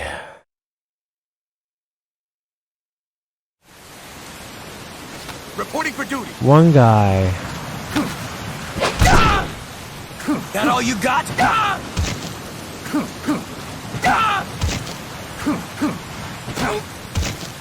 Okay, enough. That was fun.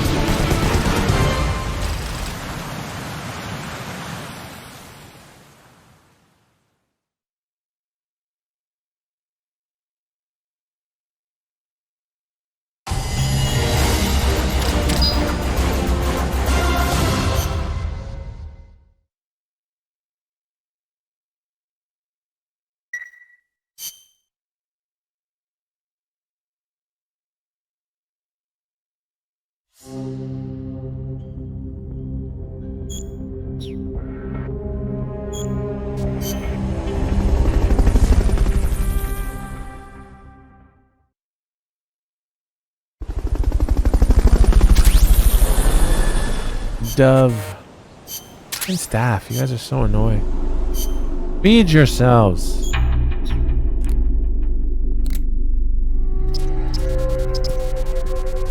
Look at all these guys. Holy shit.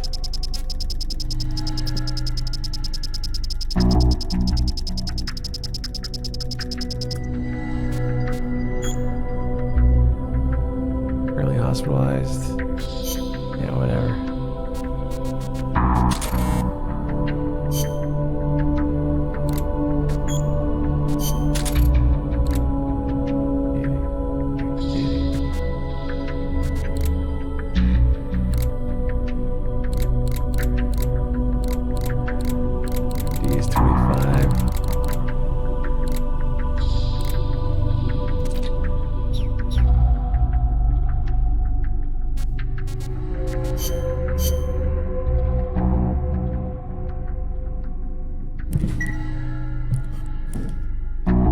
Let's go check the R&D again.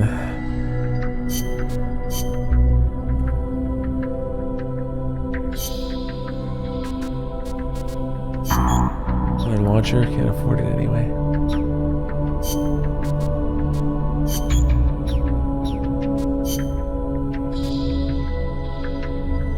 Holden's coming along slowly.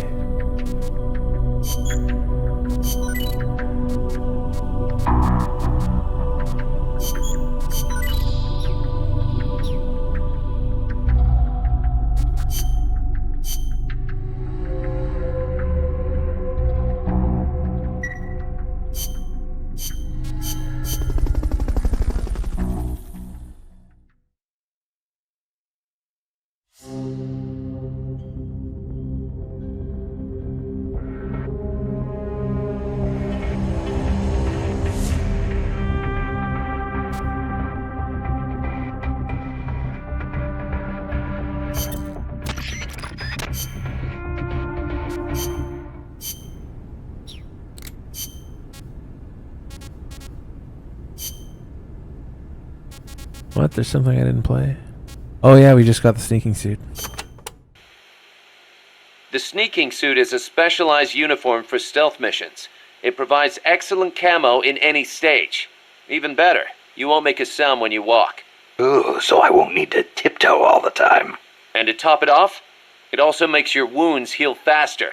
The fabric exerts just the right amount of pressure on your body to help stop bleeding. Huh. Not a bad little trick.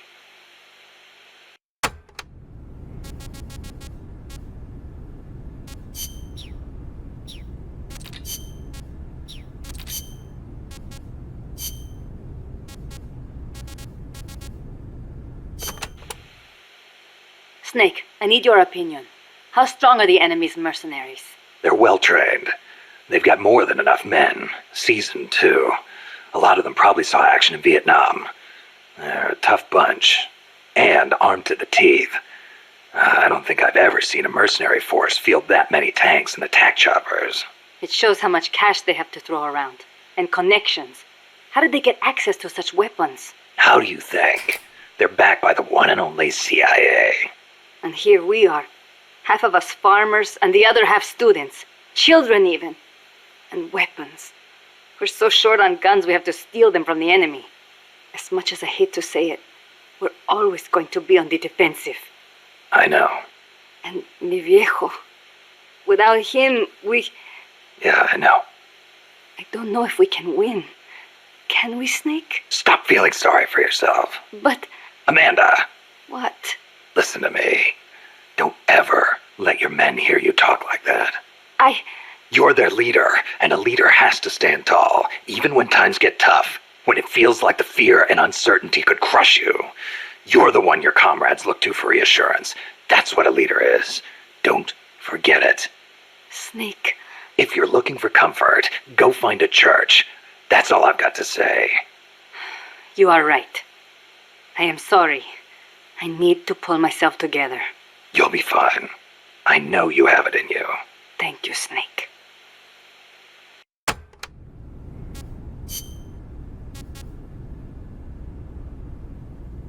It might be too early to play this one. La CIA calls their new toy Peace Walker, eh? Yeah. So? It is an insult to us Nicos. Because of the guy you were talking about. Walker? Si, although it happened over 100 years ago. Back then, the political parties in Nicaragua were at each other's throats. The Nicaraguan Democratic Party hired an American mercenary to help counter their enemies, the Conservative Party. And that was Walker. After taking care of the conservatives, Walker decided to seize power in Nicaragua for himself, eventually making himself president. The Democratic Party gave him an inch, and he took the whole country. But it did not end there. Not only did he make English an official language, he tried to reintroduce slavery. Walker's goal was to build a Caribbean empire centered on the American South. Caribbean Empire? I don't know what's going on. Sounds kind of like what Coleman is trying to pull off. The gringos are always like that. They invent some convenient excuse to trample all over foreign countries like they own the place. Peace Walker, ha! What happened to Walker in the end? A united Central American army led by Costa Rica kicked his ass and sent him running back to America. Then why don't we do the same? I, for one, don't intend to let Coleman get his way. Good idea. I'm glad we have you, boss.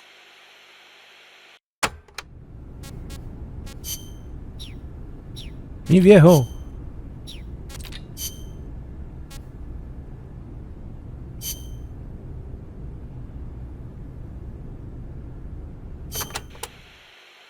Let's speak in hypotheticals for a minute. Say you wanted to make a clone of yourself. A clone? Paramedic had the same idea. It's science fiction. I'm just hypothesizing here. Okay, not a clone then. You have any kids? Nope. Wife? I've never been tied down. Okay then. So, we're still talking hypotheticals. Say you had a son who'd inherited your genes. Someone with the same combat abilities as you. Would you challenge him to a fight? Not to sound cocky, but I wouldn't want to do that. No telling who'd survive. I'll bet. You picked up on the Pupa 5000's combat patterns in seconds. Only with your advice, Doc. If anybody could learn to do it just by listening, it'd be easy. But you're a born soldier. Yeah, you must have been born with genes geared for combat. Soldier genes, if you will. Genes geared for combat? I don't care how advanced their research is. You can't blame genes for everything. Blame genes? You think it's funny? What? You think genes have nothing to do with this body I was born with? I don't know. Settle down, you Look, spaz. that fear of facing someone of equal ability in combat, imagine that on a strategic scale. That's the concept of nuclear deterrence. The idea is, when all sides are armed with the destructive power of nuclear weapons, they'll avoid nuclear war in order to prevent mutual annihilation. Doesn't sound all that sophisticated to me. Exactly. It's so simple in principle.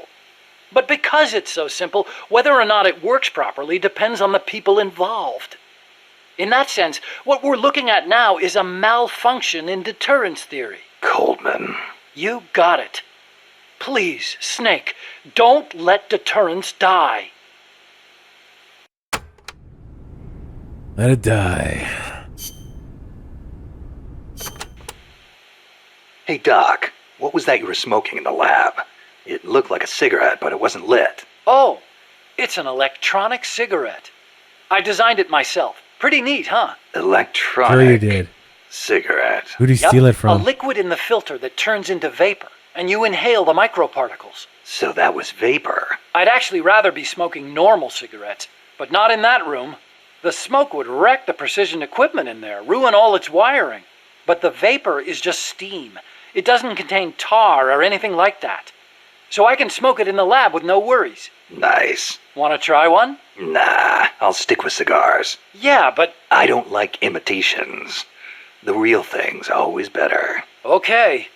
But you know, sooner or later, smoking's going to become very unfashionable across the world. It hurts you and those around you. Electronic cigarettes might not seem so bad then. Yeah, when that happens, I'll think about it.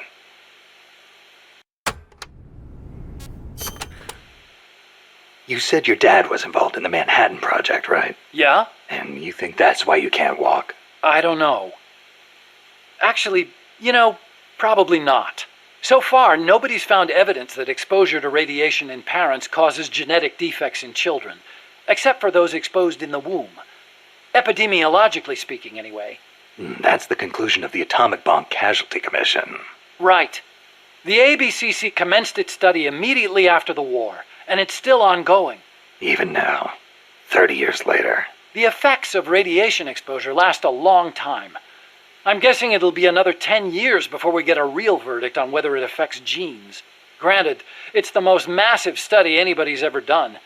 But that's really all it is, a study. The ABCC brought in bomb victims and ran tests on them, but they didn't treat them. Really? Them too, huh? At any rate, that's what my father made me believe when I was growing up. Maybe it was tough for your dad to explain. Ever think of that? Yeah, maybe. But this is my problem now, Snake. I have to face the nukes head on, whether I like it or not. My creations are being used for the wrong purposes. The onus is on me to stop it somehow. Help me, Snake. Anus. Hey, as long as I'm here at Mother Base, why not assign me to the R&D team? You could use a guy like me. Glad to have you on board. I'm sure Kaz is, too.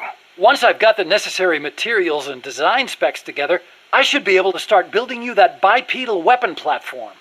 Nothing would make me happier than for my research to help put a stop to Peace Walker.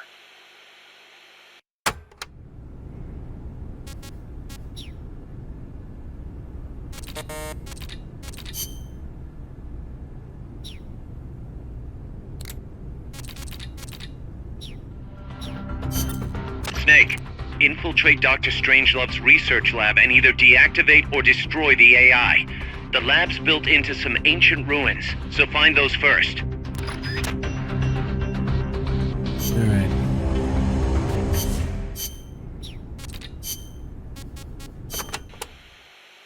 Selva de la Muerte, huh? Forest of Death. Everything's death. Wouldn't want to get lost here. Sure wouldn't. But do not worry. I will be your guide. Happy to hear it. By the way, Snake, you know much about sloths? Just the name. They are amazing. Sloths spend almost all of their lives up in the trees, except for when they have to go to the bathroom. Plus, they barely eat a thing. What? How do they survive? Why do you think they are called sloths? They hardly move, so they hardly burn any energy. They are also able to maintain a low body temperature, lowering their metabolism further and allowing them to survive on very little. Wouldn't that make it easier for them to get picked off by predators? They stick to the trees, helping them blend in and stay out of sight. They say there are even some sloths that grow moss when they reach a certain age, like some sort of fairy tale forest hermit, huh? I knew a great old sniper once. Guess he was even more in tune with nature than I thought. Old sniper? What are you talking about? My opinion on Peace Walker? I love Peace Walker. MGS2, MGS1, Peace Walker. MGS3, not even top 3. As always. La Ruinas de Xochiquetzal will be around there. They have not been restored at all, so they may well be covered in plants. Xochiquetzal? An Aztec goddess of fertility and beauty. They say she was always accompanied by birds and butterflies. One theory states she was the mother of the god known as Quetzalcoatl. Quetzalcoatl. The Quetzal is said to be an incarnation of Quetzalcoatl, hence its name. I get it. Well, this place definitely matches the atmosphere of a cloud forest. Now, it may have seen better days, but that is still a temple, so be sure to show respect when you're inside. If the mood strikes me. Well, you've got no one to blame but yourself if Xochiquetzal strikes you down. Xochiquetzal.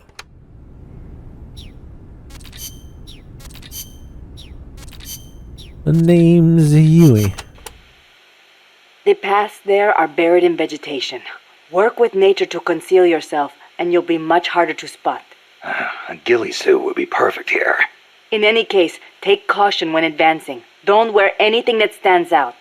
The ruins are a labyrinth, so try and keep your bearings. I could use those walls to stay out of sight. Once a sniper is spotted, he'll move to another location. You shouldn't stick to the same place either. Oh, I know. I learned Ocelot all about that in the doesn't need to be Soviet in every Union. game. It is not necessarily a good idea to try to engage a sniper in close quarters combat. Finally, once you've found a place to hide, don't let them take you from behind. Don't worry. No one sneaks up on me. Except Meryl, but I guess that's Solid Snake. Xochiquetzal.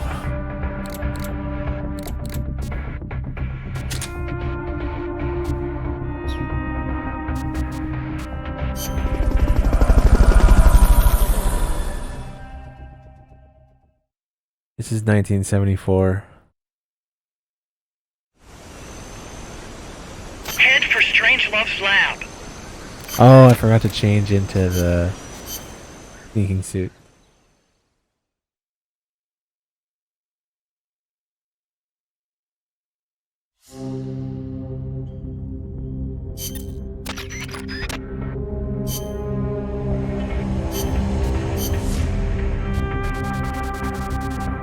Stuff.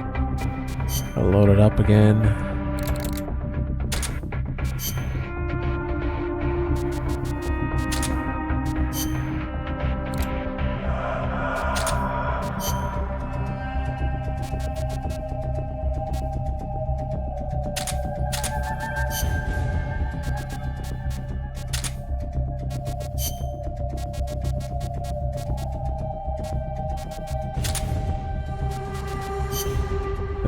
Russian curry tortilla chips.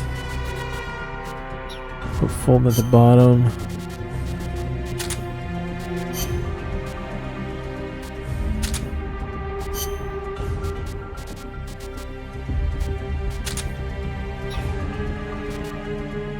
Let's go.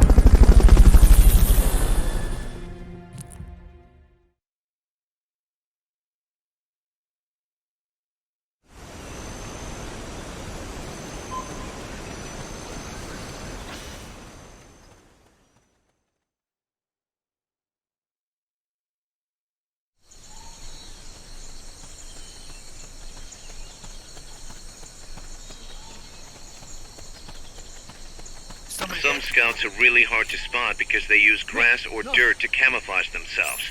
They blend right in with the natural surroundings.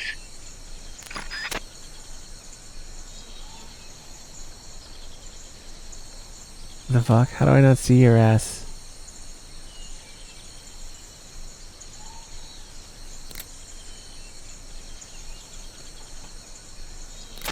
Snipers and laser sights are a deadly combination. Oh, hello.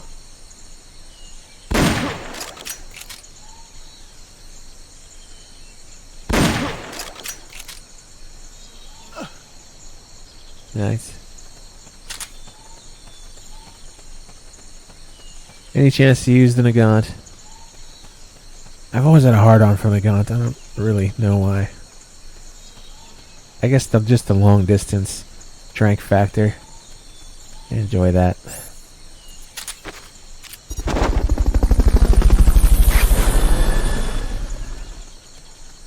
Another one. Fulton recovery subject confirmed onboard helicopter. Will the Nagant hold him up? Free. Nice.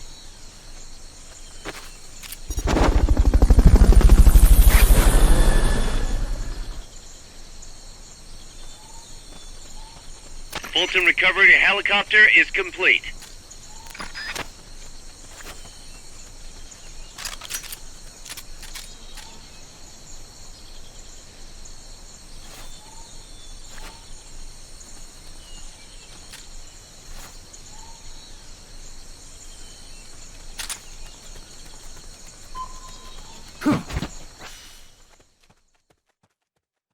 This game coming to PS3 was the best thing that could happen? Yes. We got really lucky with this game to PS3. You'll be difficult to spot in the jungle wearing a ghillie suit. Become one with nature. So many people got to play together. So many more than would have happened. Many, many times more.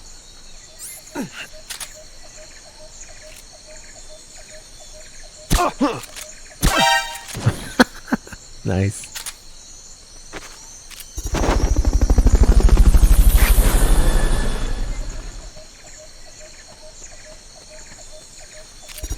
Fulton recovery subject confirmed onboard helicopter.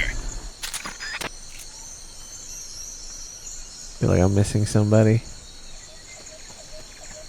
Oh.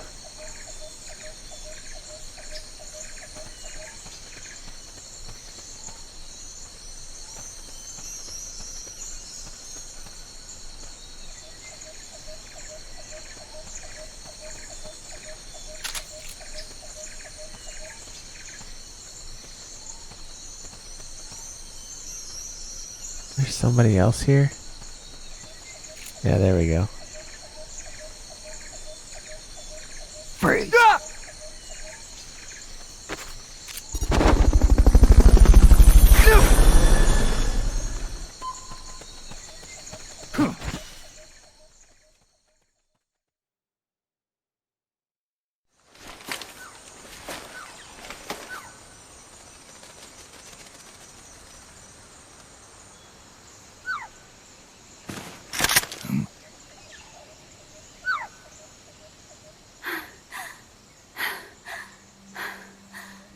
Garbage! Hey. Absolute garbage. French. Fini de jouer à cache-cache. Dis-moi qui tu es. Please, do not kill me. You know, soldier. I am a tourist. What's your name? Please. What are you doing here? Cecile. Cosima. Caminada. You're not one of the soldiers? Please, lower your gun. Who are you? I'm an ornithologist. A poacher? The gun's for self-defense. I'm looking for that one rare bird in Costa Rica. Which one? The quetzal? Right, the quetzal. They're rare, but they're not covered under the Washington Treaty. The resplendent quetzal is red listed. Really? You know your stuff. I am an ornithologist myself. Well, we'll have to compare notes later. Here, drink some of this.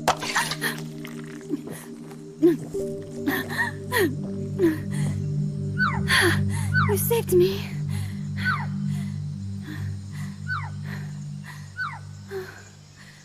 They told me this was a paradise. That there were more rare birds here than anywhere else.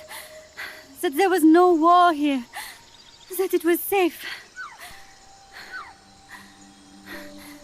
They told me it was every birder's dream. But they were wrong. What happened? If only I had not recorded that stupid voice. Voice. I was trying to capture the Quetzal song. Making my way through a thicket, I saw immense runes towering before me. I chase it away. It will bite you unless you kill it. Go home. You're the one who made the tape. I am loyal to myself. Who's there? I was captured by that woman. But she was kind.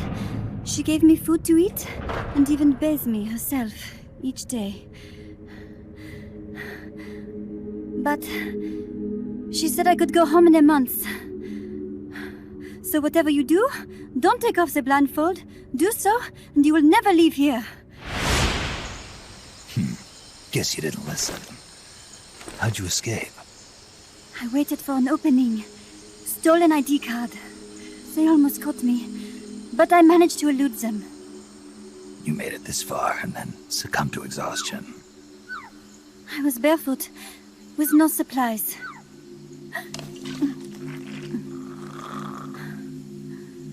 Oh, I am so sorry. I drank it all. That facility. Did you see anybody else in there? Well, there was another woman, but I never saw her in person. Because, you know, the blindfold. Oh, yes. She often sang. Sang? It was such a strange song. What kind of person was she? Could you tell anything from her voice? I don't know. I don't even know why I was held a prisoner. They confiscated my equipment, my supplies, my passport, money, everything. The only thing I was allowed to keep were my undergarments, so that I would not be able to escape. And now, I am without even the means to prove who I am. I will not make it home to Paris like this. In that case, come to our place. Huh? You don't need a passport there. Don't even need a name. If you want to go back to Paris, we'll take you there anytime. What I want is a shower, a change of clothes, and a cigarette. I've got a cigar. It's Cuban. No French cigarettes? I prefer unfiltered. Fresh out. But come back to my place, and you can have all the French cigarettes you want. It sounds like heaven. Close, but not quite. Outer heaven. It is sounding better all the time. So, you must have gotten a look at the facility when you escaped, right? What's in there? Lots of machinery. A big computer, like you would see in a university. What about the room where you heard the voice? Anybody in there? I don't know. There was a tube. A large tube in the back. When I approached it, I heard a voice. What did it say? Jack. Yes, it simply said Jack, over and over. Jack. Listen, you've got to get me out of here. I really need a shower. Wait here. I still got business to take care of. What? You're not thinking of going in there, are you? You can't leave me here. Relax. I'll have some friends pick you up. This is Miller. One for recovery. A civilian. Snake, we don't have room for any more civilians here. Not even for a blonde Parisienne. A what? So she's, pretty foxy? See for yourself. If what she's saying is true, I think we've found Paz's friend. The missing one? I'm thinking that she's the one that made that tape. Have her listen to it when she gets there. So she's safe then? Good news. I'm sure Paz will be glad to hear it. You bet.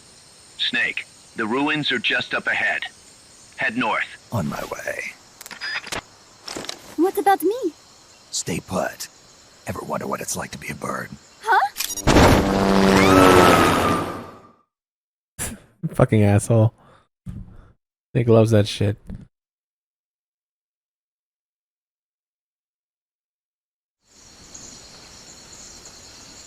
You get a free balloon ride.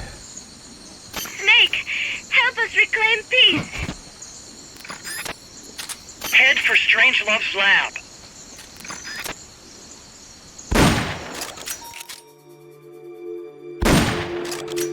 Nice.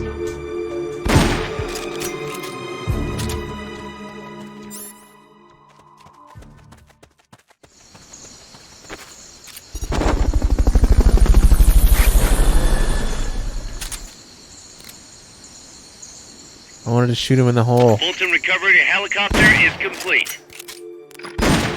Gunfire!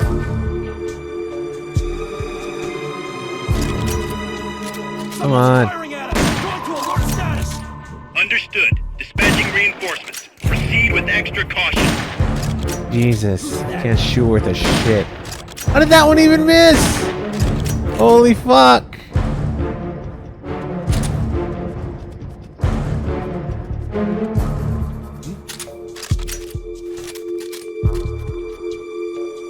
Make up. Of course. Gunfire! Guy to my left. The enemy's close. Great. Now I have to fucking wait until he looks gun. That sucks.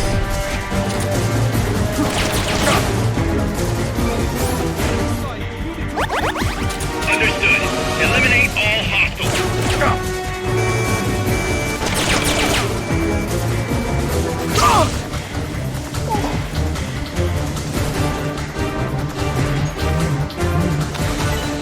What are you doing?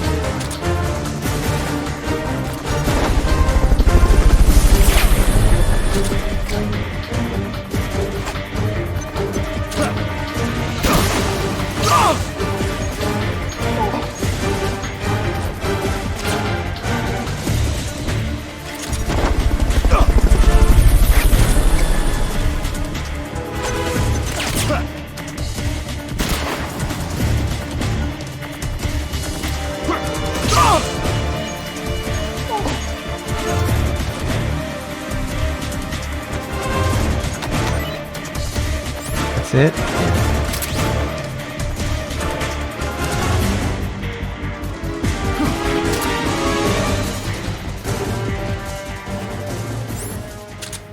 Run out of Fulton so fast.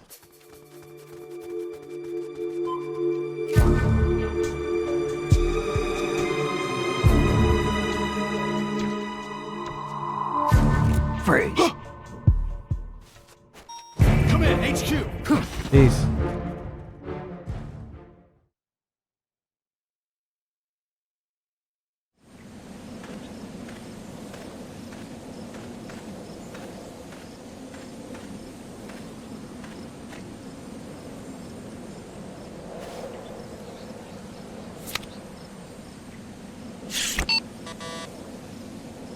What?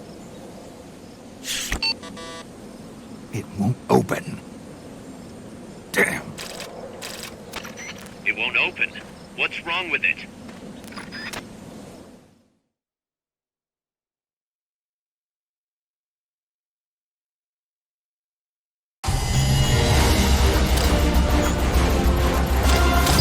Kojima coming on to Fulton specialist.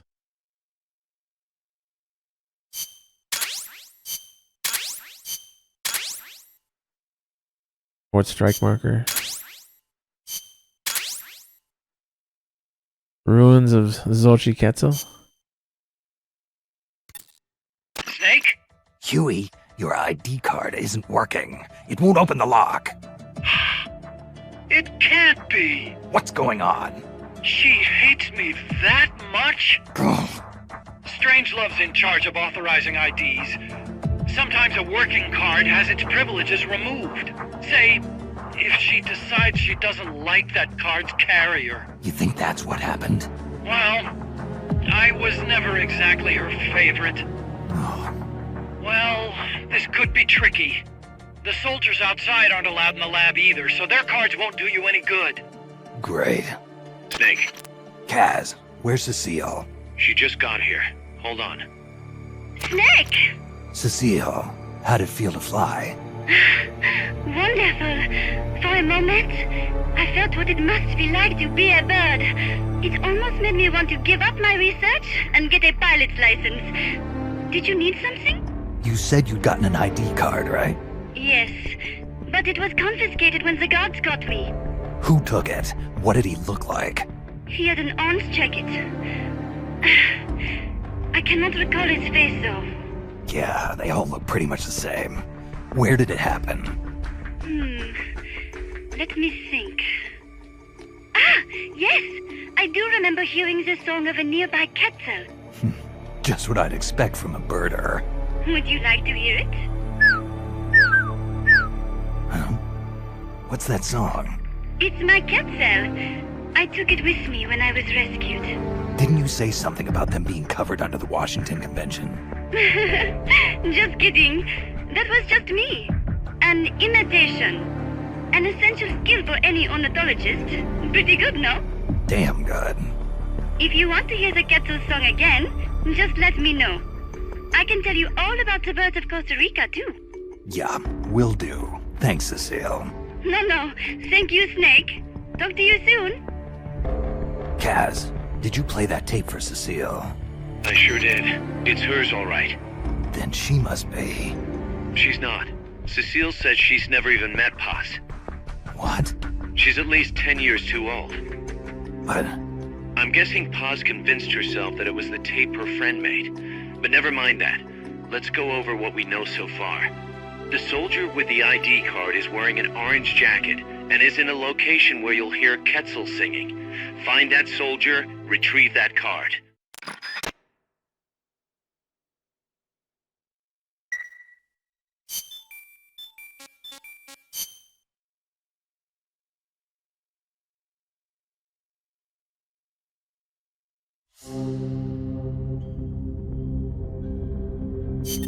Snake, to gain access to the lab, you'll...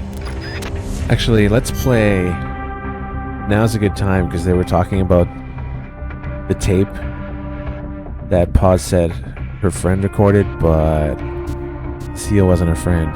Dun dun dun. Anyway, we haven't heard it yet. This playthrough.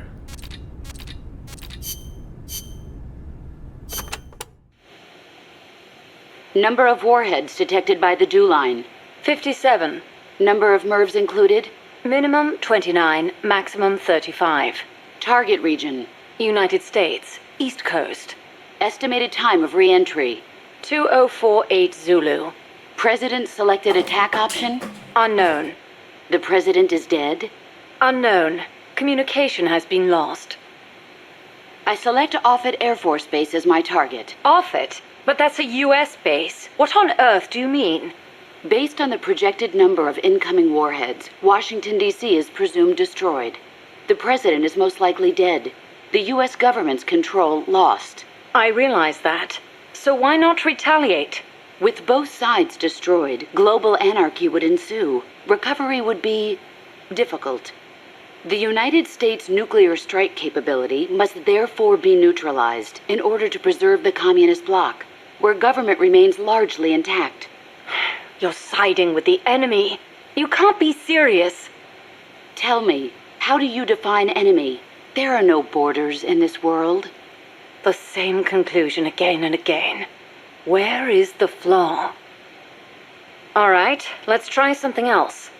Commencing test. Understood. You're crossing a suspension bridge. Is this my mission? Yes, your destination is the other side. The bridge is wide enough for only one person to pass at a time. A man is approaching from the opposite side. He's carrying a gun. I shoot him. Suppose he's your husband. I shoot him. In self-defense? To spare him the grief. One must die, and one must live. Next question. Your father asks you to fix the roof and mow the lawn. When you climb the ladder onto the roof, The ladder is taken away. I fix the roof. And when you're finished, I jump down. You'll break more than bones at this height. I see no need to change my decision. I have not finished mowing the lawn. I must remain loyal to the mission. Next, there is a snake in the bushes.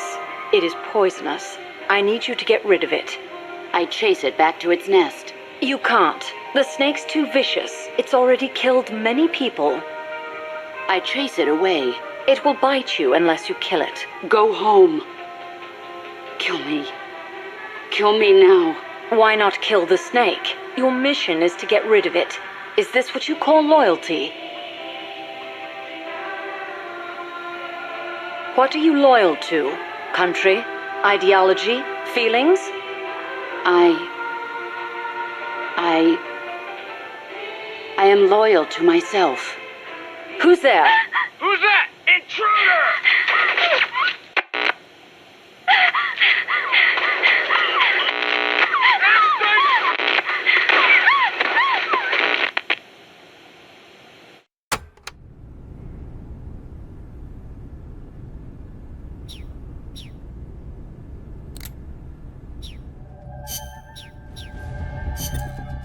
Snake, to gain access to the lab, you'll need an ID card. You can get one from a guard in an orange jacket stationed in an area where you can hear Quetzal singing. To get the ID card from the soldier, do a body check. You've got to get inside that lab before the AI gets shipped out. Get a move on. Check these nuts.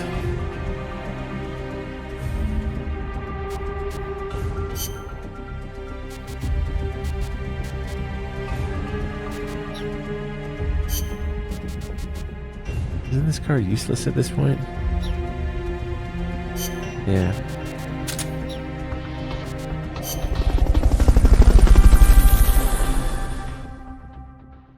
King. Fat man is fat.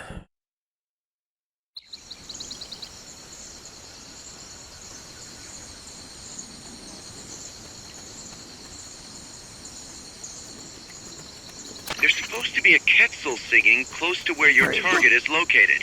Keep your ears open. Keep your ass open, cause. Whoop. Some of my Fultons respawn. Okay.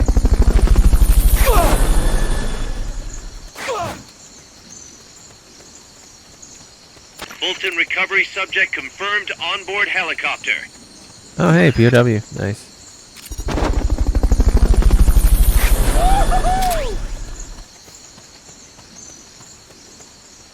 Fulton recovery helicopter is complete.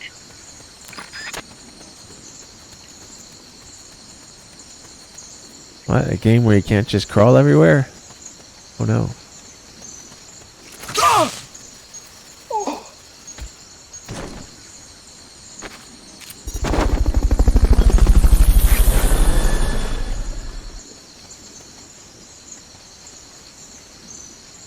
Fucking soldiers, guards, whatever, they can only see like what? How far in front of them? Like to that wall over there from here?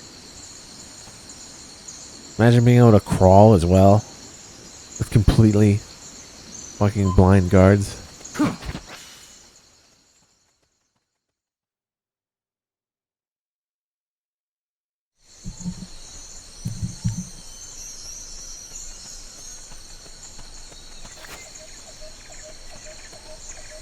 Once you know which soldier has the ID card, do a body check. To do a body check, first knock the soldier out, or put him to sleep, or hold him up. That works too.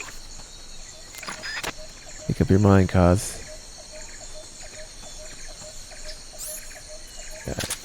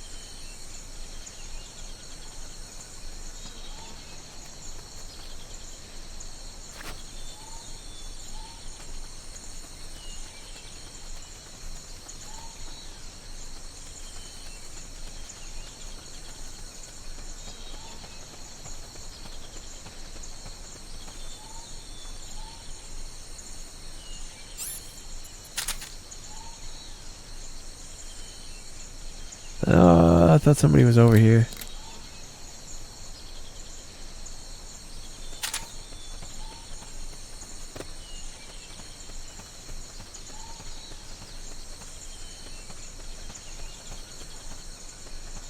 Guess not. God!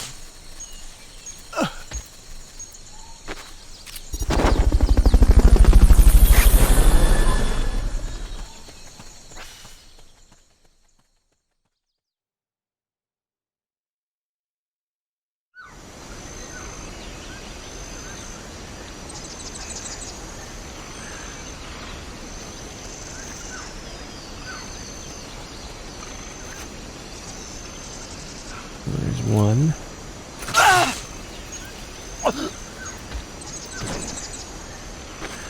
We need a dude in the orange coat. Sometimes he's here. Yeah, there he is.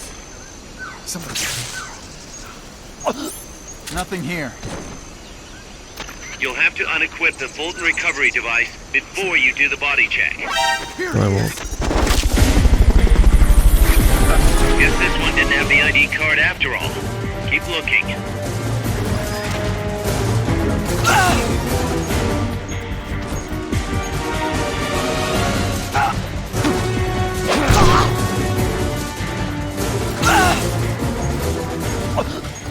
Finally.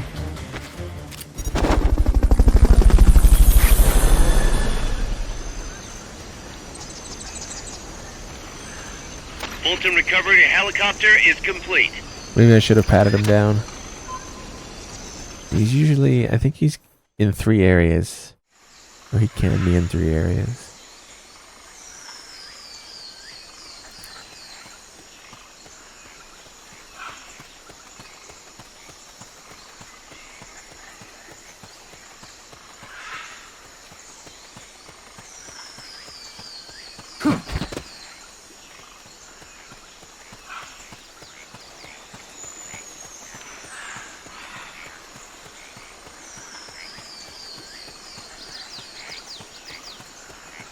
Nope. Another POW.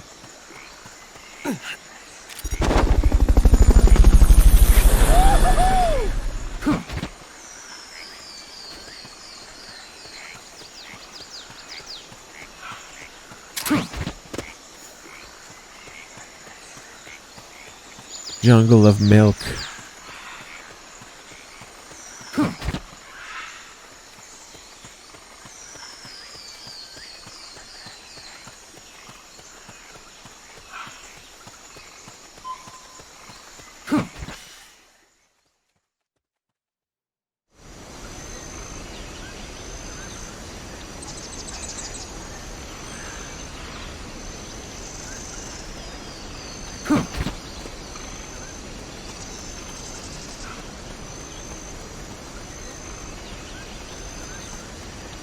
So if he's not in those 2 areas, he's got to be in this area. I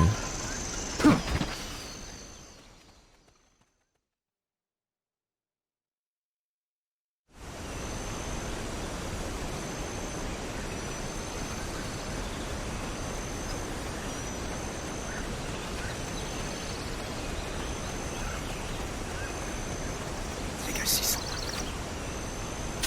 Nothing there.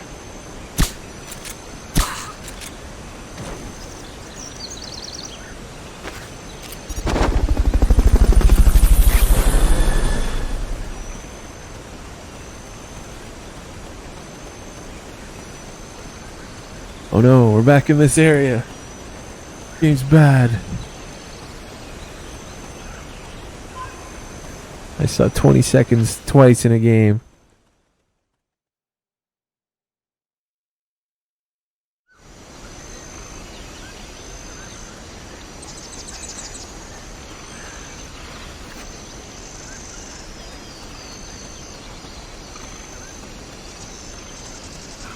Freeze. Freeze. So, uh-oh. Nothing here. Where's this guy again?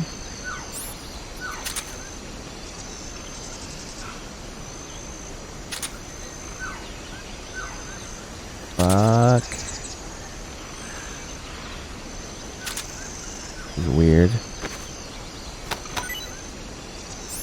Right, I'm out of Fulton again.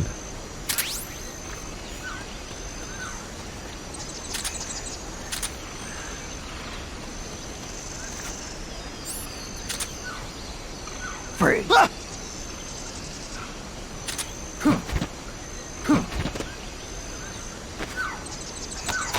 Snake, pick it up. I know it is not easy, but I have faith in you.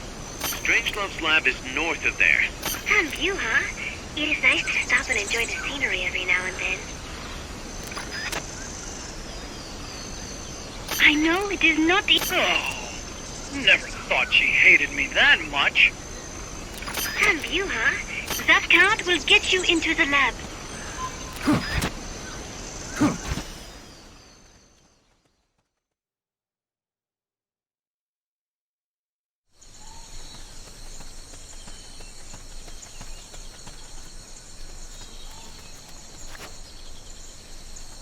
Come on, Snake. That letter could contain information vital to our mission.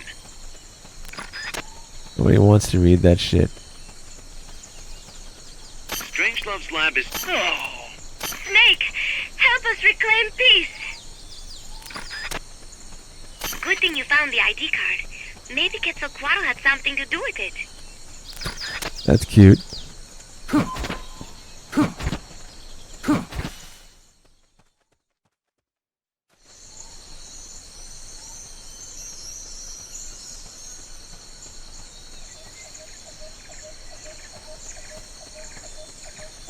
Time's running short. You need to get back to the ruins as quickly as possible and destroy that AI.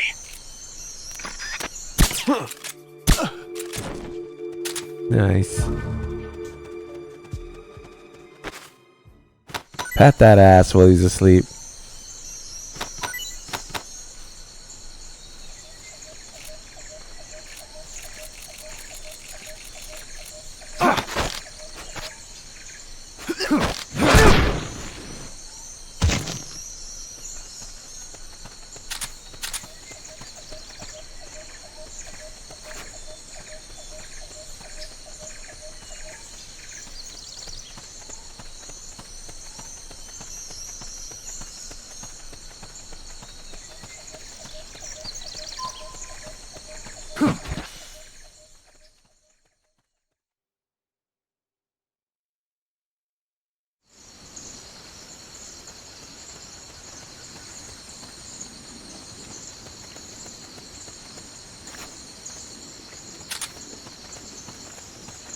Freeze.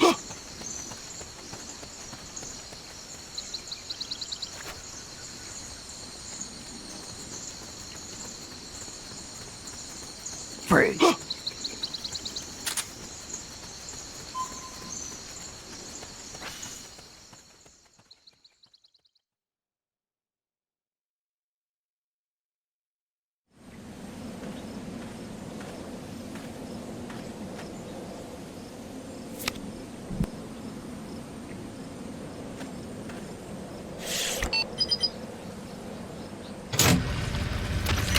Excellent. It's open.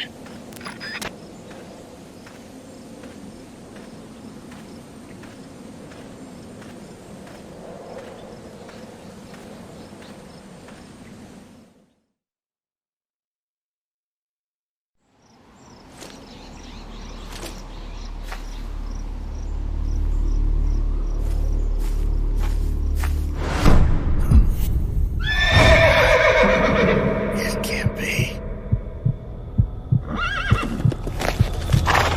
Looks like death wasn't ready for you yet. Boss. And who might you be? You. Dr. Strangelove, I presume. I've been waiting, Snake. Yes, waiting without joy or pleasure. Waiting for the one I despise. Don't move. Don't move. You men and your guns. You all say the same thing. I suppose you're here to destroy my research. Yes, I know. Just as I know what you did 10 years ago. Go on. Kill me like you killed her. Kill me like you killed the boss. Kill me! What exactly do you... Come on, Snake. Or should I say Big Boss? That filthy title given you as reward for murder. Do you still wear it with pride? You chose a shadowy country over the mentor who made you what you are. You brought despair to good soldiers everywhere. You used the pretext of a mission to kill a true hero. Is that what you call loyalty? Answer me! The boss. Well, what do you have to say for yourself? She betrayed America. She stole a Davy Crockett and then defected to the other side. She used an American nuclear weapon to attack Soviet territory. The only way for Washington to prove its innocence to Moscow was to eliminate the traitor themselves. The boss's death was the only thing that could have prevented all-out nuclear war. Is that what you call the truth? It's the truth as it was told to me. So the truth is that you sullied the reputation of your mentor, the woman you loved most in this world, before you buried her. It was my mission. Huh. So that's the conclusion you came to in order to live with yourself. What's the boss to you? I'm the one she abandoned when she left this world. I won't rest until I get answers from the woman I loved. You and I are the same. We are the walking dead. Would you like to meet her? The boss is gone. Not so fast. You'd like to meet her, wouldn't you? I can arrange it. You took her life. I gave it back. You what? Care for a sniff? It's only snuff. You're a cigar man, aren't you? Well, there's no smoking in there, so if you want to meet her, you'd best partake now. Follow me. This is my baby, my morpho butterfly. It's neither pupa nor cocoon, but an imago. A complete individual, in the fullest sense of the word. Is someone there? Boss. We have a visitor. I'll introduce him. Don't try anything foolish. As long as we're in here, I can reduce you to carbon at the press of a button. Who are you?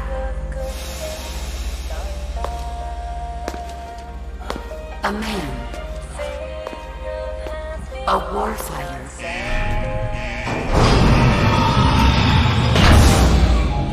Boss. Is that you? I call it the mammal pod. Mammal pod? For my participation on the project, I demanded access to all information on the boss. Everything the CIA had. Her personal history, military records, physiological data, correspondence, the files for every operation she took part in, every decision she ever made at every possible turn, what she took and what was taken from her, her pain and her pleasure, her joy and sorrow, her life and death, and yes, even you. Why would you do that? Coldman sought an MAD-based AI that would deliver an effective retaliatory strike against the most appropriate target in response to a nuclear attack from a hypothetical adversary. An unmanned device to act as a deterrent capable of making the decisions and taking the actions that human beings cannot. I therefore concluded he required a cool, calculating machine programmed to inflict swift, sure, and utter annihilation upon the enemy. No retaliation. But he took it upon himself to come up with a different answer. He said he needed the thought patterns of the very finest rational mind, one that thought on a global scale, took both past and future into consideration, and reached the best decision, no matter how painful. And that's why you asked for everything they had on the boss. It was the logical thing to do. I knew of only one person who could be entrusted with the fate of the entire human race. What's your real goal here? To clear her name. Why was a legendary hero forced to betray her country? Why was she targeted for assassination by you, her most beloved disciple? I have no use for fabrications. I want the truth. The boss's last will. You must be dying to know yourself. No. No. She abandoned her country. Abandoned us all. Really?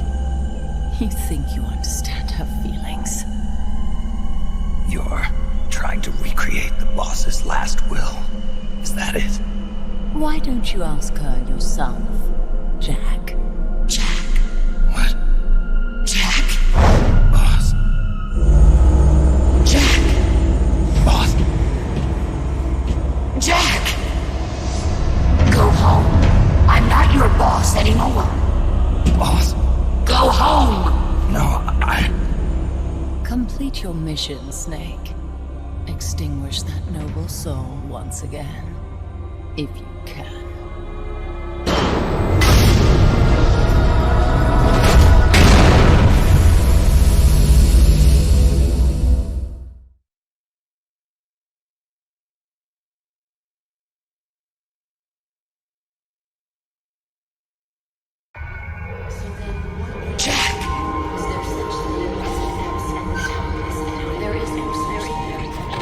Go home. I'm not your boss anymore. Go home. Why did you come back? Go home. I'm not your boss anymore. Go home. There is nothing left inside me now. You better stay alive from now on. I may no longer be able to bear child. Go home. I'm not your boss anymore. Go home. Go home. I'm not your boss anymore. Go home. Is my life. Go home. I'm not your boss anymore. Go home. For a long time. There is Go home. I'm not your boss anymore. Go home. They are my family. I may no longer be able to bear child. What is this? This response? Oh God. Discontinue!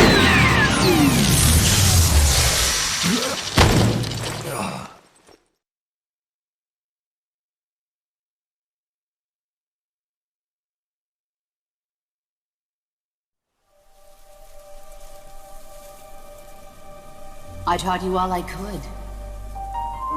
The rest you needed to learn on your own. Techniques, sure. But what about how to think like a soldier?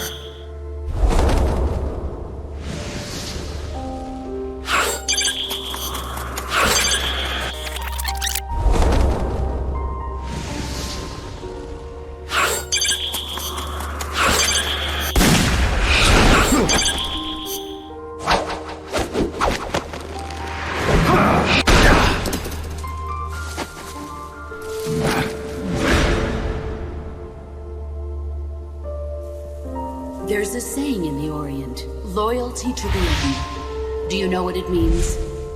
Being patriotic. MGS3 at its best, and it's Peace Walker. That's perfect. That sums up MGS3 really well.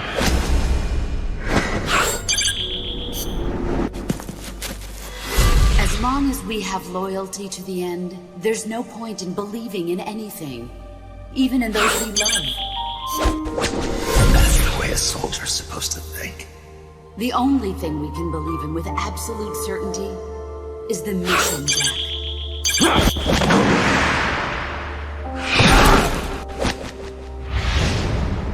I'm defecting to the Soviet Union. Jack, you can't come with us.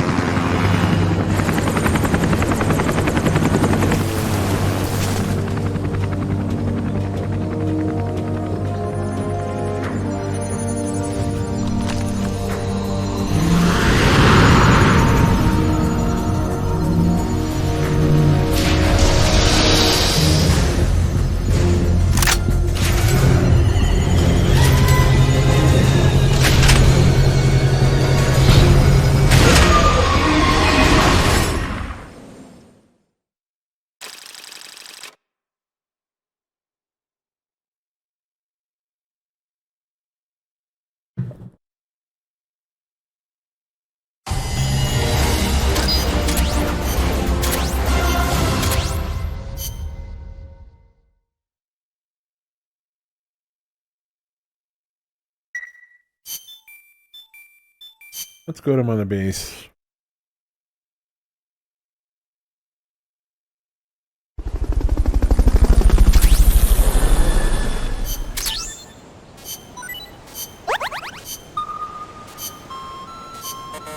People are sick. What's going on? Pandemic time? COVID-3 or something?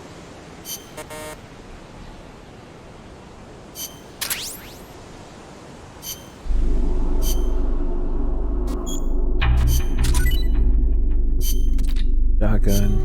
In rank 2. Gun I'll never use. Aid rank 2. Chaff rank 2. Rank C4. Latte. So much stuff. Holy fuck.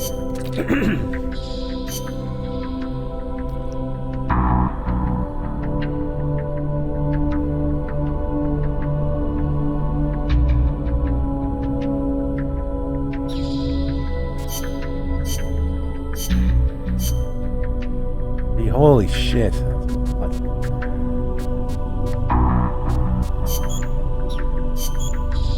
Oh, that takes so much.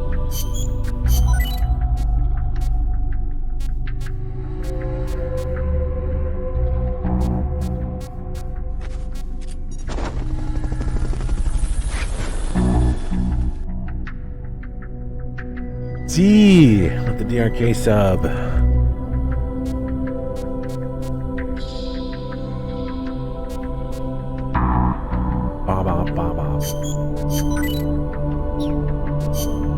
Over here, latte, soda. Well, Walkman.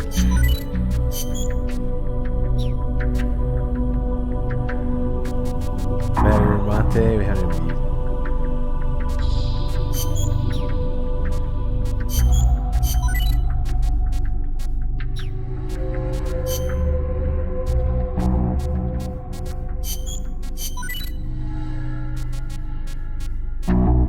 Grenades, half grenade. Cancel that. This is like right on the nose. Minus 10. Whatever.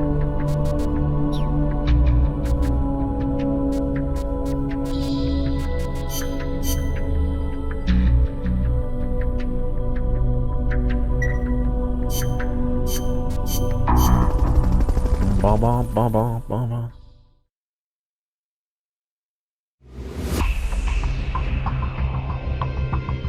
Chrysalis battle. Snake, that's the Chrysalis weapon Huey was referring to. You know what to do.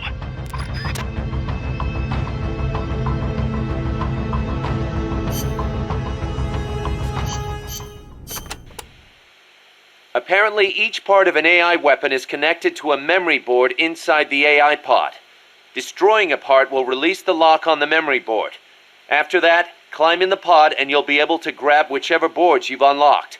Only thing is, any parts you destroy can't be collected and reused, so you'll have to decide which is more important.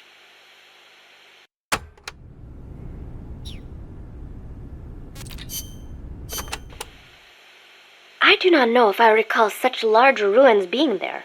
Well, didn't you say there's a lot we don't know about Costa Rica's ancient civilizations? You talked about some giant stone balls, too.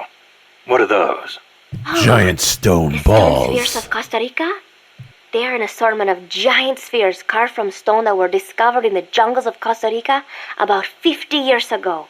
What's so special about that? What if I told you some of them are nearly perfect spheres, and that they were carved out of granite, which is quite a hard substance? Could be good for laying a trap. And if they're spherical, they roll easily, too. Snake!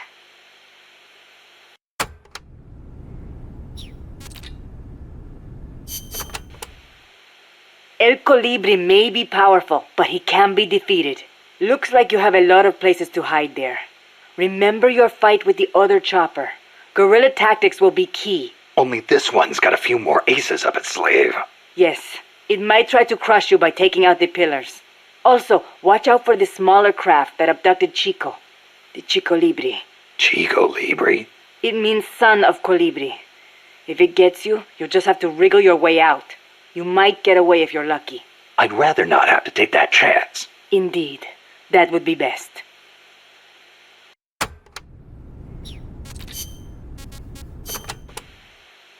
Did you see a Quetzal snake? Yep. What do you think? Did it look like a snake? Huh? No, it didn't look like a snake. Oh. Really? Must be different from the Quetzalcoatl then. Quetzalcoatl. A winged snake from the Mayan and Aztec legend. A winged snake. Weird, right? I bet it's you and me. Amanda and everybody says Quetzalcoatl is a Quetzal in the form of a god. But there's no way anybody mistake a snake for a bird. I think the legend of Quetzalcoatl came first. Somebody saw it and adopted it as their god before they saw the Quetzal. After that, somebody saw a bird that looked like the image of the god, and so they named it Quetzal. You mean it happened the other way around? Well, if you ask me, the Quetzalcoatl was probably a pterosaur that survived. I mean, it's got wings and it's a reptile, so it probably looks kind of like a snake, right? Pterosaurs live on in Africa even today. They're called the Congamato and the Elitsiao. So it makes sense that there'd be pterosaurs on the American continent too, and that they survived until the Mayan and Aztec eras. Wow. Lucky for us, they're not still around today. Who says they aren't? The dinosaurs supposedly died out 65 million years ago, and the Aztec civilization only rose about 600 years ago. If they managed to survive 65 million years, surely they couldn't be wiped out in 600. You underestimate humans. It can't be wiped out in 600. It'll be wiped out in 6. Pterosaurs survive today in the African countries of Cameroon and Congo. Each tribe calls them by a different name, like Congamato or Elitsiao. There sure are a lot of dinosaurs running around the Congo. Well, a lot of the land hasn't been settled by humans yet. They've survived all this time, just undiscovered by man. But they're finding fossils in America too. This one they found 3 years ago in Texas had a wingspan of more than 12 meters. If I saw a gigantic pterosaur like that, I'd probably call it a god too. Yup, I'm sure that's what the Quetzalcoatl really is.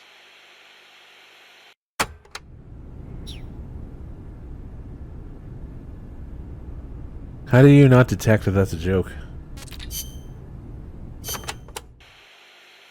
Being an unmanned vehicle, the Chrysalis can perform extreme G-force maneuvers that standard aircraft can't. It'll be difficult to counterattack once it's coming at you. I should mention that it's also equipped with a railgun. A what? A weapon that fires rounds using electromagnetic force in lieu of gunpowder. Wait, an electric weapon? Not exactly. The rounds themselves are conventional shells. It creates force by running an electric current through a magnetic field.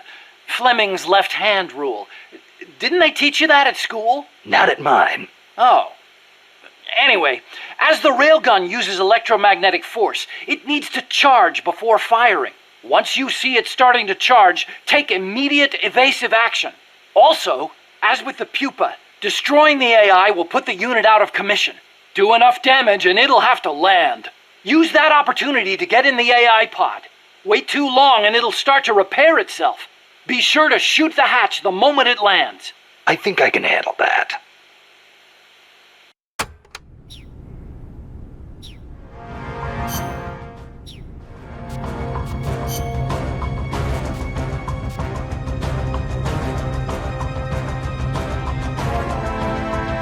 Okay. The boss invented inventions.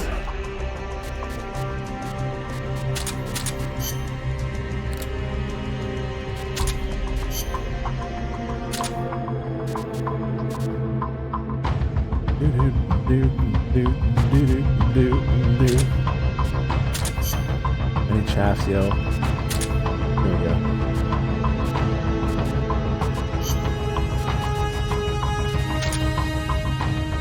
Bit of mate. Let's do this.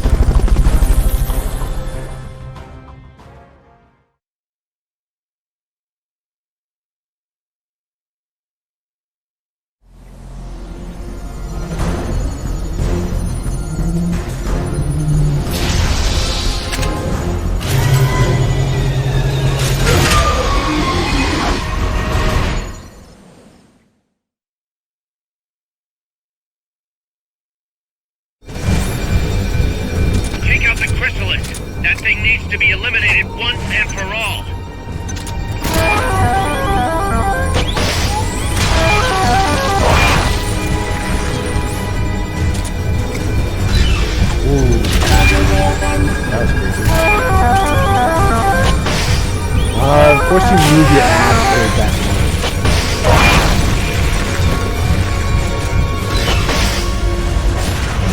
Clock's getting thick. Careful you don't lose sight of that chopper. The chopper had a red lamp on it. You should be able to see that through the fog. Yeah, I'm not sure calling that a chopper makes sense.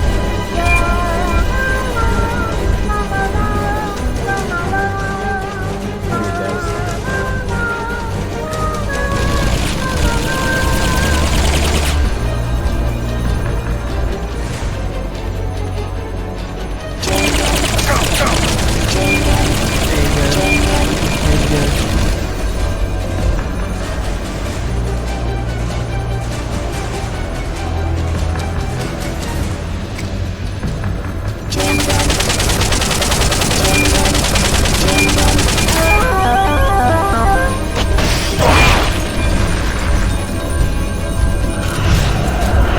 Fucking shafts.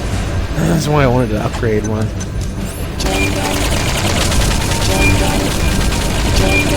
Wait, what? What did I throw?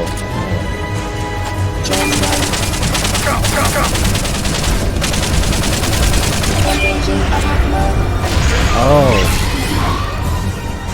Dude, we're already out? They've okayed the request for support. They're We're only taking off one little bar. as we speak. We're already out. Yeah. I don't even know where this shit dropped.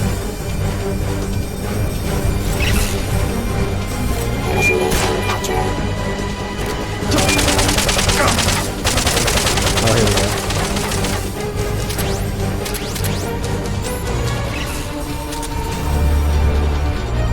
You almost fucking got me.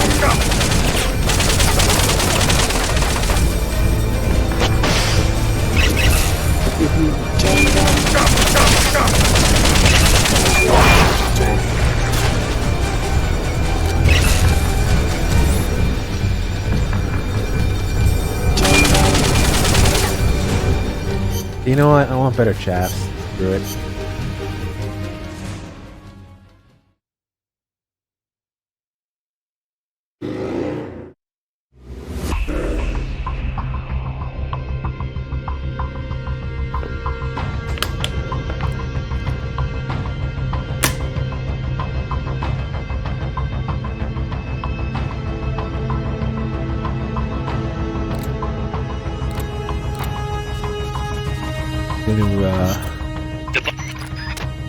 This one again quickly.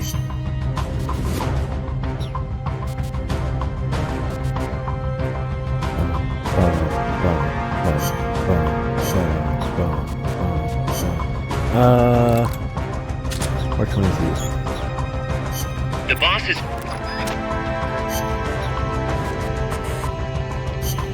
Hey, I keep forgetting.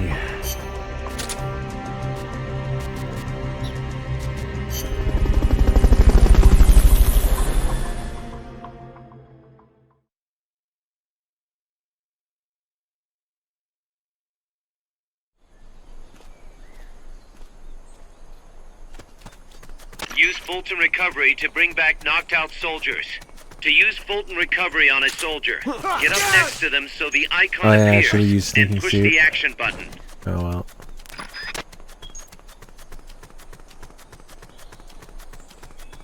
God! Looks like that soldier's out cold. Try using Fulton Recovery on him.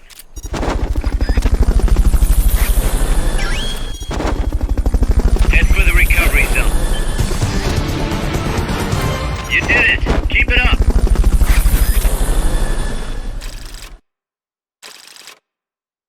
Chain gun. Chain gun.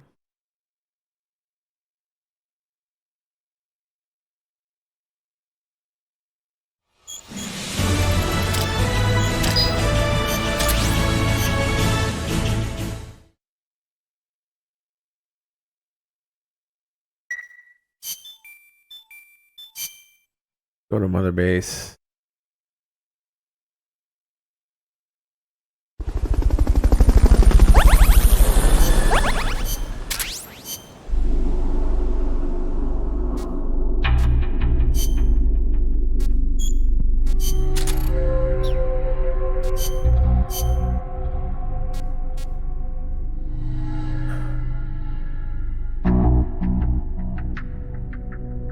Check.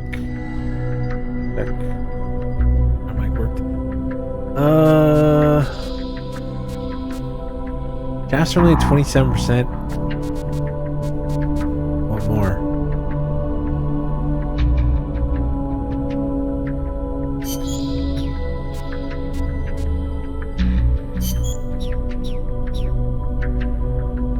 We should do that mission 2 more times.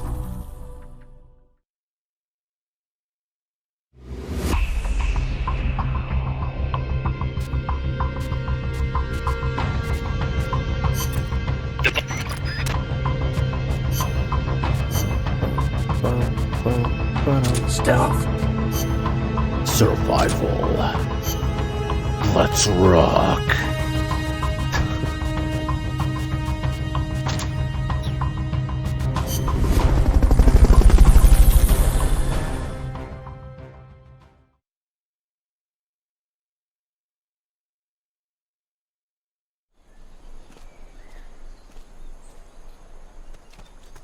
Use Fulton Recovery to bring back knocked out soldiers. To use Fulton Recovery on a soldier, get up next to them so the icon appears, and push the action button.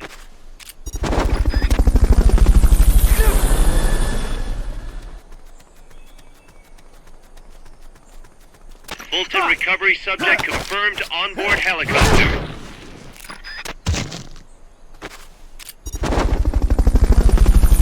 Looks like that soldier's out cold. Try using Fulton Mission complete. The folks back at Mother Base will be thrilled.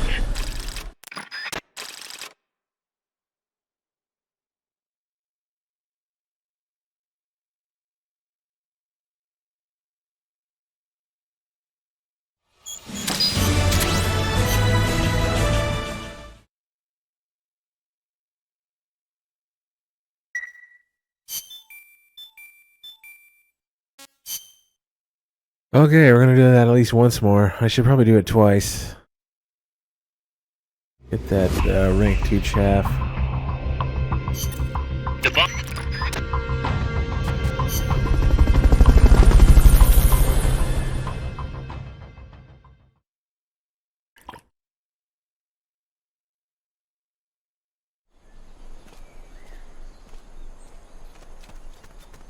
Use Fulton Recovery to bring back knocked out soldiers.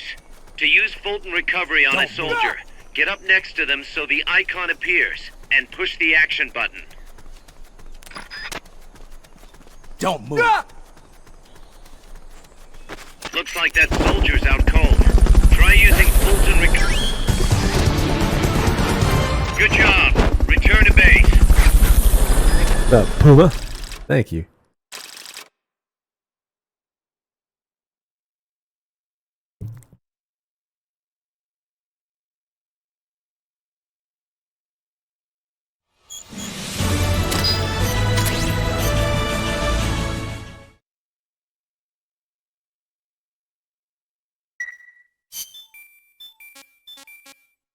Beep boop, beep boop, beep boop.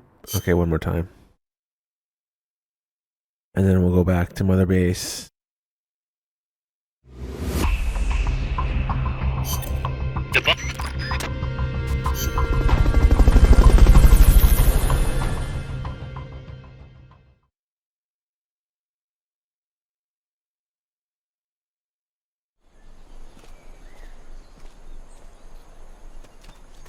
Use Fulton Recovery to bring back knocked out soldiers.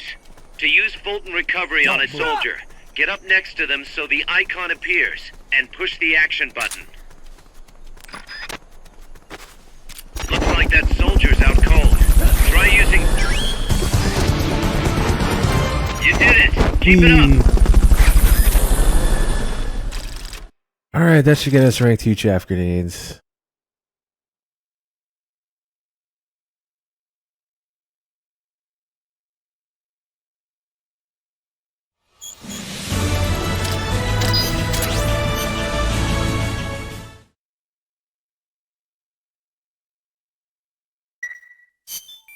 Beep boop, beep boop, beep boop.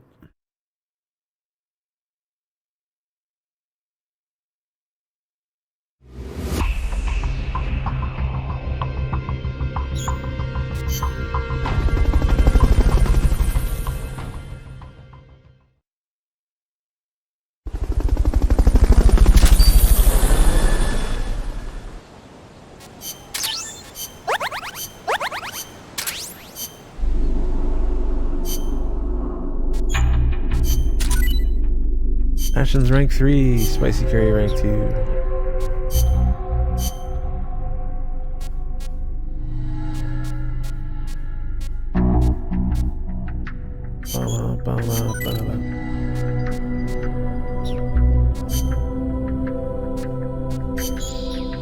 Yeah, better rations, probably. Let's do that, yeah. Okay, now I'll try Chrysalis again.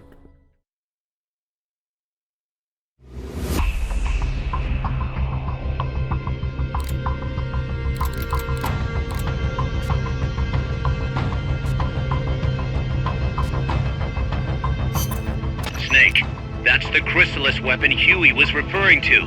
You know what to do.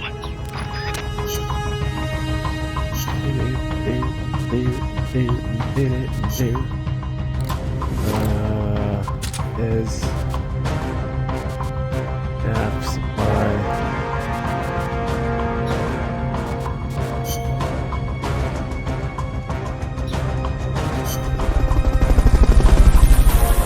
Round 2.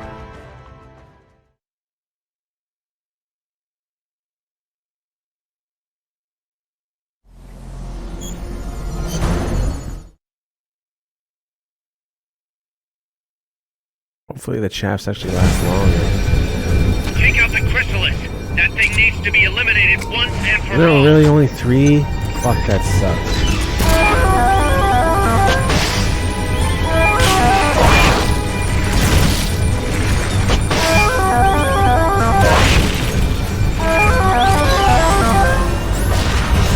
That sucks so bad.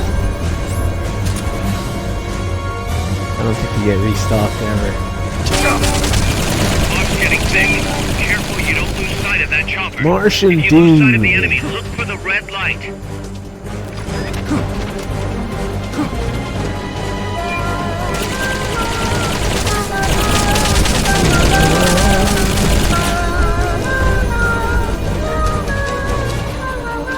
Could be good.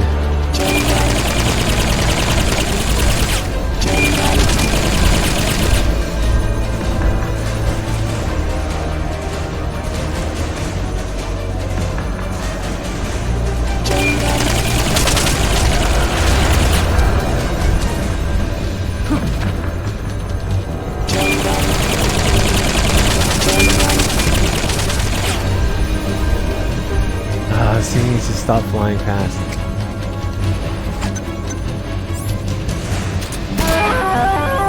Yeah, be quick. There it is.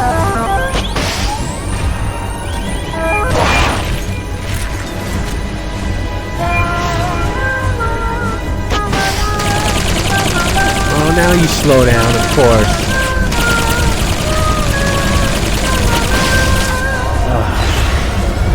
Pain in the ass.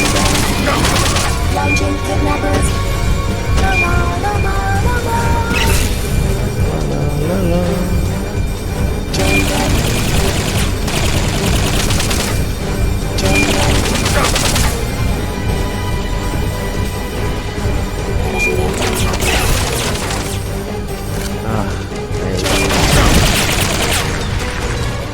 Fucking kidnappers.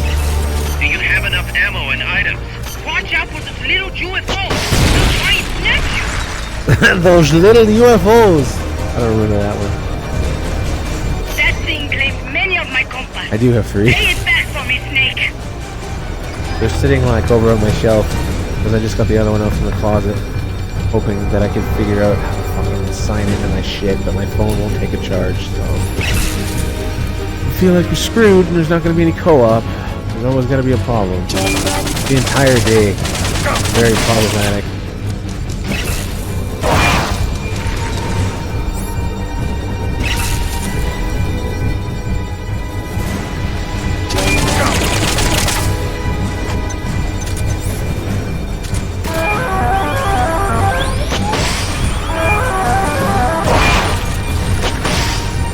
What the hell was that?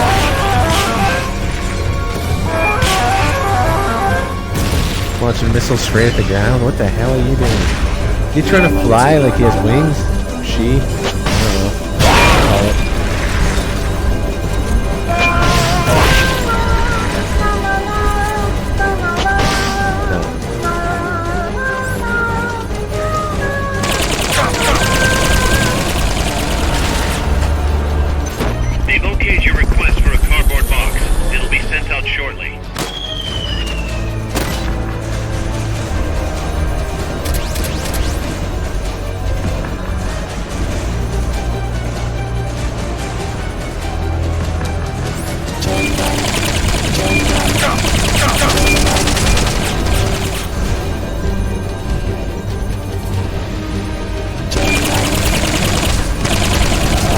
you ever stop moving? I really wish you could get a resupply of chaffs. Do you have enough? Get him for me! Use the terrain to your advantage! That thing claimed many of my compass. Pay it back for me, Snake!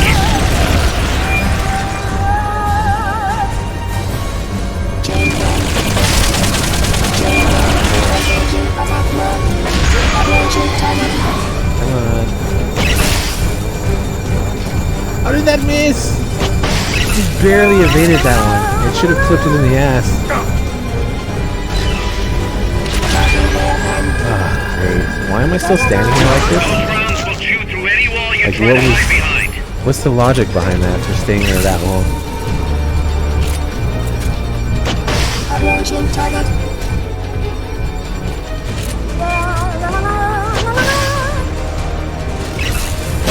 Thing with rockets.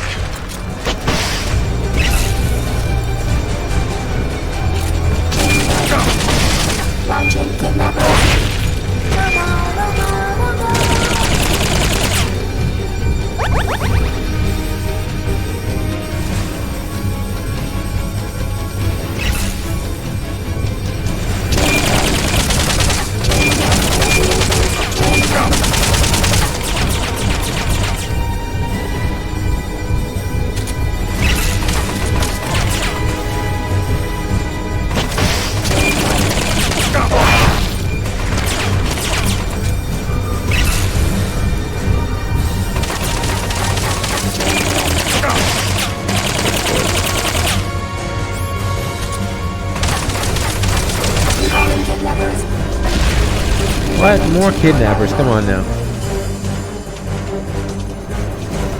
Get more in here. They've okayed the request for support. They're sending out a cardboard box as we speak.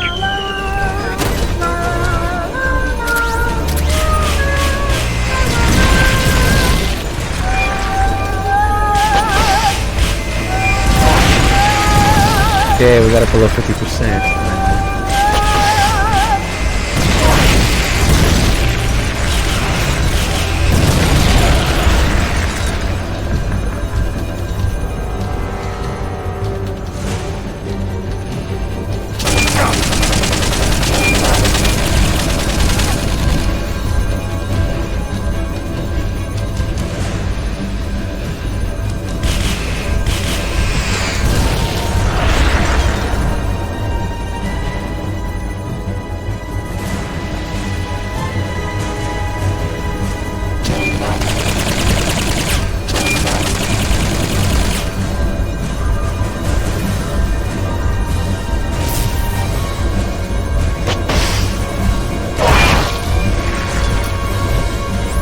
Man already?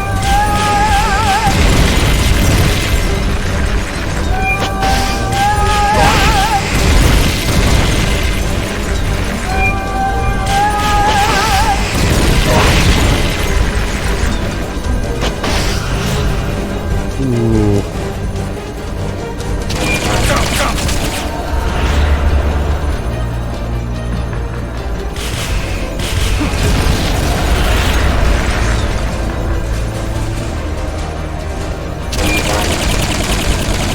Oh, it's just running out so fast.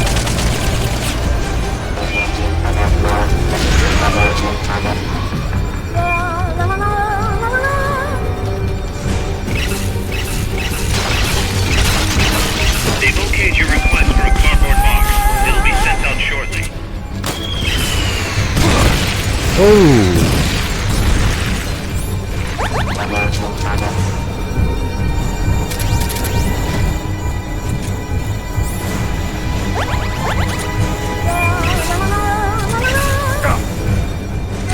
What the hell?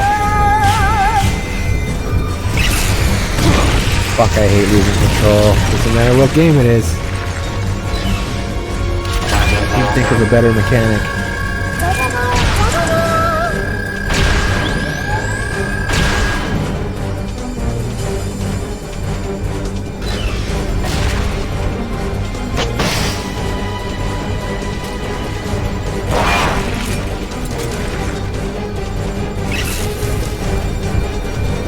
What's up, Alfredo? Thank you.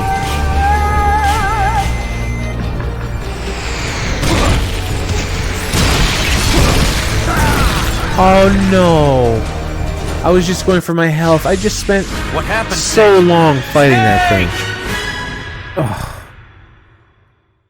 Ugh, gross.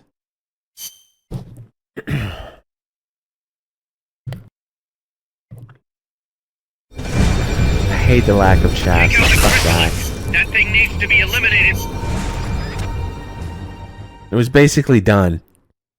But no. Take out the chrysalis. That thing needs...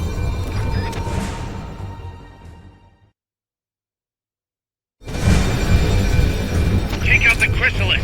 That thing needs to be eliminated once and for all.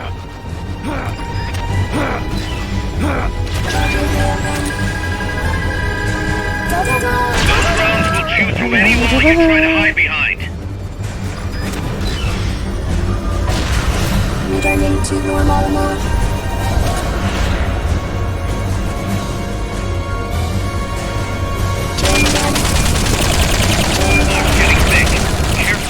Right, it's gonna just go back and forth endlessly. I'm just gonna stand in here. Fuck this.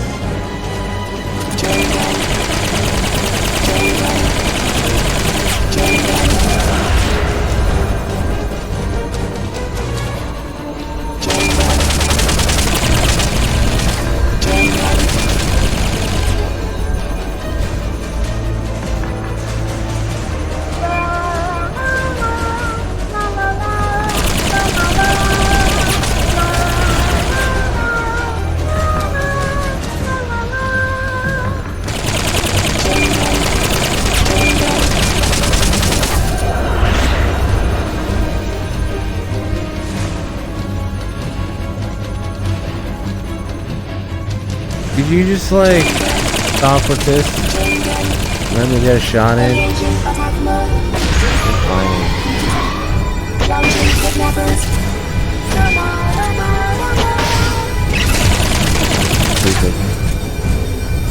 I didn't want to have to do this again. This fight's kind of a snooze.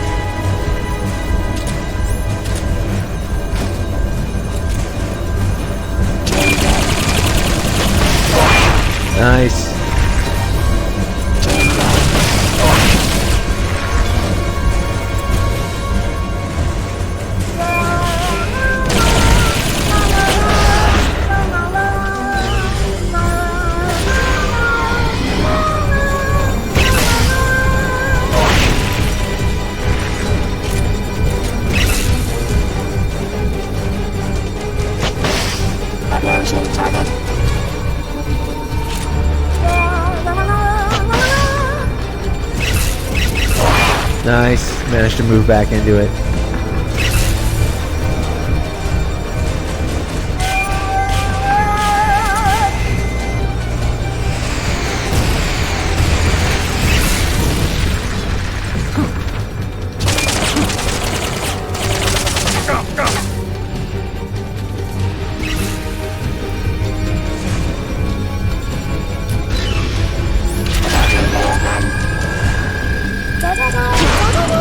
Oh good, I'm dead again. Awesome. I wasn't really paying attention when she said charging railgun. I was surprised. I'm like, what railgun? Oh boy. Going like shit. Take out the chrysalis. That thing needs to be eliminated once and for all.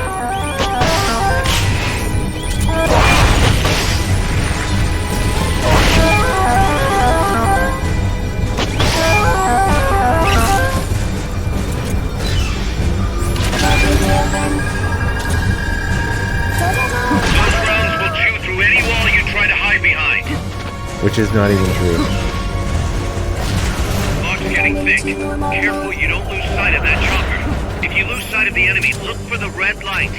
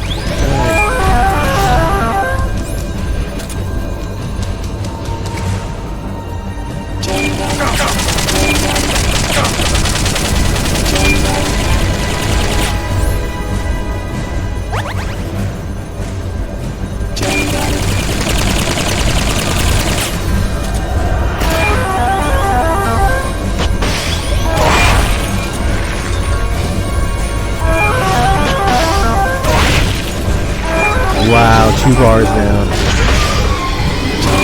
No, what? Come on! Missing a shot that's that close. Ugh. What a noob. Where's DRK? Who is this fucking fool?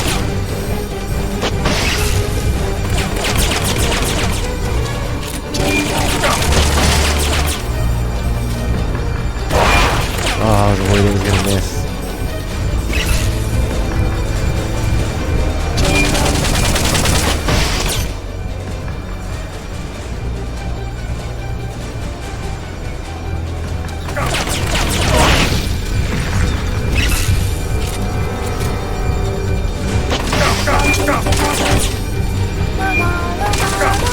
Okay, somehow that missed. What? I'm behind a wall. Come on. What just happened?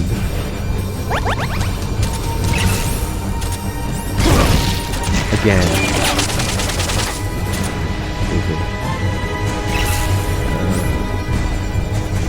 Nothing left, right?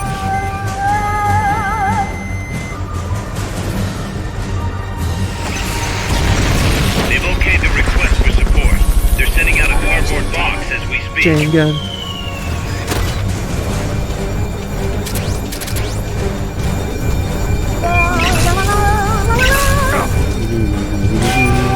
And I can't move. And I'm gonna get missile to the face.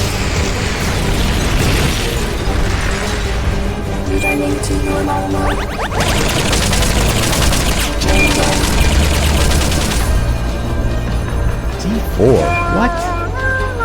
Fuck is that possibly going to accomplish?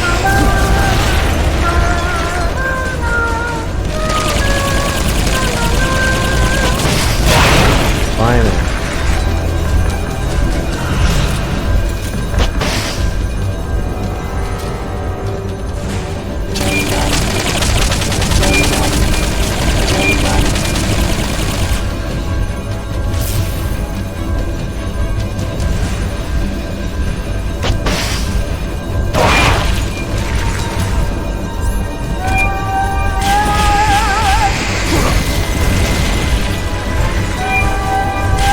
Interrupted reload. Come on.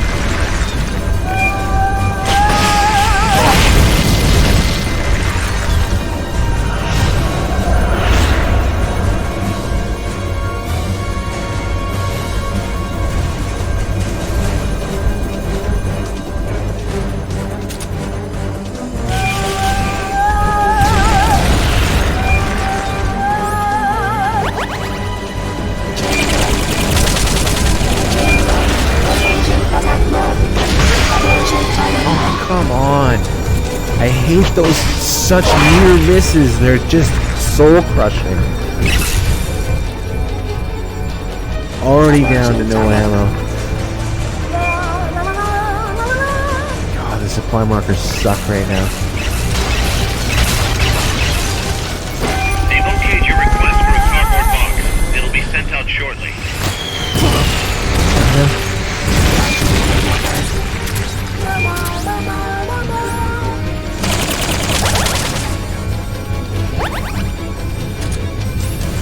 Oy. Okay, I'm gonna reload there. That.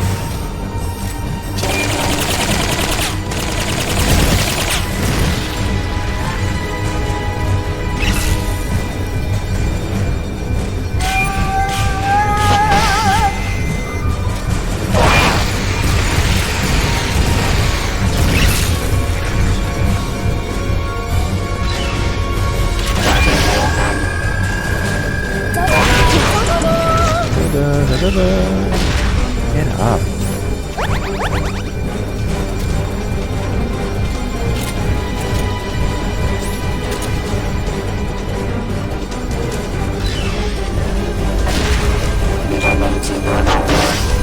Nice.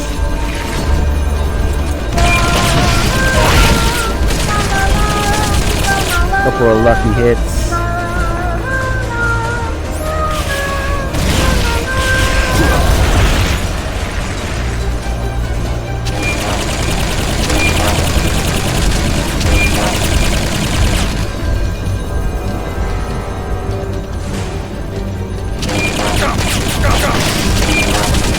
Yeah, sure.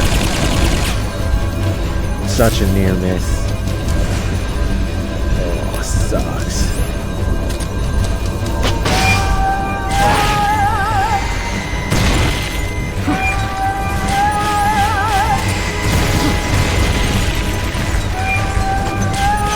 They've okayed the request for support. They're sending out a cardboard box as we speak.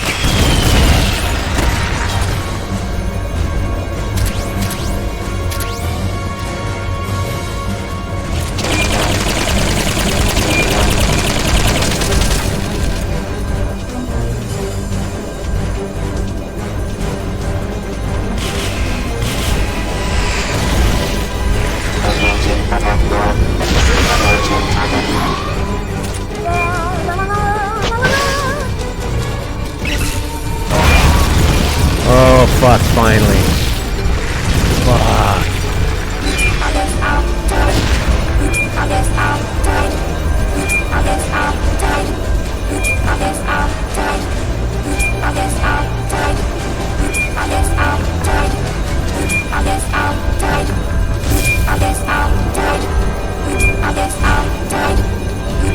Man.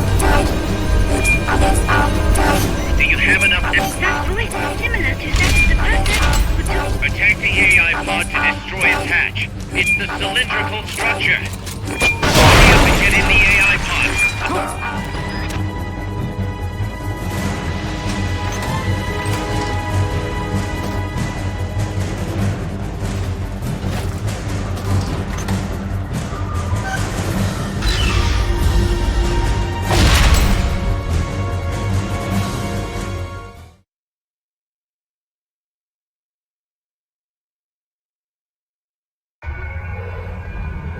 Pull out all the unlocked memory boards. Pull out the memory boards. All the unlocked boards will have icons over them.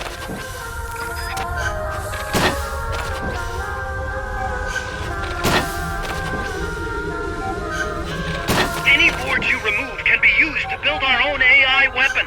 Memory boards have different functions according to the icons displayed over them. Go ahead and take whichever ones you want. attack parts on the exterior of the machine, the memory boards that control those parts should light up. You can tell what a memory board does by looking at its color when it lights up.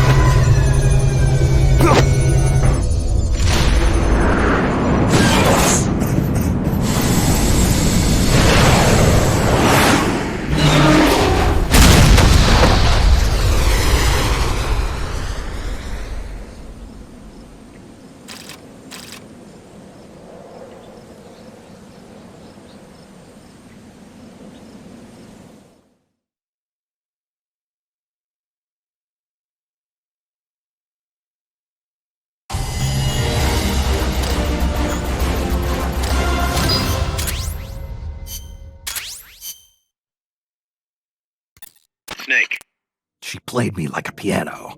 forget about it. You'll get him back. That is, as long as you've got the will to do it. I am not giving up. All right then. I confirmed the location with Huey. The final testing base for Peace Walker is 15 miles to the north of that lab. It's an underground facility disguised as a rock quarry. All you need to do is sneak in and destroy the AI for good this time. Right. Snake, you can destroy it, right? Yeah. We all have our limits. Actions beyond our abilities. Don't worry. I won't screw it up this time. You're the one who killed the boss. Destroying that AI means reliving that memory. It's just a machine. Snake, I'm worried. Worried? For the same reason the CIA entrusted the nuclear launch to an AI. A man can condemn a handful of criminals to the death penalty if they're prepared to assume that responsibility. But who among us could do the same to hundreds of millions of innocent civilians? Who could reduce thousands of years of human history to ash in an instant? Could any flesh and blood human being make that decision? No way in hell. No one man could bear the burden of total genocide. It's what's allowed our cowardly species to survive all this time. But for a machine, willpower is no issue. What are you saying, Kaz? You're a hero, Snake, but you're not a machine. That I can't destroy that thing? That machine's not the problem. It's that the boss still lives inside of you. Bullshit! She's dead, Snake. It's time to come to terms with that. Let me put it another way. You've left everything behind. Your country, your identity, your past and ideals. But there's still one thing you haven't let go of. What are you talking about? The boss. You still haven't let her go. That's why you're so afraid to find out the truth about her. And that's what's holding you back from your future. Snake, she died a decade ago. How long can you live with a ghost? Kaz, I thought I knew everything about her. But I still don't understand what happened to her at the end. There, you're no different from that scientist woman. When she didn't believe me, I realized something. That debriefing I heard could have been part of the cover story they made up. Now, even I'm not sure what her real intentions were. Why did she take that mission? How did she feel about dying? Why was I chosen? You want to know the truth? Ah! The truth won't change the past. You still want to know? No. I took on this mission for a kid who believes in peace. Fine then. There's no point in arguing. Peace Walker is on the verge of completion. Come on, boss. Let's get to that base.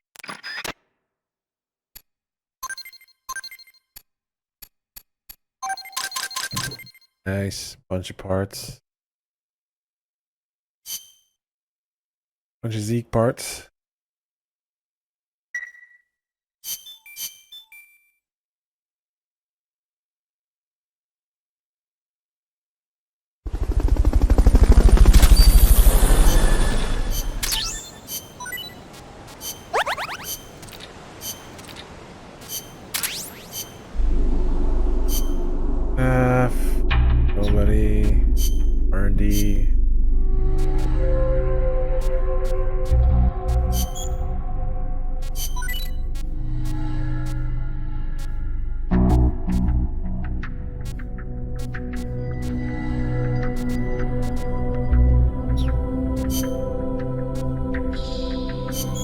curry.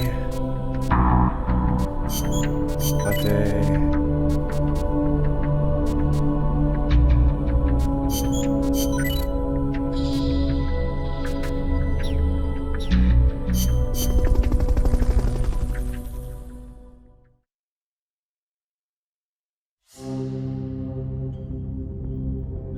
Oh yeah, can we even put a piece of Zeke together right now?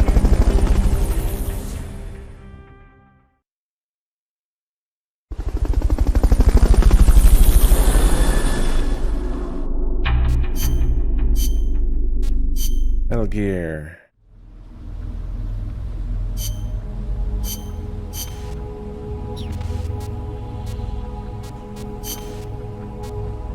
Oh, we just got scraps, I guess.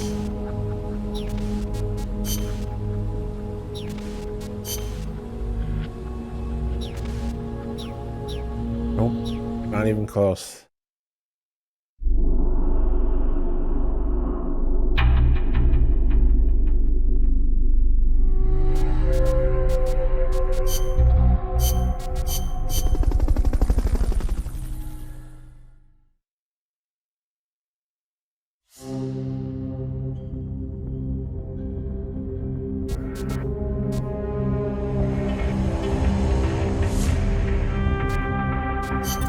Let's get this mission. Commencing mission. Nah. Go to the mine base. Snake, the Peace Walker platform and AI have been shipped to the final testing base. Once assembled, it's only a matter of time before they launch the nukes. Hurry!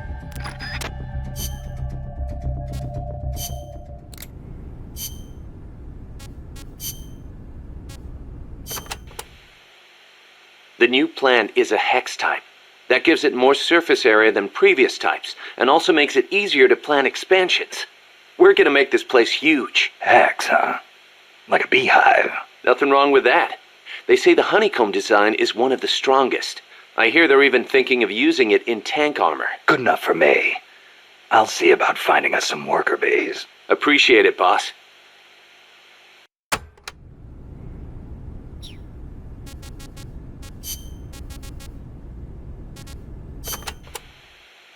What's wrong, Kaz? You sound beat. Yeah, the problems never seem to end around here. You should take a break. Share a cup of mate with the other guys. It'll give you a chance to connect with them. I wonder if Che and his men ever sat around and drank mate. I bet they did. Che was famous for his love of the stuff. Oh, man, whoever thought of this was a genius. You can put it in a gourd and carry it around, and there's a special straw with a filter attached so you can drink it any time. That's not all. It's full of essential vitamins and minerals, too. Nice to have in a guerrilla war when food is short. Yeah. Wish I had a chance to share some with the blonde Parisienne when I was out hiking. Well, how do you know about that? It takes a thief. Or should I say it takes a snake to know one. Snake. Fucking perv.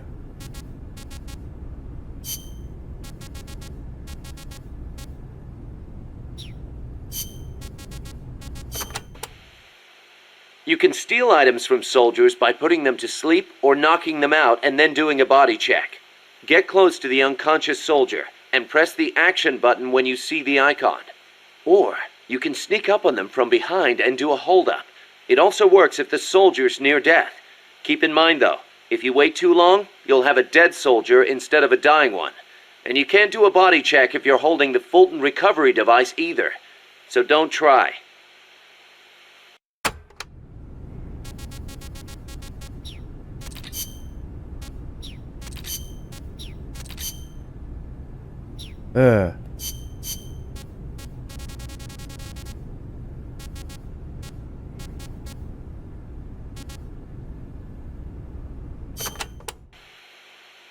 Snake, is it true you took a picture of El Colibri? Yep.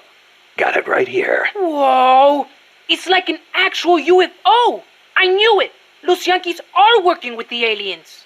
I know it kind of looks that way, but... Hey, Snake, can you make me a copy of that? I don't see why not. What for? People pay good money for this stuff. We can use it to raise money for MSF.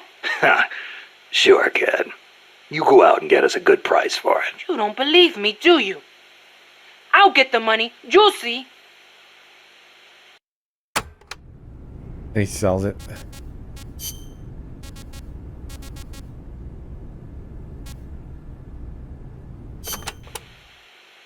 Amanda's so bossy. It's always follow me or stay here. The other day she told me, chew your gallo pinto before you swallow. Can you believe it? Knowing your sister? Yeah, I can. The enemy could strike at any time. I can't sit around taking my sweet time eating. I'm a Sandinista, just like the others. I don't need some woman telling me what to do. Some woman? She's your sister, and she's doing the best she can to fill your father's shoes. I know, but lately she hasn't been doing so good. I should be strong for her. Now you're talking.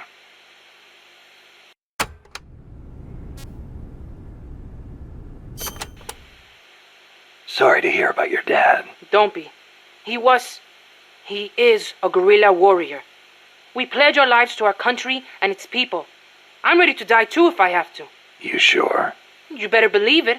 Like mi viejo used to say. Patria o muerte. Che said it first. My dad used to tell us all kinds of stories. About General Sandino and his fight against La Guardia. About my mom before she left us. You didn't want to go with her. It's not like that. La Revolucion comes first, that's all. You must wish you could see her, though. I don't know. But I know I'll see her again when this is all over. Somehow, I just know it.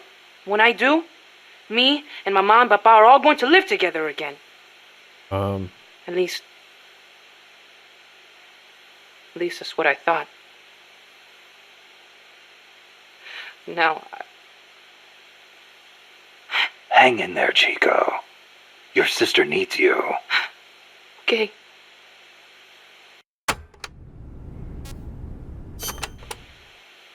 Have you ever heard, shoot, coward? You're only going to kill a man. Che's last words. He'd been captured in Bolivia and said it to the soldiers just as they were about to execute him. El Che. He was something, wasn't he? Coming up with a line like that knowing he was about to die. After the Cuban Revolution, Che gave up his position in the new government to aid in revolutions in other countries. He knew he could die at any time, and he was ready for it. Me? I couldn't even take a little torture. But you've been reborn as an hombre nuevo. Right, Chico? Right.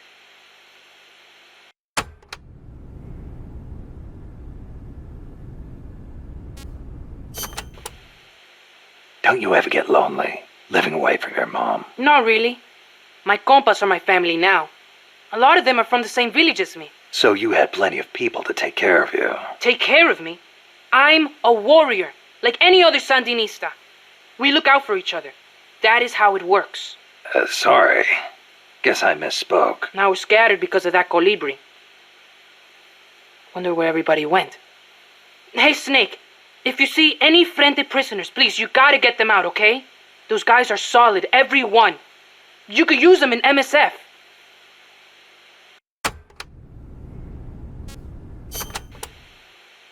Hey, Snake. Are there any jobs for me here at Mother Base? I can do anything. You don't have to work, you know. Don't treat me like a kid. I'm a man now. Okay, then. What are you good at? Let me think. Everything! Put me on any team. I can pull my own weight. Well, you are young. You'll probably be a fast learner. I'll think of something. Anything you need, boss. You'll see. I can fight as good as anybody.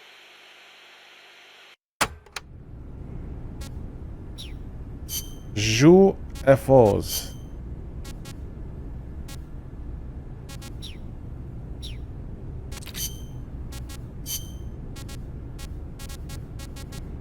Oh, God. You ever see the movie 2001: A Space Odyssey? Can't say I have. Fantastic flick.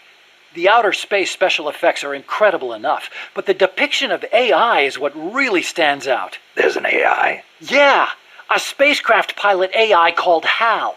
It plays a major role in the story. Dr. Strangelove loves it too. Did I ever tell you about the time we first met up in Costa Rica? No. You know how she hates men, right? So we hadn't seen each other since NASA, and we just weren't hitting it off. Until we started talking about Hal. And then she started going off. The way she talked about it was so intellectual. The way she analyzed every plot detail, how passionate she was about the AI. It made me fall for her all over again. Yeah. You know what? Here's to Hal for bringing her and me closer together. You should ask her about 2001 too. Then you'll understand just how amazing she is. Amazing, huh? You're retarded. Hal. Now there's a good name.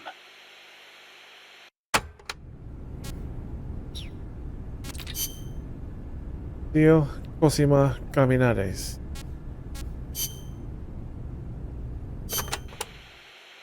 That was some escape you made from Strangelove's lab. Security inside was not so tight. The door to my room was locked from the outside, of course. But she took off the blindfold at bath time, so she could wash my hair. Pretty luxurious treatment for a prisoner. Wasn't it? She wouldn't undo the handcuffs, but she washed my body for me instead. And with such gentle care. Why'd you run away? Didn't she say you could go home in a month? If your escape attempt failed, you'd be in greater danger than before. I was supposed to be giving a presentation on the distribution of Costa Rican bird species at a conference. The date was approaching quickly. So, I pretended I had to use the toilet and made my escape. I found an ID card and searched everywhere for my equipment and my tape. But a soldier saw me. It was a miracle.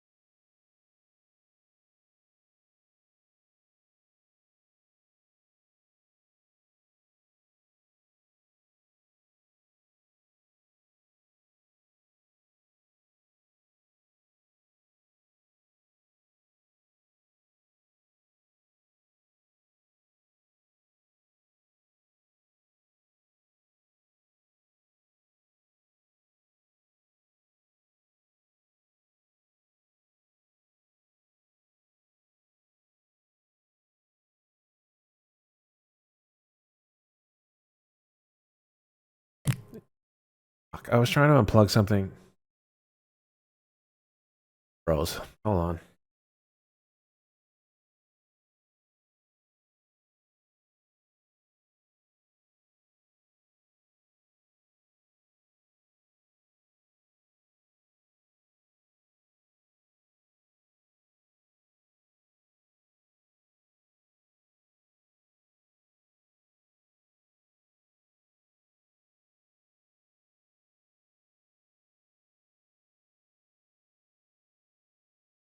Bird species.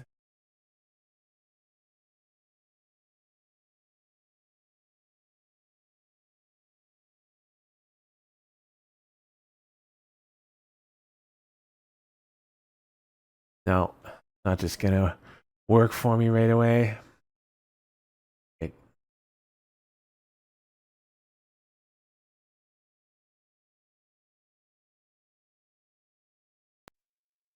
Oh. Oh, there we go. I'm surprised that worked. Oh, shitting the bed, yeah. Pretty much. Which controllers? This one's gonna die.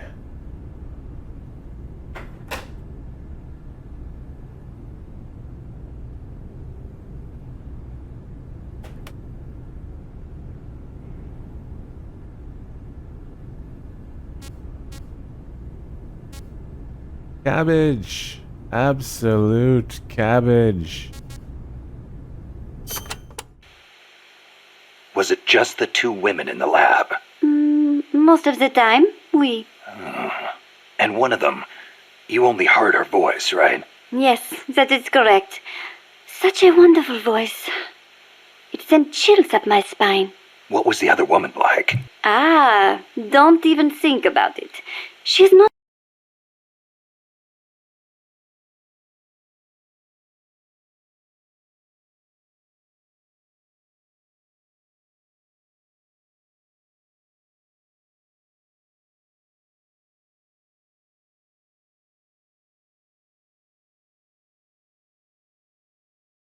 There we go again.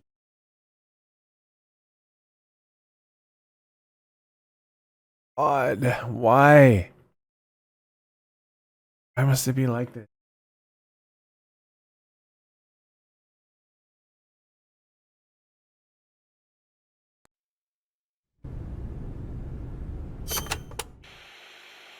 Was it just the two women in the lab? Most of the time, we. And one of them, you only heard her voice, right? Yes, that is correct. Such a wonderful voice. It sent chills up my spine. What was the other woman like? Ah, don't even think about it.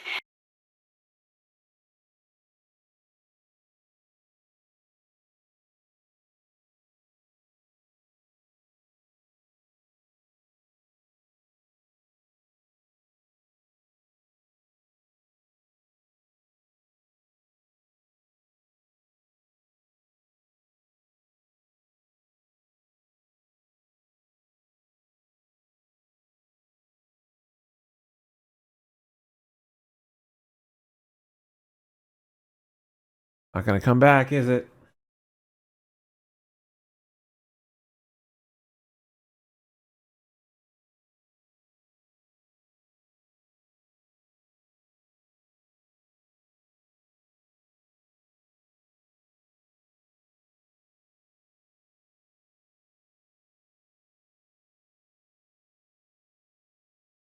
Great.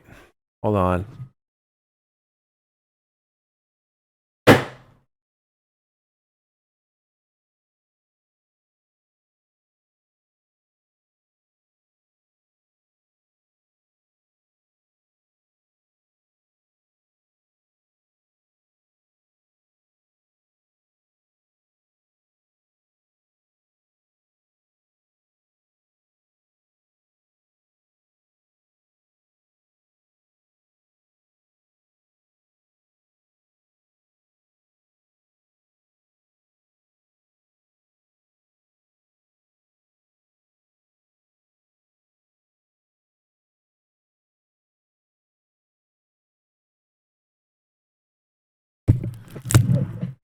Oh, El Shido.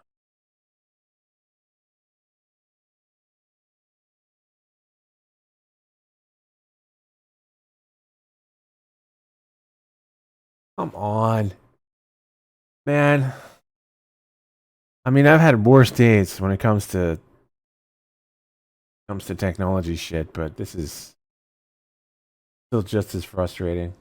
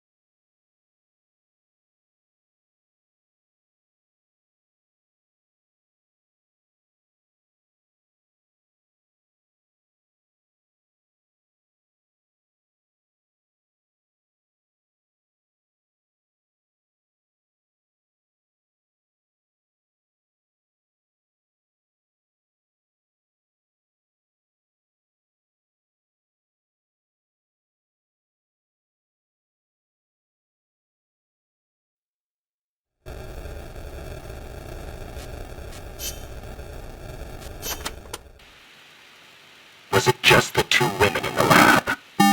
Most of the time, we... And one of them, you only heard her voice, right? Yes, that is correct. Such a wonderful voice. It sent chills up my spine.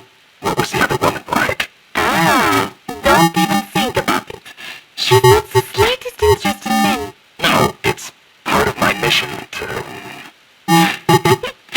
Only teasing. Let me think. I believe she was in her 30s.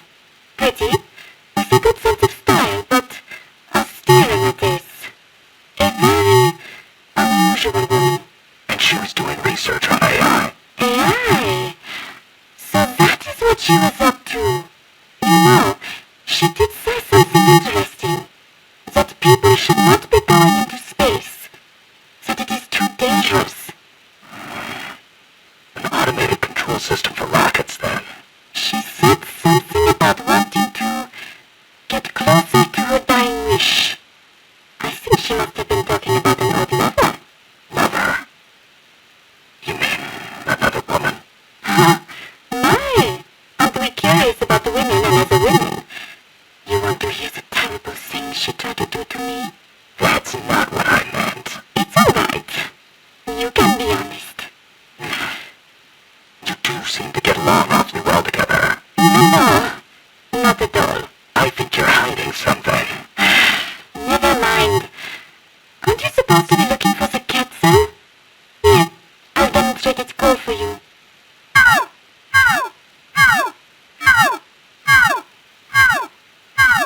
I knew it.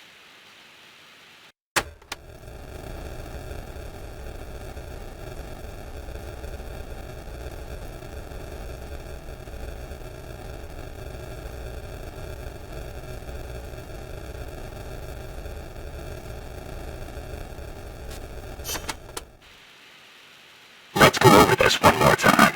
First, I need an ID card to get into the lab. That is correct. From the outside, it looks like any other room. But on the inside, it is a state-of-the-art research facility. And your ID card got taken away from you by some guy in an orange jacket. Exactly. I had a gazelle singing nearby. It has not been that long since it happened. It could be tricky if he's out on patrol, but if he's a stationary sentry, you don't think the Quetzal's moved? Its nest is probably nearby. I do not think it will go away anytime soon. Good. I'll get on looking for that soldier. If you forget what it sounds like, I will use a call for you again. Just give me a call anytime you'd like to hear it. Yeah, I'll do that.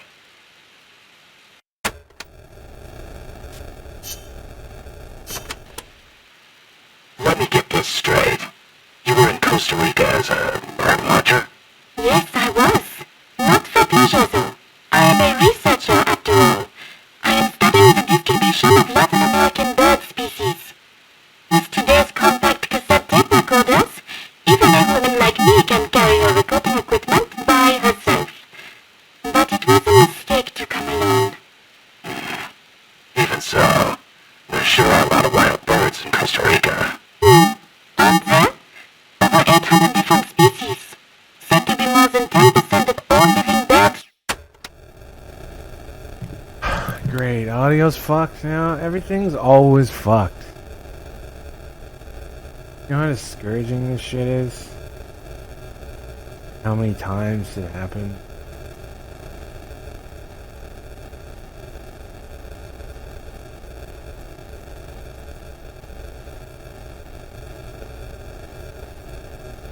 Check.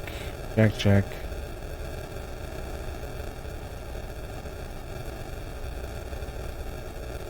Check. Check, check.